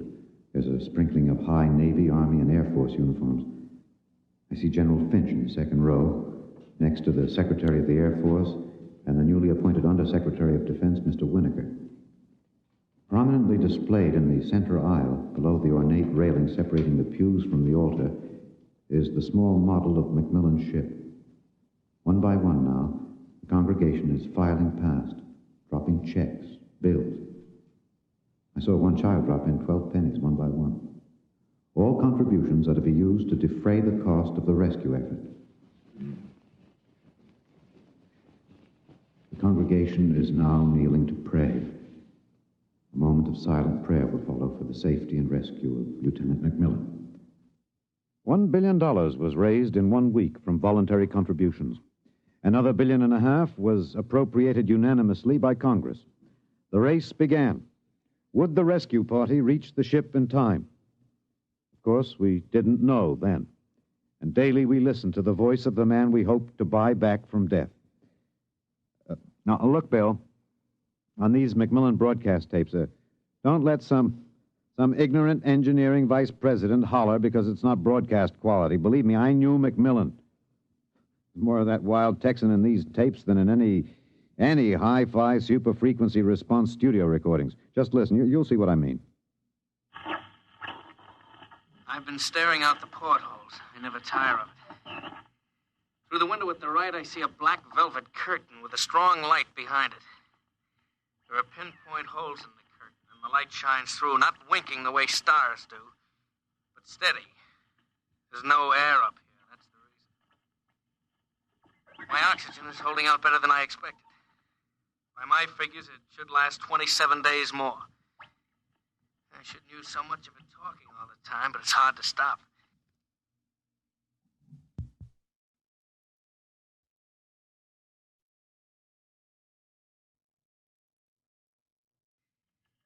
Talking, I feel as if I was still in touch with the Earth.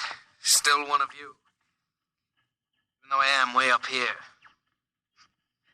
Too bad the receiver is broken, but if it had to be one or the other, I'm glad it was the transmitter that came through all right.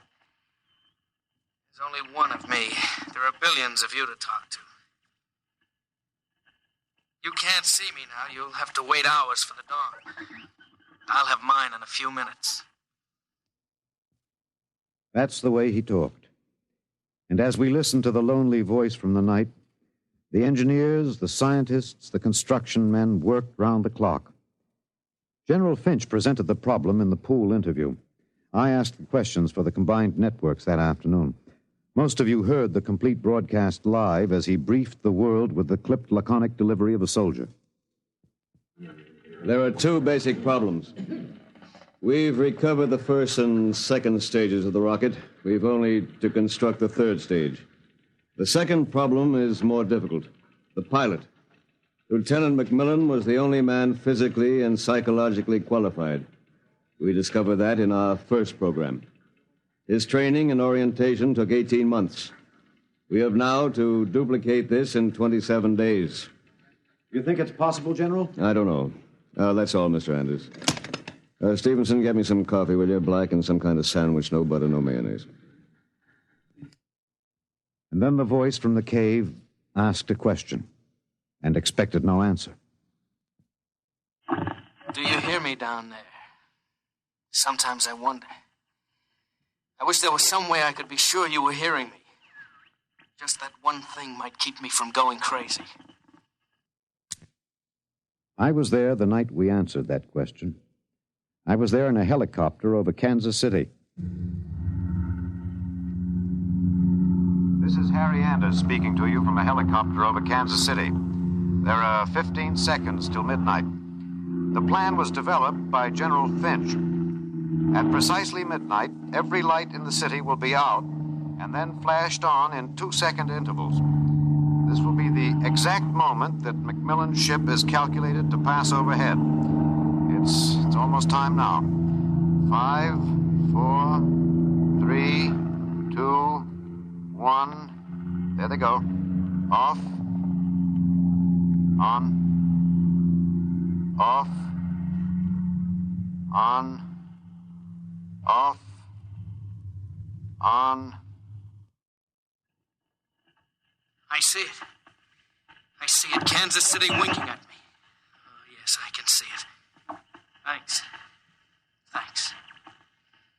You're listening. I know that now. I'm not alone. I'll never forget. I'm waiting for you. We're recording in the press gallery of the Goddard Rocket Base main construction hangar. The vast third stage component stands before us, men swarming up and down the gantry cranes. The Mark III is being built to carry 5 men instead of 1. The pilot selection has been kept a top secret to avoid unnecessary strain on the men selected. The latest progress report gives a possible margin of 6 hours between the launching of the rescue ship and the estimated exhaustion supply of oxygen to Lieutenant McMillan. The shift is changing now. The expert construction workers recruited from across the country by the combined efforts of the Air Force Personnel Service, the Atomic Energy Commission, and the International United Electrical Workers and United Auto Workers of the AFL-CIO. The margin is 6 hours. 6 hours between life and death for Lieutenant Reverdy L. McMillan. An hour ago, I saw the sun rise over Russia. Looks like any other land from here. The green where it should be green. Farther north, a sort of mud color. And then white where the snow is still deep. Up here, you wonder why we're so different when the land is the same. You think we're all the same children of the same mother planet. Who says we're different?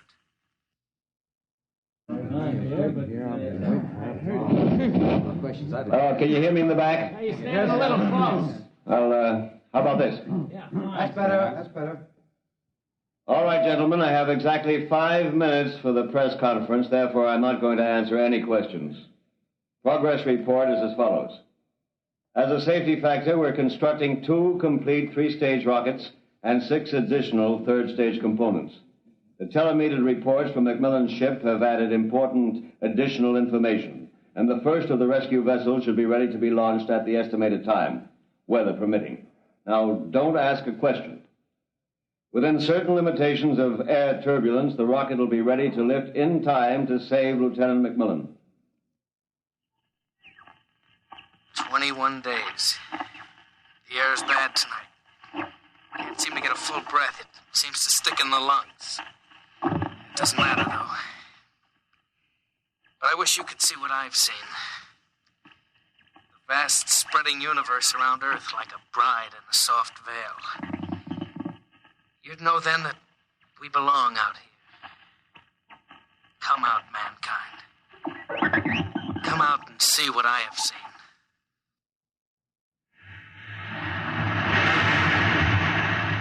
This is Harry Anders at Goddard Rocket Base. The Harrison Munch reactor engine for the first 3rd stage rescue is being tested here at Goddard. You can hear the roaring of the gases in the test chamber behind me. The work has been stepped up as a new calculation based on the increased temperature reading from McMillan's ship indicates that the exhaustion time will be some 6 hours earlier than originally estimated. The margin of rescue will be in minutes. Air very bad. Better hurry. Can't last much longer. Silly, of course you'll hurry. But I don't want anyone feeling sorry for me. I've seen the stars clearly.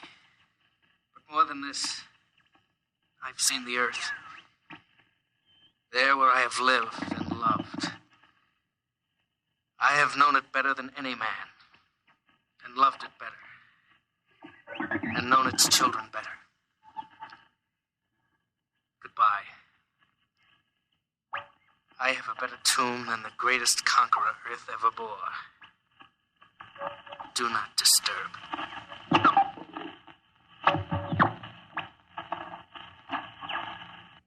Countdown for blast off. 5, 4, 3, 2, 1.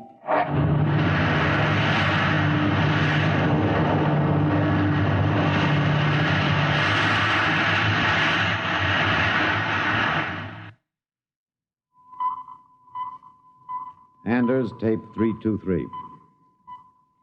We're in the press operation room of Goddard Field.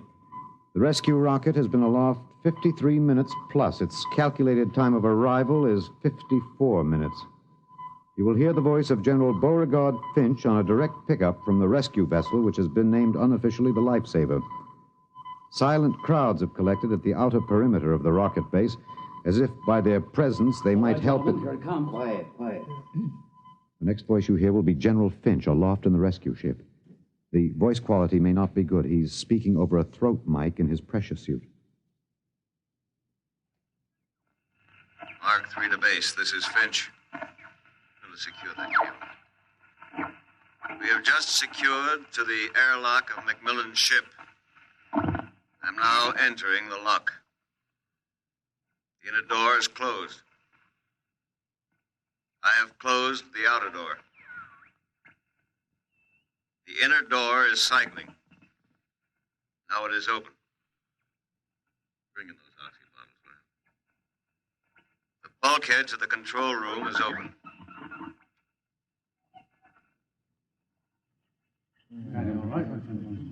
Is he all right? Come on, William. What's happening? Lieutenant McMillan is dead. He died heroically, waiting till all hope was gone. Until every oxygen gauge stood at 0. And then, well, the airlock was open when we arrived. In accordance with his own wish, his body will be left here in its eternal orbit. I'm going to leave now. My feet will be the last to touch this deck. Lieutenant McMillan is in his control chair, staring out towards the stars. I'll leave the airlock doors open behind me. Let the airless, frigid arms of space protect and preserve for all eternity this man they would not let go. Well, that's the show, Bill. Bill, you remember at the conference we hadn't made up our mind whether to pick anything up from the celebration last night after the news of the Mars landing? I said it was the right end for Rev McMillan's story. You said it was old stuff. Every kid knew the sequence. The ships built to rescue Rev, used to set up the satellite base, from the base to the moon and now to Mars. Well, I went out with a mini-tape last night, and I've got the end of the story. Here it is. This is Harry Anders in Times Square. The neon rocket ship at the top of the Times building has just flashed into brilliant light. The signal that the landing signal has been received from the rocket Rev McMillan III. Man has landed on Mars. And a holiday crowd here in Times Square is celebrating like 1,000 New Years rolled into one. I'm being tossed and pushed and clapped on the back all at once. Let's see what the man on the street thinks about man on Mars. You, sir. I'm broadcasting. No. How do you feel about it, sir? How do you feel tonight about man's conquest of space, of the planet? Leave me alone. I'm in a hurry. Well, just a few words of the... Look, you get your hands off me. Let go of me. I'm not in... Wait a minute, sir. Wait. Rev! Rev, come back here. Rev! You think I could listen to that voice over and over in a tape editing room and not know every vowel, every consonant? I'm telling you, Bill, I saw him. Rev McMillan. The black hair was gray and those claw gable ears were pinned back, but that's a simple operation. I played that piece of tape over and over. It was Rev, I know it. He isn't up there. He's alive. We've got it, Bill. We've got it on our show. We'll break it. Rev McMillan is alive.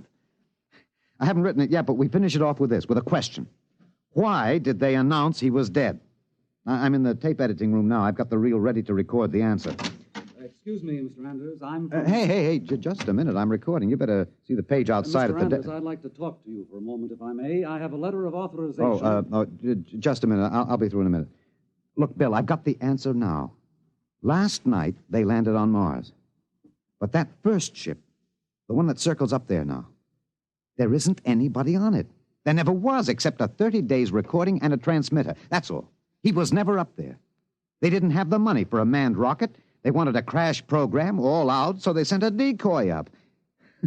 And we all broke our hearts to rescue the man who wasn't there. Oh, he must be laughing, General Finch and the rest of them, the ones that knew.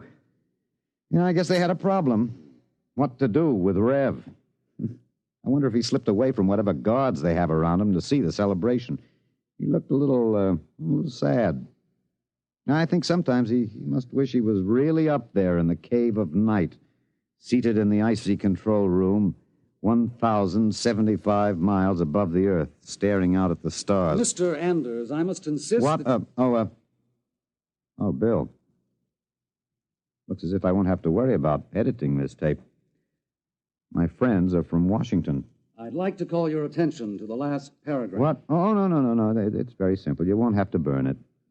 It's easy to destroy recording tape. I throw this switch. When the tape goes through the erasing head, it's gone forever. Oh, too bad.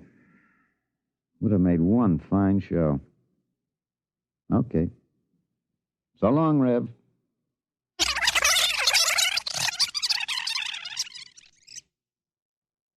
You have just heard X-1, presented by the National Broadcasting Company in cooperation with Galaxy Science Fiction Magazine, which this month features an exciting serial, Slave Ship, by Frederick Pohl. You are listening to Golden Age Radio, rumble.com/C/GAR, brought to you by G3PL.com.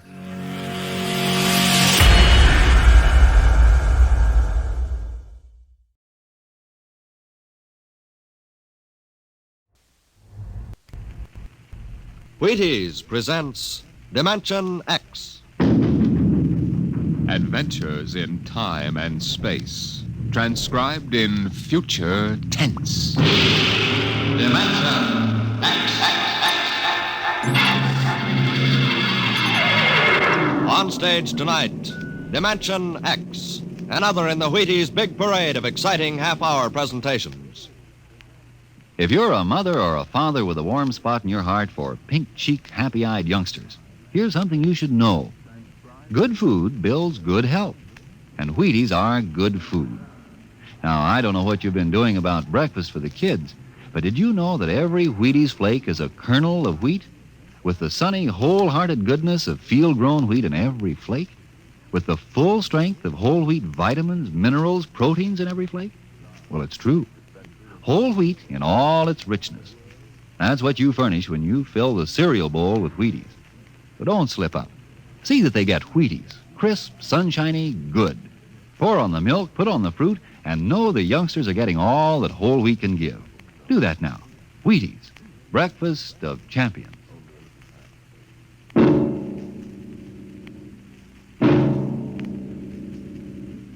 Now, tonight's adventure into the unknown, into the world of Dimension X.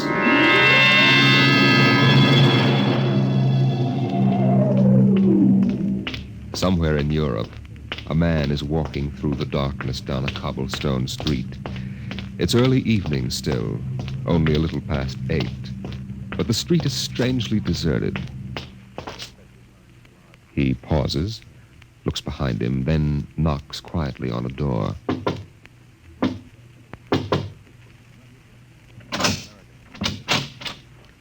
Yes? Is Engineer Wensler in? What is it, please? Mrs. Wensler? Yes. I'm selling brushes. We have a nice line of brooms. They sweep well. Do they sweep the little or the large? Both. They're especially fine for the large. Come in. What cell are you in? I'm not with the Underground. I'm an American, newspaper correspondent. It's all right. Chief 9 said I should see your husband. He gave me the password. Look, you know the Americans are on your side. Well, I don't know. My husband is not home at the moment. If I... Ava, who is it? Someone to see Alan, Father. Oh. My father-in-law knows nothing. Don't see anything which might disturb him. Okay. You wish to see my son, Mr. Arnold. Yes, a friend asked me to look him up. Mr. Arnold is an American correspondent, Father. Oh, an American. It is not often I have had the chance to talk to an American these days. Things have changed, haven't they? Yes. These last few years, we have been out of touch with the world. I was working in my laboratory, Mr. Arnold. Would you care to come in while you wait for my son? Father, not the laboratory. Ava, we cannot ask our guest to sit alone in the library. And besides, I would like to talk. Huh? This way, please. Thank you. Mr. Arnold, I know nothing of politics. My only interest is science. Come, I will show you what we are doing. A most interesting experiment. Really very interesting. Oh, Dr. Wensler. Oh, this is Dr. Erickson, my associate. Dr. Erickson, Mr. Arnold. An American. Yes. Dr. Wensler, is it advisable to allow strangers in the laboratory? Oh, Mr. Arnold is my son's friend. Dr. Wensler, you will recall that the last directive... It has no bearing on the work we are doing. Our experiment is in the field of pure science. It has no military application. But the directive said... Dr. Erickson, may I remind you that I am still in charge of this laboratory. Very well. If you will excuse me, I want to test a new diatomic catalyzer. We'll do that. Sorry, Dr. Wensler. I'm afraid your friend Erickson doesn't like my looks. Oh, no. It's not that. It's just that he's worried. He's worried for me. Afraid that someone will misinterpret your visit and report me to the authorities. He's my most loyal and trusted assistant. But he tends to exaggerate the danger. Well, I hope you're right, Doctor. Say, this is some setup you've got here. That 10-foot plastic cylinder, what's that for? Every experiment must have a focal point, and that transparent cylinder is ours. Mm-hmm. The objects upon which we wish to work are placed inside and brought under the catalyzed beam over here. Ava! That's Alan now. Excuse me, I go and tell him. What is this experiment you're working on, Dr. Wensler? A very interesting new problem. You say you are not a physicist or engineer, Mr. Arnold? No, I'm not, but I can follow you, if that's what you mean. Yes. Well, we have been working with the problem of subatomic particles. Now, in attempting to manipulate them, to bring them closer to each other, we have discovered that we can shrink objects, reduce them in size. Well, that's very interesting. How much can you reduce them? Half size? Oh, much more. We can make objects become microscopic and still retain their characteristics. Doesn't seem possible. We can make them even smaller, much smaller. Theoretically, in fact, down to atomic dimensions. Well, as I said before, I'm no expert, Dr. Wentzler, but tell me, what's the point? What good does it do to shrink anything down to that size? You do not understand. Man has never actually seen an atom. But if we can reduce a camera and recording instruments to the atom size, then we would know the secrets of the universe. Mm-hmm. Ah, there you are, Mr. Arnold. Yeah, hello, Alan. You can't be interested in this. Why don't we go into the study and talk? But Mr. Arnold is interested. Well, sir, maybe I'd better talk to Alan at that. Excuse me, Dr. Wentzler. I'm meaning to ask you if you think you can get along without me for a few minutes. There's something I must do. It's important. Yes.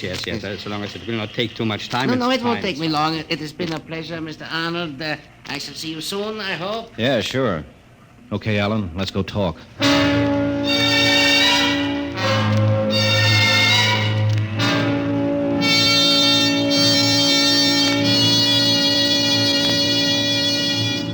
Your credentials seem to be in order, Mr. Arnold. I talked to our chief after Ava explained why you were here.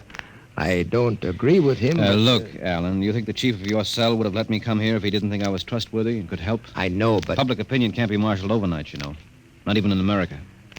Suppose the revolution is successful. It will be. All right, your only chance to make it stick will be in recognition by our government. And immediate help. Now, my stories can do a lot to lay the foundation for that. And with the date of the uprising so near... You know too much, Mr. Arnold. If this should leak to the secret police... Don't worry about it. It's my neck as much as yours. What do you think, Ava? Chief Nine said he was to be given the fullest cooperation. Very well, then. What do you want to know? Question 1. What makes you think this revolution really has a chance? You can't fight tanks and guns with just your bare hands. Mr. Arnold, we believe the Wentzler machine can solve our biggest problem. What's that? How to collect arms without being attacked by the secret police. Oh, yeah. Yeah, I see. Now, suppose we could reduce all our equipment. Electronic guns, ray gas, anti-tank blaster. Anything which could be brought in unassembled. Reduce it to so small a size that a woman's handbag could hold enough to equip a regiment. You see what that would mean? Yeah, sure. No one would think of looking for a cannon. Precisely. But Father's machine and the cylinder were necessary for the reduction. That's why our supply depot is right here. Here? Yes. When the day arrives, we'll enlarge the arms and pass them out. Yes, but where's the stuff now? Eva, please get me that model from the mantel. Okay. Here you are. Take a look at this, Mr. Arnold. Well, that's a model of an anti-tank blaster, complete to every detail. Not a model, Mr. Arnold. This is an anti-tank gun, reduced in the cylinder by the Wentzler process. At the proper time, we shall enlarge it, wheel it out through the garage, and set it up. When the men assemble, we pass out the rest of the arms, and we have our revolution. A division of men, properly armed, can take the city. Let's get back to the laboratory. Father will think it odd that we have been gone so long.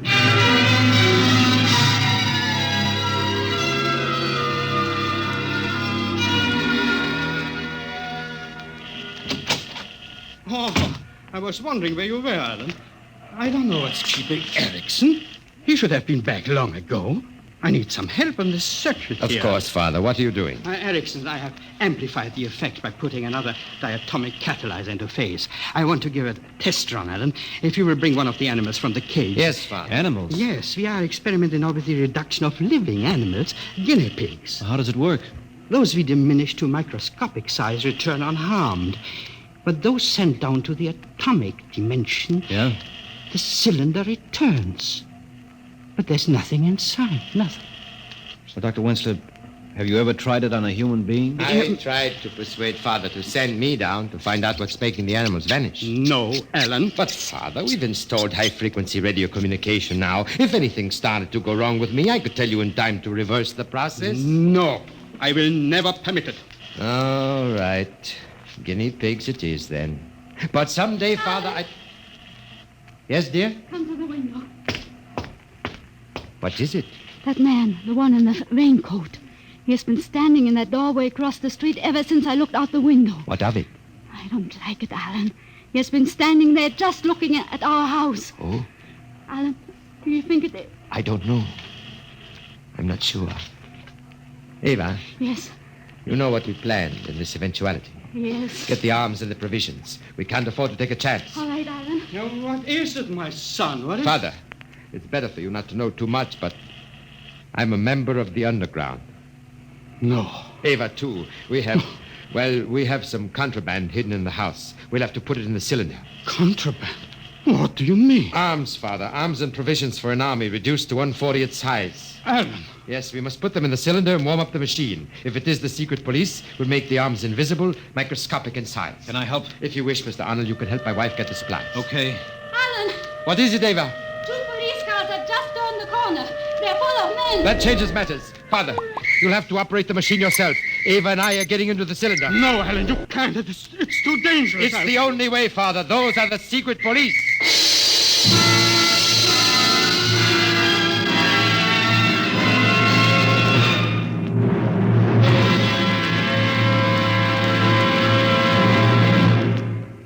Dimension X will continue in just a moment. Tomorrow morning, get up and get at 'em with Wheaties to help. Now, does that sound as if I just made it up? Well, listen, folks.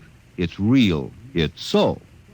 If you'll pour the Wheaties into a bowl tomorrow morning, if you'll pour on cold milk and put on the fruit you like best, if you'll do these things, you can honestly feel a difference all morning long. And here's why. Every golden Wheaties flake, every flake is made from a grain of wheat. That's why every flake of Wheaties gives you full, whole wheat vitamins and minerals and the amazing energy you'll notice still with you by 11 in the morning. You simply cannot miss, because it's a fact. You do better by yourself on a better breakfast. Whatever your job, if you'll start the morning with a reasonable meal, you should find yourself working better, feeling better, even looking better all morning long. Yep, 7 o'clock Wheaties, 11 o'clock, still feeling good and working happy. You try it now. Not somebody else, but you. You may be pounding a rug or pounding a typewriter tomorrow morning at 11. You may be driving a tractor or driving a bargain. But you're going to feel the difference with Breakfast of Champions tucked inside. You try it. Really now. See how Wheaties at 7 can help at 11.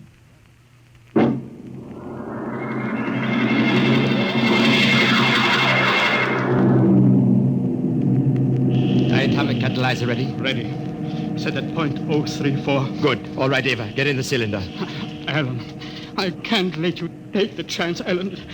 Isn't it enough to make the supplies disappear? Not for the secret police. They must know something, otherwise they wouldn't be here. But how could they prove anything? No, Father. Every man has his breaking point, and I can't afford to gamble with the lives of others. I don't know how I'd react on the torture. Torture? Oh, Father, you are naive, but don't worry, you'll be safe. Everyone knows you aren't interested in politics. And Mr. Arnold is an American. Perhaps that will protect him. They're coming now. Oh, my son, what have you done? There's no time for recriminations now, Father. I'm getting in with Ava. Arnold, will you help my father with the machine? And after? Yes, I'll do whatever I can. Thank you. Now, take us down to submicroscopic size. Yes. Hold us down until the police have gone. Tell them we've left. They won't dare meddle with the machine. Tell them it will mean death to anyone who gets in the way of the beam. When they're gone, bring us back up. I'll maintain radio silence until I hear from you. Very well, my son. There they are. The machine's warmed up. Move over, Ava. I'm coming in. Let me... That's it. I've switched on the radio. If you can hear me, secure the porthole, Arnold. Okay, we hear you. Porthole secure. Ready, Father? Yes. Are the oxygen tanks all right? Ava? Yes. They're breaking down the door. The atomic setting 034. Preliminary release. Temperature? 27 degrees centigrade, 760 millimeters pressure. Hurry, Father! Very well. Now. Break count. Alpha 4, Beta 16, Gamma 0.12, temperature 30 centigrade, pressure 1100. Be careful. Holy mackerel, the cylinder's only 3 feet high. Temperature 36, pressure 1800. It's getting too high. I can't do it. Stand by to reverse. No, The temperature and pressure show signs of stabilizing, now 38 and 2000. Make setting at angstrom 5, 10 times to the third. That's a small. We can't afford to take chances. Only 3 inches high. It's all right, Father. Temperature and pressure beginning to drop. Thank God. A half-inch high. Oh, they're coming, Alan. Goodbye, Father. God bless you. Son. If anything happens, it isn't your fault. Remember, this is my doing. Ava, switch off. Jan, Anton. Yes, sir. Leave those men. Yes, Commander. Stop! Don't come near the beam. No, this machine is in operation and can kill anyone coming within range. Shut off that machine. The machine cannot be shut off until it reaches nadir. A sudden reversal would cause an explosion and take us all with it. You there. Who are you? Who, me? Just a friend of the family. Arrest him. Now, get your hands off me. Let go of me. Now, Dr. Wensler, your son and his wife, where are they? Answer me, you old fool. They left a few minutes before you came. Left? Jan, I told you to watch all the exits. We did, Commander. Mouse could not have escaped. I swear it by the leader. They are not here. You. What do you know of this? I told you they left some time ago. Keep an eye on them and keep away from that machine. Jan. Yes, sir. Send out a general alarm. Yes, Commander. Dr. Wensler, who are your son's friends? Please, Commander, let me finish my experiment. I know nothing about my son's activities or his friends. I swear it. I know nothing about politics. So? I must stay here until this experiment is finished. It is too dangerous to be left unattended. Very well. But take the American to headquarters. The rest of you, search the house. Look here, I'm an American citizen. I demand... Erickson! Yes, my dear Wensler. Have you found them, Commander? Erickson. You have betrayed me. I am a member of the League of Loyal Scientists. Your son is the traitor, not I. Have you found them, Commander? No. We have searched the house. Nothing. They swear the son and his wife escaped before we arrived. That is ridiculous. They were here when I left. People do not vanish into thin air. Then where are they? Right under your nose, Commander. What? They're in the cylinder, of course, under the beam there. That is the only place they could be. Allow me to handle the controls. You shall have your prisoners in 5 minutes. I see. Very clever, Dr. Wensler. Very clever. All right, Erickson, you take charge of the machine. You spy, you traitor. Don't let him touch that dial. Grab him. You won't. There. He has set it for subatomic dimension. What does that mean? Whatever is in that cylinder has become as small as the atom. Then shut it off. It has almost reached nadir. We must wait 10 seconds, then reverse polarities. The machine has reached nadir. Angstrom 10 to the minus 11. We must now wait 10 seconds. 1, 2, 3, 4, 5, 6.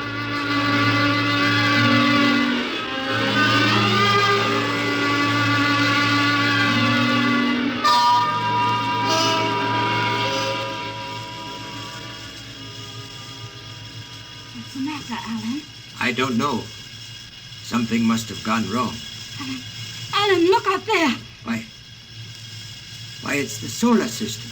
It's coming at us so fast. Look, the sun. The sun? No, that can't be. Ava! That's the nucleus of an atom. We've reached the subatomic dimension.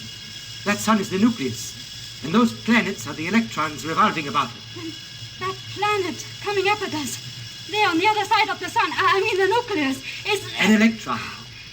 It's growing in size. We're heading straight for it. They're coming down on it. They are going to land.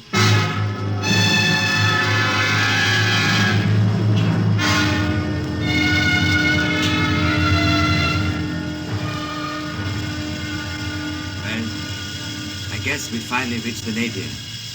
We haven't shrunk for the past 2 or 3 hours. Where are we? I don't know. Somewhere in a valley between the mountains of a huge electronic ray.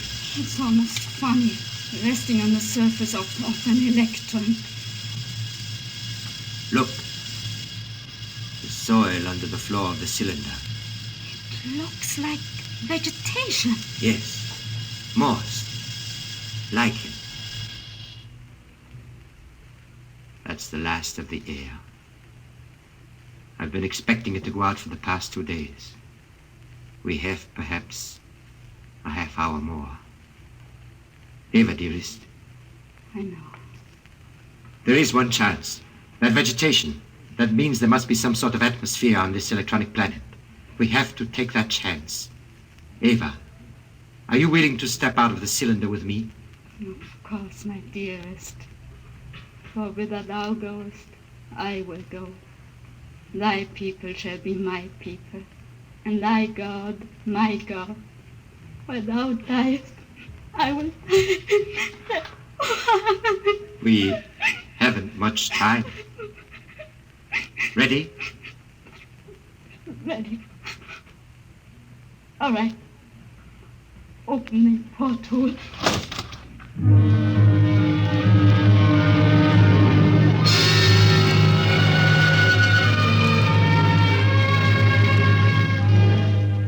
Seven, 8, 9, 10. All right, 10 seconds. I shall now reverse polarity. I see something. The cylinder? Yes, there it is. Just a few seconds more and it will become normal size. A foot high. Keep that man quiet. It grows very rapidly. Yes, 3 feet high. 4.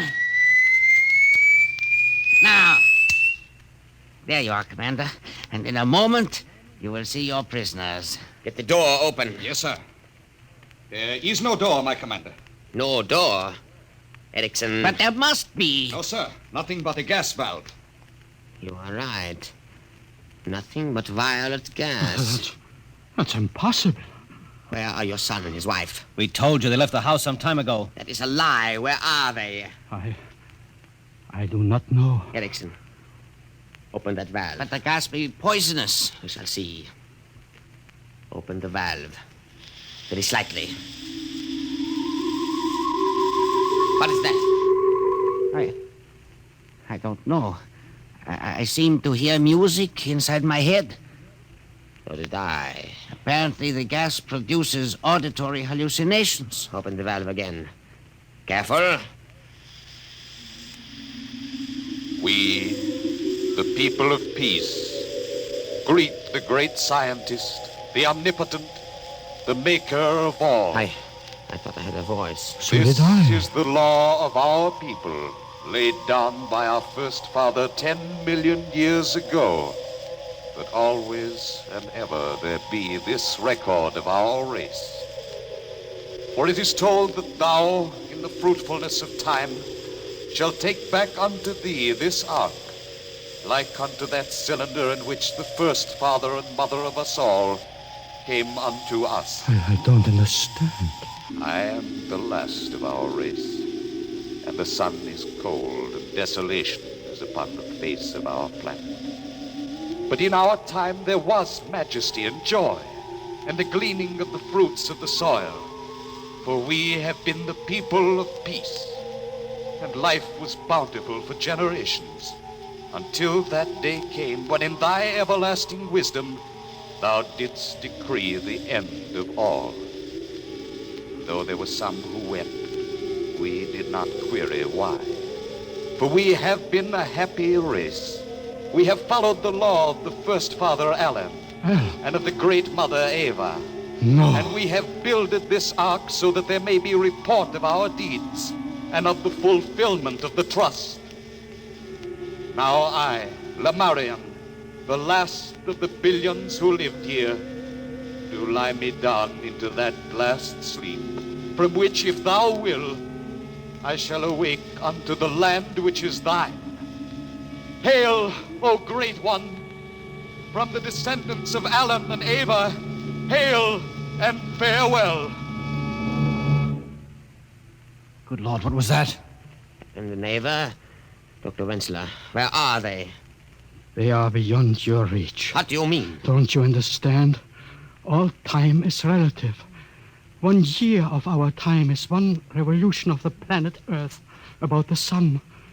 Somewhere down in the microcosmos, my son and his wife found themselves in an atomic universe. Of course. And landed upon an electronic planet. That planet whirled around its sun, the nucleus of an atom, 1,000,000 times in the space of a second. Hour.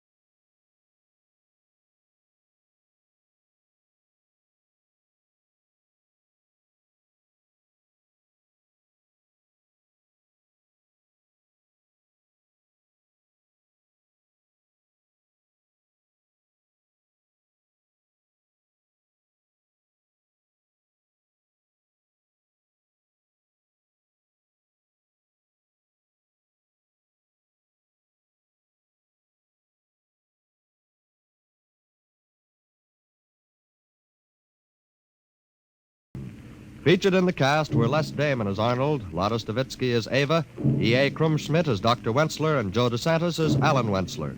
Your narrator was Norman Rose. Music by Albert Berman. Dimension X is produced by Van Woodward and directed by Edward King. In a moment, we'll tell you about next week's show. And now, here is your Wheaties man, Frank Martin. This is Ed Prentice batting for Frank Martin to bring you a word from a fellow most of you know. Lucius, would you step over here, please? You bet, Ed. Folks, I'm Luke Kaplan. I've been playing shortstop for the Chicago White Sox practically forever. Yes, it is practically forever. This makes your 20th season, Luke. Do you think it's going to be a permanent job? Well, you know, Ed, I play baseball like I eat Wheaties. Just get set and plow right through. Wheaties and baseball just seem to go together. The Wheaties give me the energy to play more baseball, and a tough game gives me the appetite to eat more Wheaties. I think it's a real nice arrangement. Well, Mr. Appling, if you're happy, so are we. Thanks a million to our real Wheaties champion, Luke Appling. And folks, if you haven't had the pleasure of Wheaties lately, have some tomorrow. Wheaties, breakfast of champions. And eat happy. Next week, a strange story of other worlds. The story of the barbaric Potters of Thirst. Another adventure into the unknown world of tomorrow. The world of... Dimension X.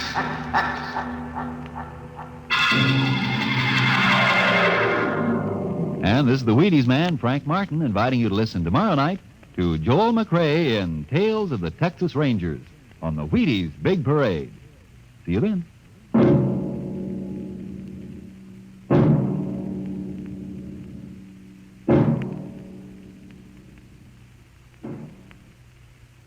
This program was transcribed. Stay tuned for Stories of the Underworld by Jack Late on NBC.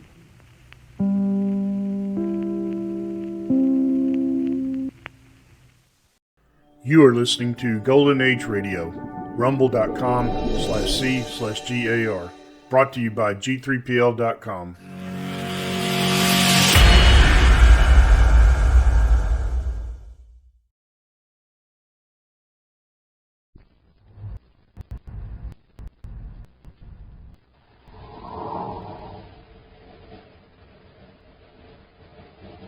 Sweet Chex, Rice Chex, and Good Hot Wilson present Space Patrol! High adventure in the wild, vast reaches of space. Missions of daring in the name of interplanetary justice. Travel into the future with Buzz Corey, Commander-in-Chief of the Space Patrol! In today's transcribed adventure, Buzz and Happy have entered a damaged spaceship far out beyond the Pluto orbit to rescue two unconscious men. All around the ship, huge chunks of metal hurtle through space on an unknown orbit. I can carry them, Happy. You take this one, I'll handle the big fellow. Yes, sir. Commander, the ship is firing led to the stream of metal fragments. Now, they aren't all going in one direction. It's a swirling motion like a whirlwind. Commander, they're battering the ship. They're breaking us up. We've got to get these men into our ship quickly. One of those fragments goes to the ship. We're through. We'll be back in just a moment with today's Space Patrol story, The Strange Gift of the New Star.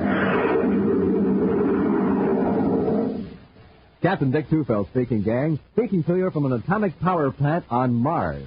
Now, they're having trouble getting power, but I think I've found the trouble.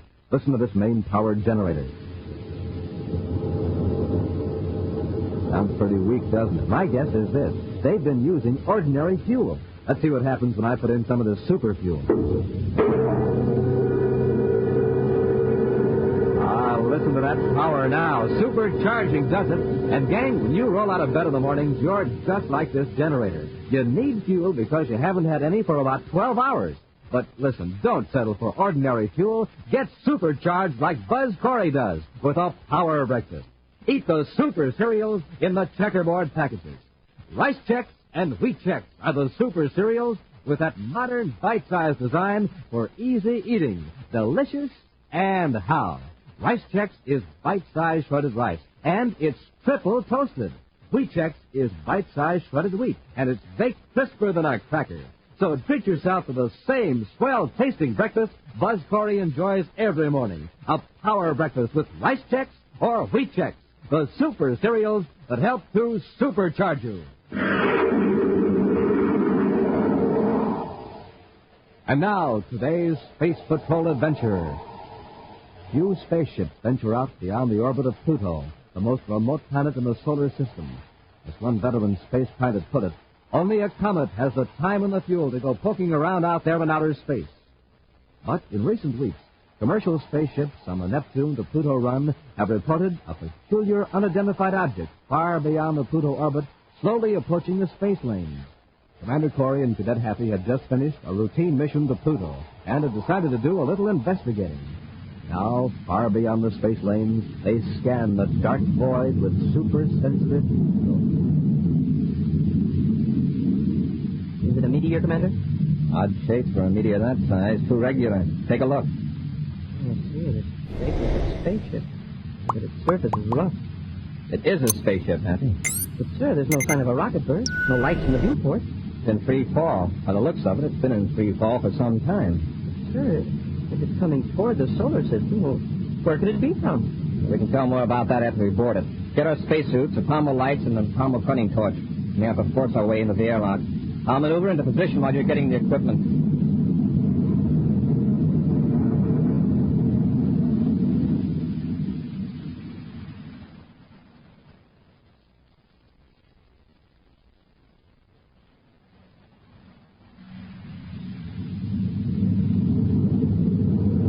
Stand by to cut rockets. Standing by, sir. Cut rockets and apply magnetic holding field to secure airlock. Airlock contact secured, sir. All right, let's go. Get in your spacesuit. I'll take the cutting torch. You handle the atomo light and the radiation detector.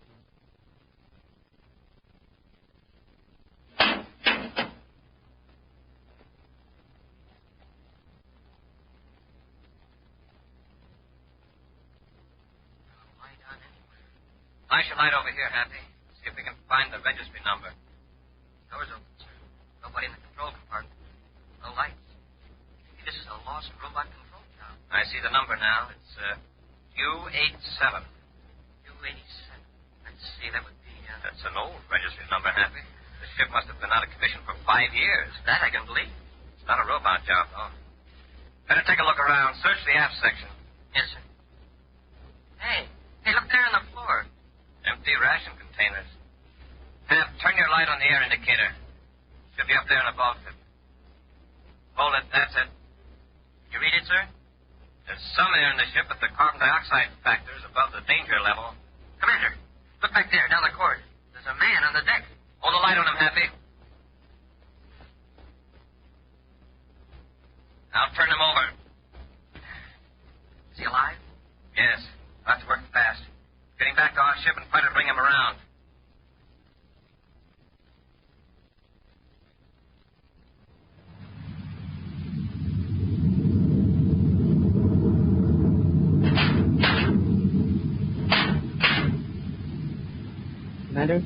How's our passenger, Happy? He opened his eyes for a minute and then passed out again. I've still got him on pure oxygen. His pulse rate's increasing and his respiration and temperature are approaching normal. Good. He's not as old as I thought at first. That heavy beard fooled me. I have space and phone to Terra headquarters for a check on the ship registration. You find any identification on the man? None, sir. But from the looks of the ship, he must have been aboard for months. We'll have it thoroughly examined when we tow it to Terra. I don't like that high radiation count. We could give him trouble. I wonder how long he's been exposed to it. It may not have been as bad inside the ship, but the rate from the hull is terrific. He must have had some experience. Why, he may have circled through a part of space where no one has ever been before. Base Control Terra calling Commander Corey aboard Terra 5, Sector 7, through orbit. Base Control Terra calling Commander Corey. Corey here, go ahead. I have some information for you now on spaceship U-87. Happy, go back and keep an eye on our patient. Yes, Commander. Let's have it, Space Control. U-87 is a Saturn registry ship owned by Joe O'Malley. Joe O'Malley? Yes, Commander. We've run a check on O'Malley. He escaped from Space Patrol officers just over a year ago after his arrest on Saturn. Why was he arrested? On suspicion of foul play against his partner, a man named Wes Pence. Everything indicated that O'Malley had disposed of Pence's body. And O'Malley escaped rather than face trial. Yes, sir. Well, he's awfully close to cheating justice right now. Notify the Terra Hospital to meet our ship. Yes, Commander. Had a crew of technicians ready to examine O'Malley's ship. We're bringing it into Terra. It's hot. Radiation? Right. Hurry out. Commander, he's conscious now, just talking, but, well, he's still pretty weak. I'll go back and have a look. He wouldn't tell me where he's been. I asked him, and he acted like he wanted to slug me. You get his name? Yes, sir. Was it Joe O'Malley? No, sir. He says his name was Wes Pence. Wes Pence. Had he put on full acceleration for Terra? We've got a double mystery on our hands.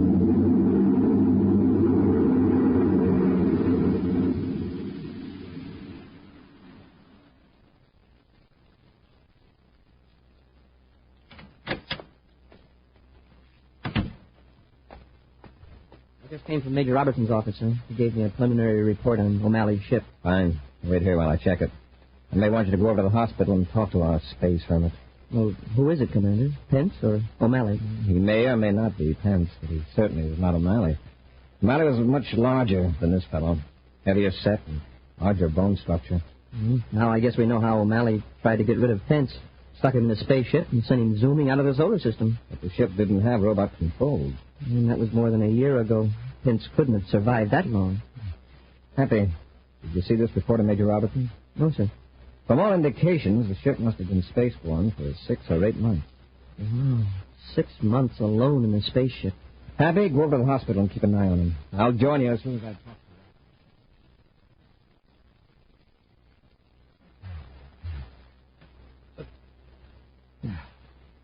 What's wrong?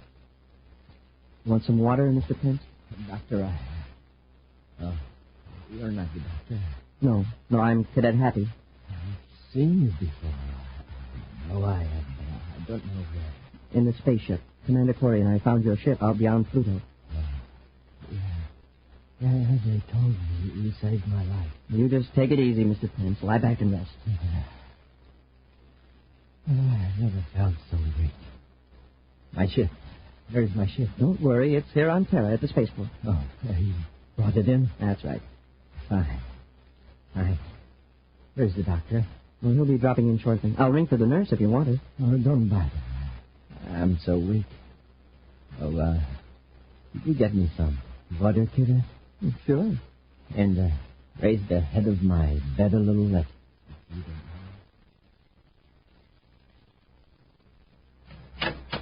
Well, Happy, how's our patient?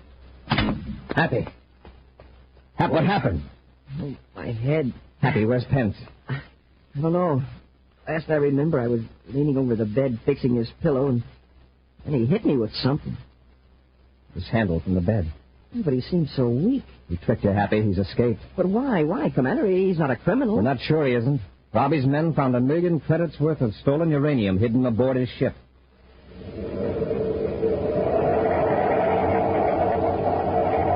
We'll return to Space Patrol in just a moment.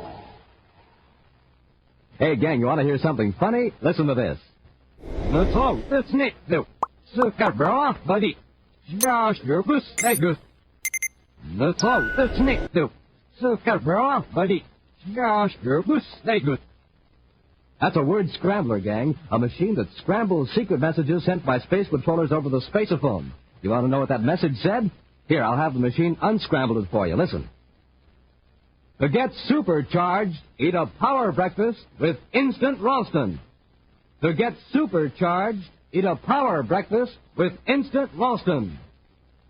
Boys and girls, that's one of the most important messages a space patroller ever sent. Yes, sir, when you sit down to a power breakfast with good hot Ralston, well, boy, oh boy, that's your day to shine. For instant Ralston packs a wallop in every spoonful. It's rich whole wheat. Remember, rich whole wheat. And that means it'll warm up your motor, tune up your thinking machine, help start off your day with a bang. That's the kind of start Buzz Corey gets. That's the kind of start he wants you to have. So come on, Space Patrollers, get supercharged. Eat a power breakfast with good hot Ralston.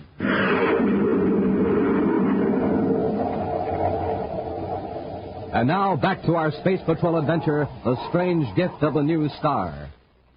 Far beyond the orbit of Pluto, Buzz and Happy found an apparently deserted and powerless spaceship. Aboard they found a man who identified himself as Wes Pence. This created another mystery. For more than a year ago, Wes Pence had been listed as a victim of a fatal assault by his partner, Joe O'Malley.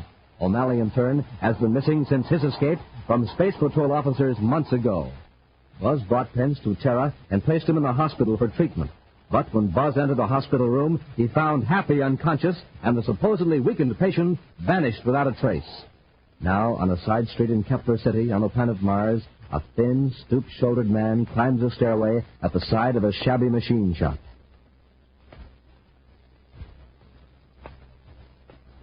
He knocks at the door.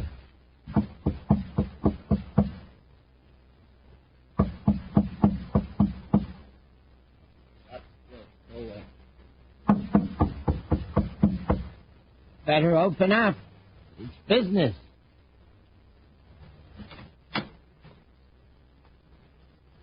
I don't discuss business this time of day. Don't you recognize me, O'Malley? There's no O'Malley here. My name is Amo Forbach. You have the wrong address. Yeah, you can fool a lot of people with that Amo Forbach front, but not your old partner. My partner? I have no partner. You did have. Don't you recognize me?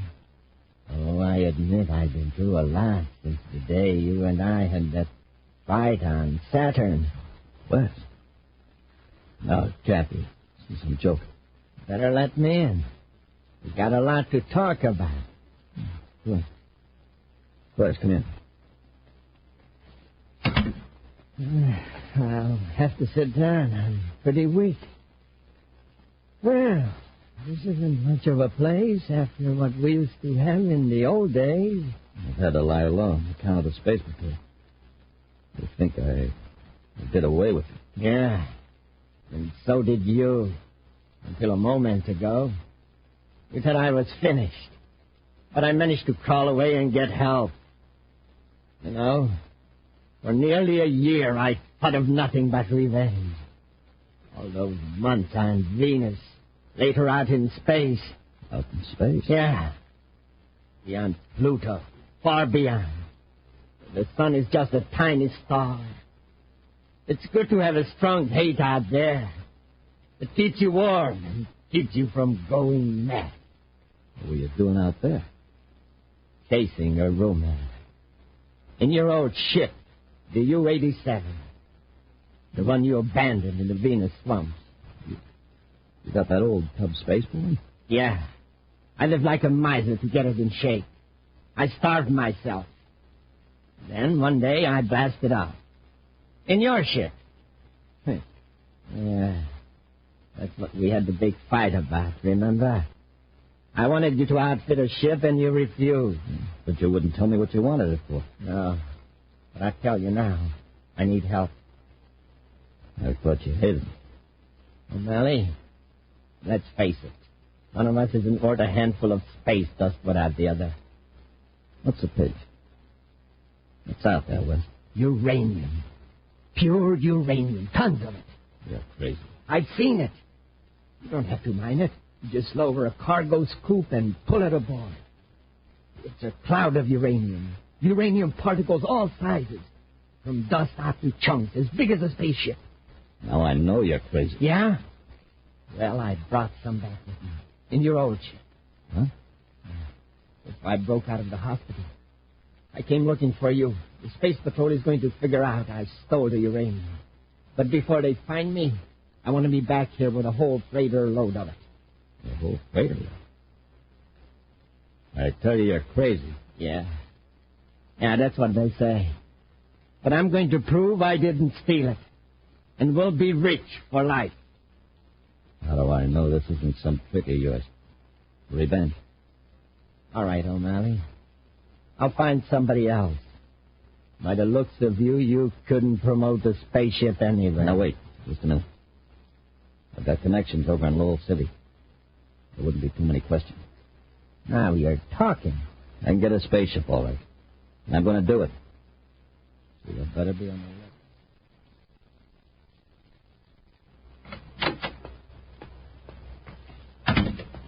We've got a line on Pence, Happy. He's gone to Mars. To Mars? Yes, in a regular passenger ship. How did he get the money? From a safe deposit vault in Terra Bank. Pence put it there 2 years ago. The banker got suspicious and reported that he identified Pence from a description. Oh, and then you checked with the spaceport? Right. He got on a transport ship to Kepler City. He's going to blast off right away and lead the search for him. And as soon as he realized his ship was here on Terra, he knew we'd found the stolen uranium. That's another mystery about Pence and his ship. That uranium wasn't stolen. A careful check has been made at every plant handling uranium. None missing. But if he didn't steal it, well, why did he run away from the hospital? The more important question is if he didn't steal it, where did he get it? See, that's right. Pence couldn't have owned that much ore by himself. Suppose that uranium wasn't processed. Suppose it's natural, pure uranium. But, sir, it doesn't exist that way anywhere in the solar system. At least not in huge chunks like that. No, not in the solar system. But where did we find Pence? Sunken rockets. He had been outside the solar system. I have an idea Pence is going back, where he came from. For more uranium? Mm-hmm. Unless he gets medical treatment soon, it won't do him much good. Huh? Pence is in a very bad way from his last prospecting trip. Come on, Happy, let's get one.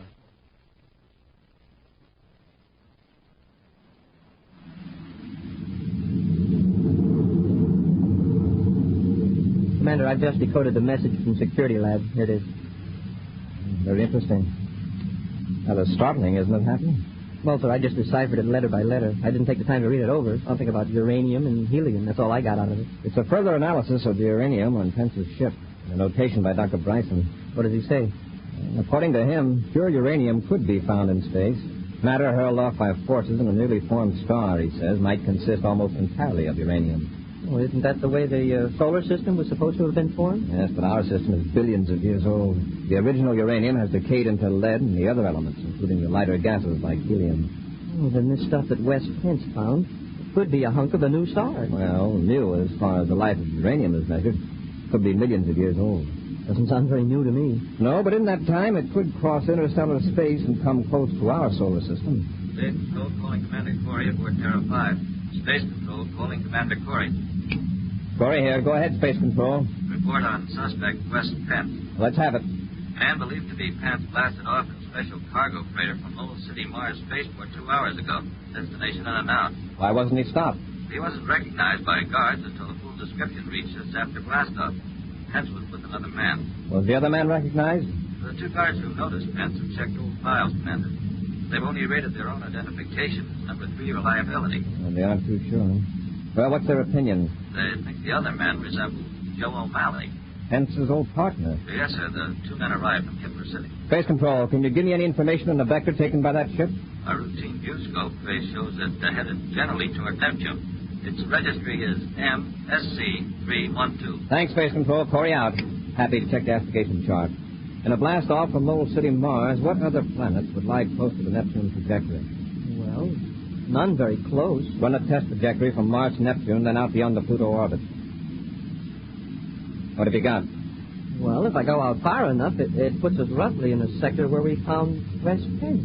We'll keep on that vector unless we hear that their ship has been sighted in some other part of the system. Think they're going out for more uranium? If they are, we're in for a good long trip. Get some rest, Happy. I'll call you in 3 hours.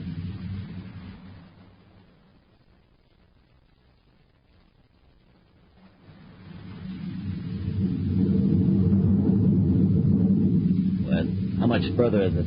Just hold this vector. On my best calculation, the uranium cluster is moving at about the same velocity as Pluto, which means we're in.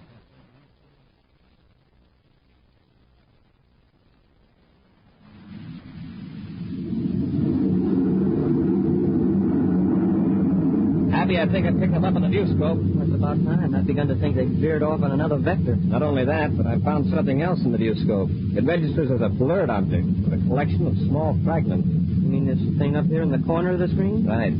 That's the ship seems to be heading right for it.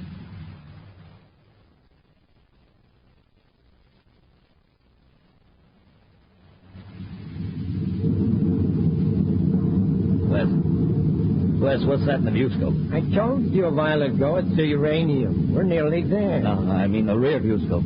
The spaceship. Huh? Hey, you're right. And if they're out this far, they're after us. What do we do? We'll lose them in the swarm. Huh? We'll get the uranium between us and them. When they get closer, those pallets will cloud out their view scopes so bad they'll never find us. Here, let me take it.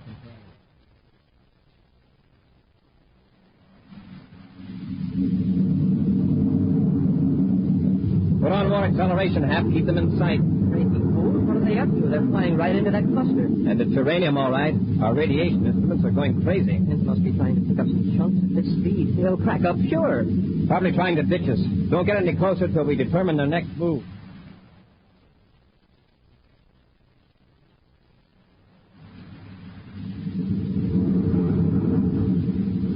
It's working. We got them buffaloes. Space Patrol, all right. Yeah, terrifying. That means Commander Buzz Corey. We'll evade them, scoop out some uranium, and head back for Mars. Wes, look out. We're right in the middle of the swarm. Calm down. We're keeping pace with them, Wes, do something. Got us, midship.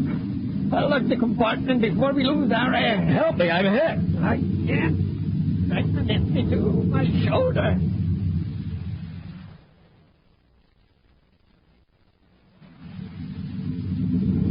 Commander, the ship's wrecked. They got a big chunk right ahead of their power unit. Get our spacesuits, Hap. We're going in and get them.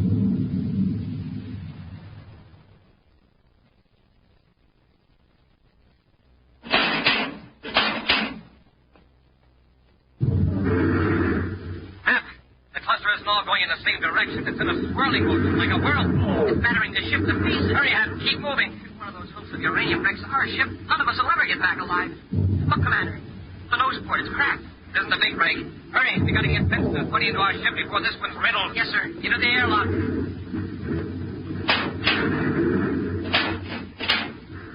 Now into our ship. Now, we'll drop the men right here when we get the ship away from this hot spot. Yes, sir. I'll close the inner hatch. Take off your helmet. All right, release magnetic holding field. Field out, sir. Now to fire rockets and get away from this uranium bombardment.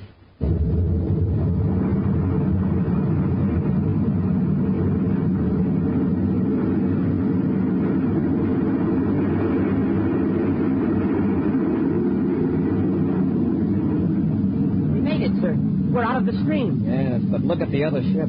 A hole the size of a space car all the way through the control compartment. We got out of there just in time. We're heading for Terra. You take care of our passengers.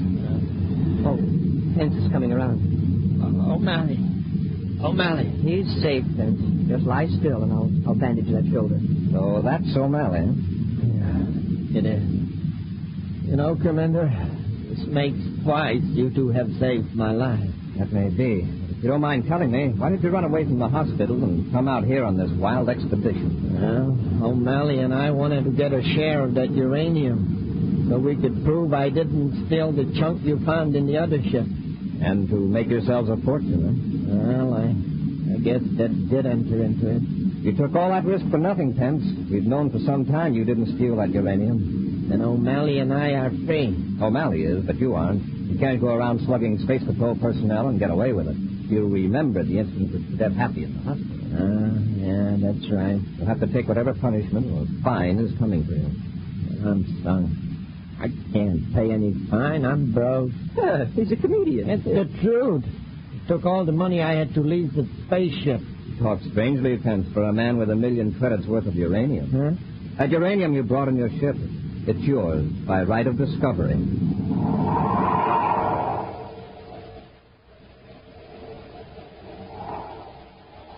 And now, an exciting preview of next week's thrilling Space Patrol adventure. Buzz and Happy are in a relay communication station in space. Jim Comar, who is in league with the strange alien power, is using some mysterious crystals, forcing Buzz and Happy to obey him against their will. The crystals are getting brighter.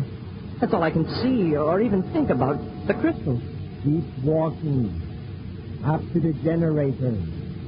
Closer. Closer. Happy, fight it. Touch the connection. Reach out your hand. Don't touch it, Hap. I can't hold back. If you touch it, you'll be finished. Be sure to be with us next Saturday for the exciting story, The Seed Crystals of Zaldibran. I adventure in the wild, vast reaches of space. Missions of daring in the name of interplanetary justice.